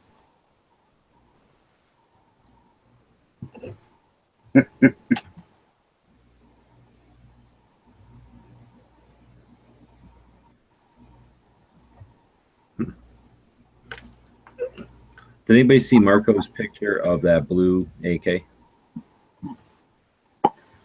No, I didn't. There's a blue AK. Why would anyone want a blue AK? That's what I said, and everybody's giving me shit about it. Like, oh, fucking, what the fuck would you paint it blue? It's like sky blue. It's hideous. And then it's got black furniture and stuff. It just, I don't understand it. Unless it's trying to do something. It's like trying to emulate something I don't know. Like a video game or something. Possibly, but it just seems wrong.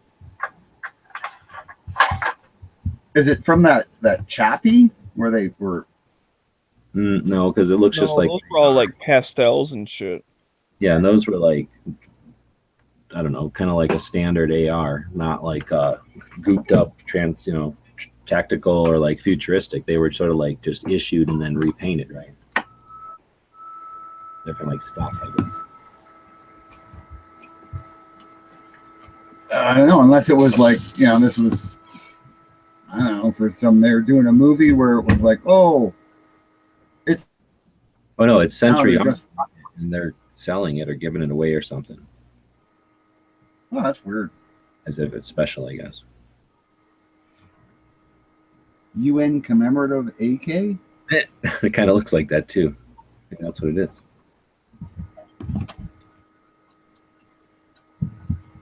I don't know, it seems weird to me.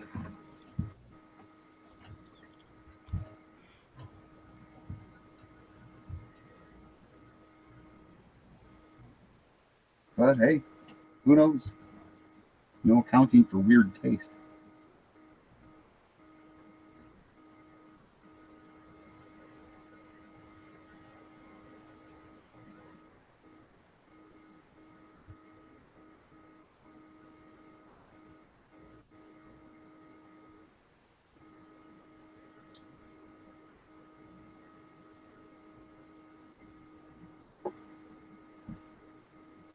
Well, I need another beer.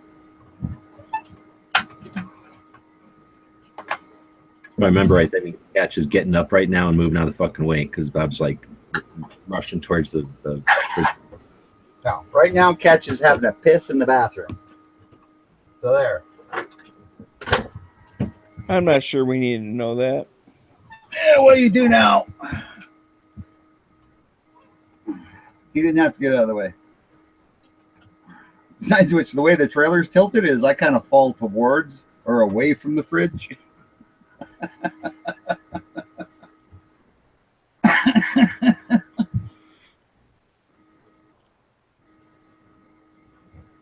Yeah, it's pretty, the camper's working okay.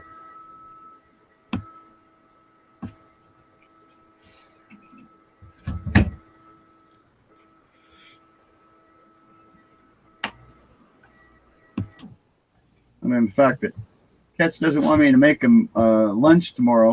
I'll eat at the airport. And I'm like, no, I really actually can cook, You make toast. Toast. Yeah, toast. And back bacon, eh? On the camp stove.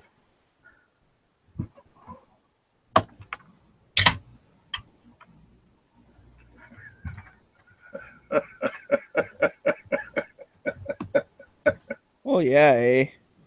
I like the toast. And we're having some Canadian, eh?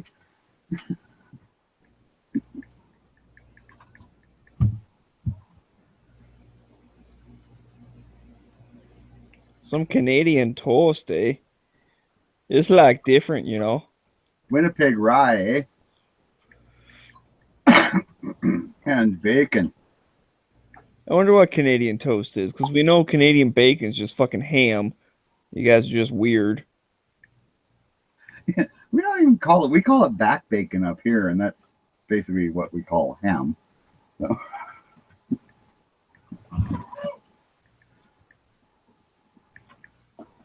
You guys call it Canadian bacon for some reason.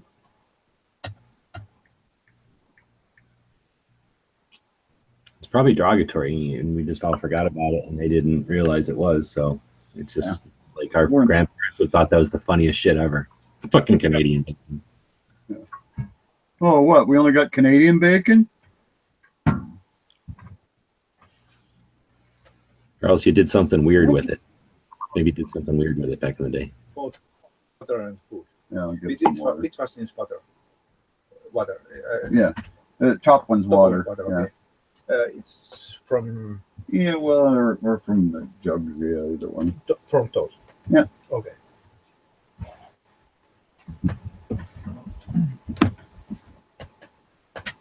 That's just spoiling my dog. He's giving it water when it wants it. You know, dog's throwing the dish up in the air to try to get attention, and I'm ignoring him because Because you're a bastard. Yeah, kind of.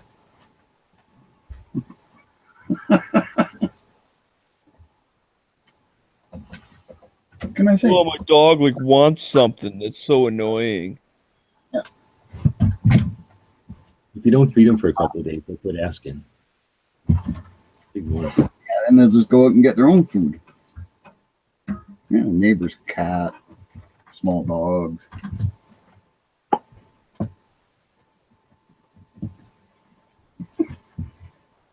Charlie's just like, he's just taking every advantage of piano.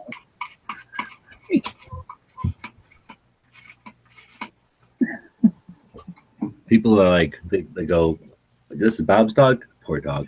Let me give you some. Hey, my dog gets spoiled. That's the biggest problem. That's why he's so fat. He gets treats way too often.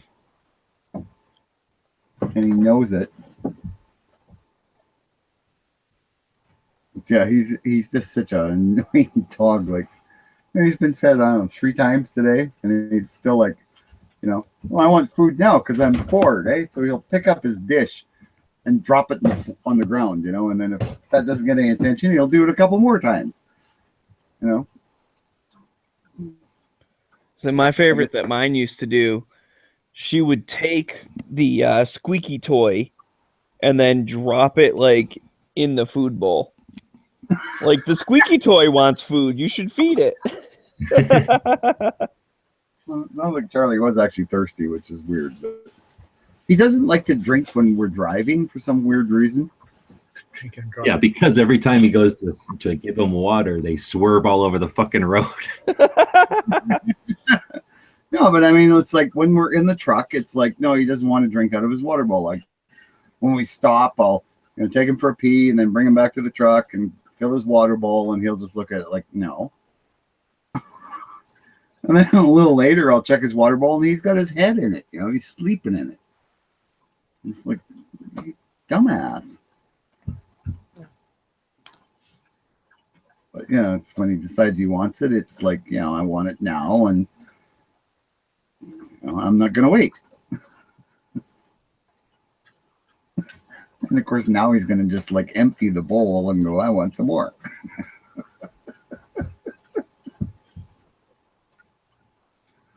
Oh, well, what are you gonna do? Dogs are crazy. Oh, what was that? Oh, that country song. I still love that country song. Is it God is great, beer is good, and bitches be crazy. I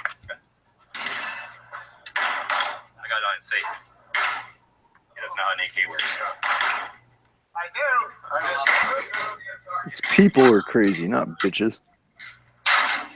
Yeah, well, I changed the words to make it fit my life. Well, bitches are crazy, but That was me shooting that little pistol, and I'm going, he's going, the safety's on. And I'm like, where the frick's the safety on this stupid AK? It's in the wrong place. It's not where the VZ safety is. They made it inconvenient on purpose. Stupid Kalishnikov not knowing where to put the safety. You know what? And that's the truth. That's why on the VZ, the improved version that used the same bullet, but other than that was just a completely better and new gun. It's right there where your finger is, not way up over here. And this big god awful lever looks like it's designed for a fuel selector on a tractor. But that is a cool little pistol. I don't know if you can call it a pistol. I don't know. Yeah. It's like if you put a stock on it, okay, it'd be kind of useful.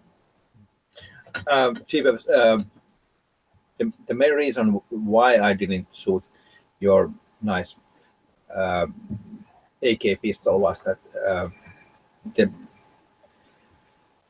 it was very loud, and I didn't have any good heard protection. I had only Bluetooth speakers, Bluetooth headset with me. Although, if he had asked, I had a set of spare set of ears in my bag. I just figured he had some fancy kind of European, ears that just look like speakers. No, see, they're used to having suppressors like just laying all over the ground, so they don't have hearing protection over there. Well, it's part of their healthcare program. If you mention your doctor you're a shooter, they just automatically write you a prescription and you get free suppressors. It's like, That'd be cool. But anyway, Chief, I kind of regret now that I didn't shoot all those nice guns. So, have to come back out again. Yes, I have to do that. Maybe 19. Yeah, I'll be here. Because like that little that little revolver that's really handgun. No, pocket gun. That little pocket gun. Yeah, your little, yeah. That would be very nice to shoot, but we run out of time. But that was very interesting thing, because guns which are so small are not allowed. I feel like that's how I figured. Yeah, I know Bob can't get those little short ones with short barrels, at least, right? Yeah, I can't get any of those little tiny guns. Well, unless they're grandfather. 4-inch barrel ones, I think. No, 4-inch barrel's the shortest. Yeah. So because they make those ones with like the long barrels, so I'm guessing that's why they make them. Yeah, we can get those in Canada, but what's the point? Because they do seem to be one of the most impractical guns that's for sale, and because you got to take the cylinder out. I don't know. The top brake ones, if they made a top brake with a 4-inch barrel, I might consider that. That would be kind of cool. Because I like the idea of those little. I like the idea of little single action revolvers. Just because. And as I said, I was very sleepy at 10, and driving to here, I was also sleepy when driving, but the land and the scenario was very nice.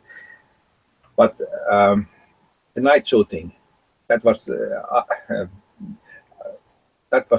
point when I woke up.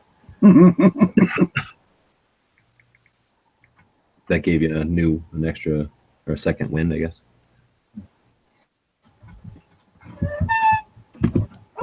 Yeah, for sure.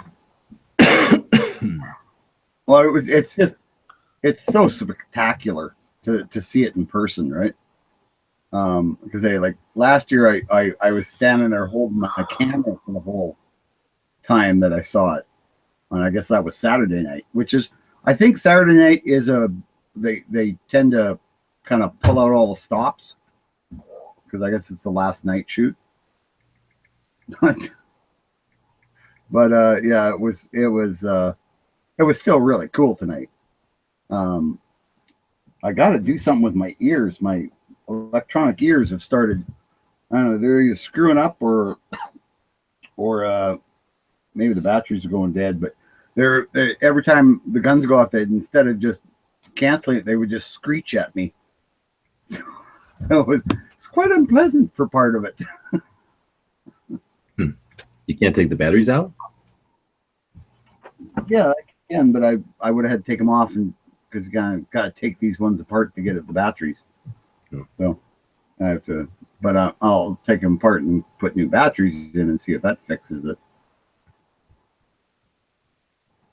But if not, I should have gone. If this would have happened while we were at the SHOT Show, I would have gone over to the booth with the the really nice ones and gone, oh, sorry, man, it's really hard to hear you guys because these cheap ass ones that I've been reviewing are gonna get the worst review ever because they're just terrible. Joe told me to do stuff like that. I was complaining about my boots, and he was, well, go to a place with the good boots and just tell them, oh man, my feet are killing me. Can I try on a pair of your boots? I'm doing a review on these, but I don't think it's going to be that good.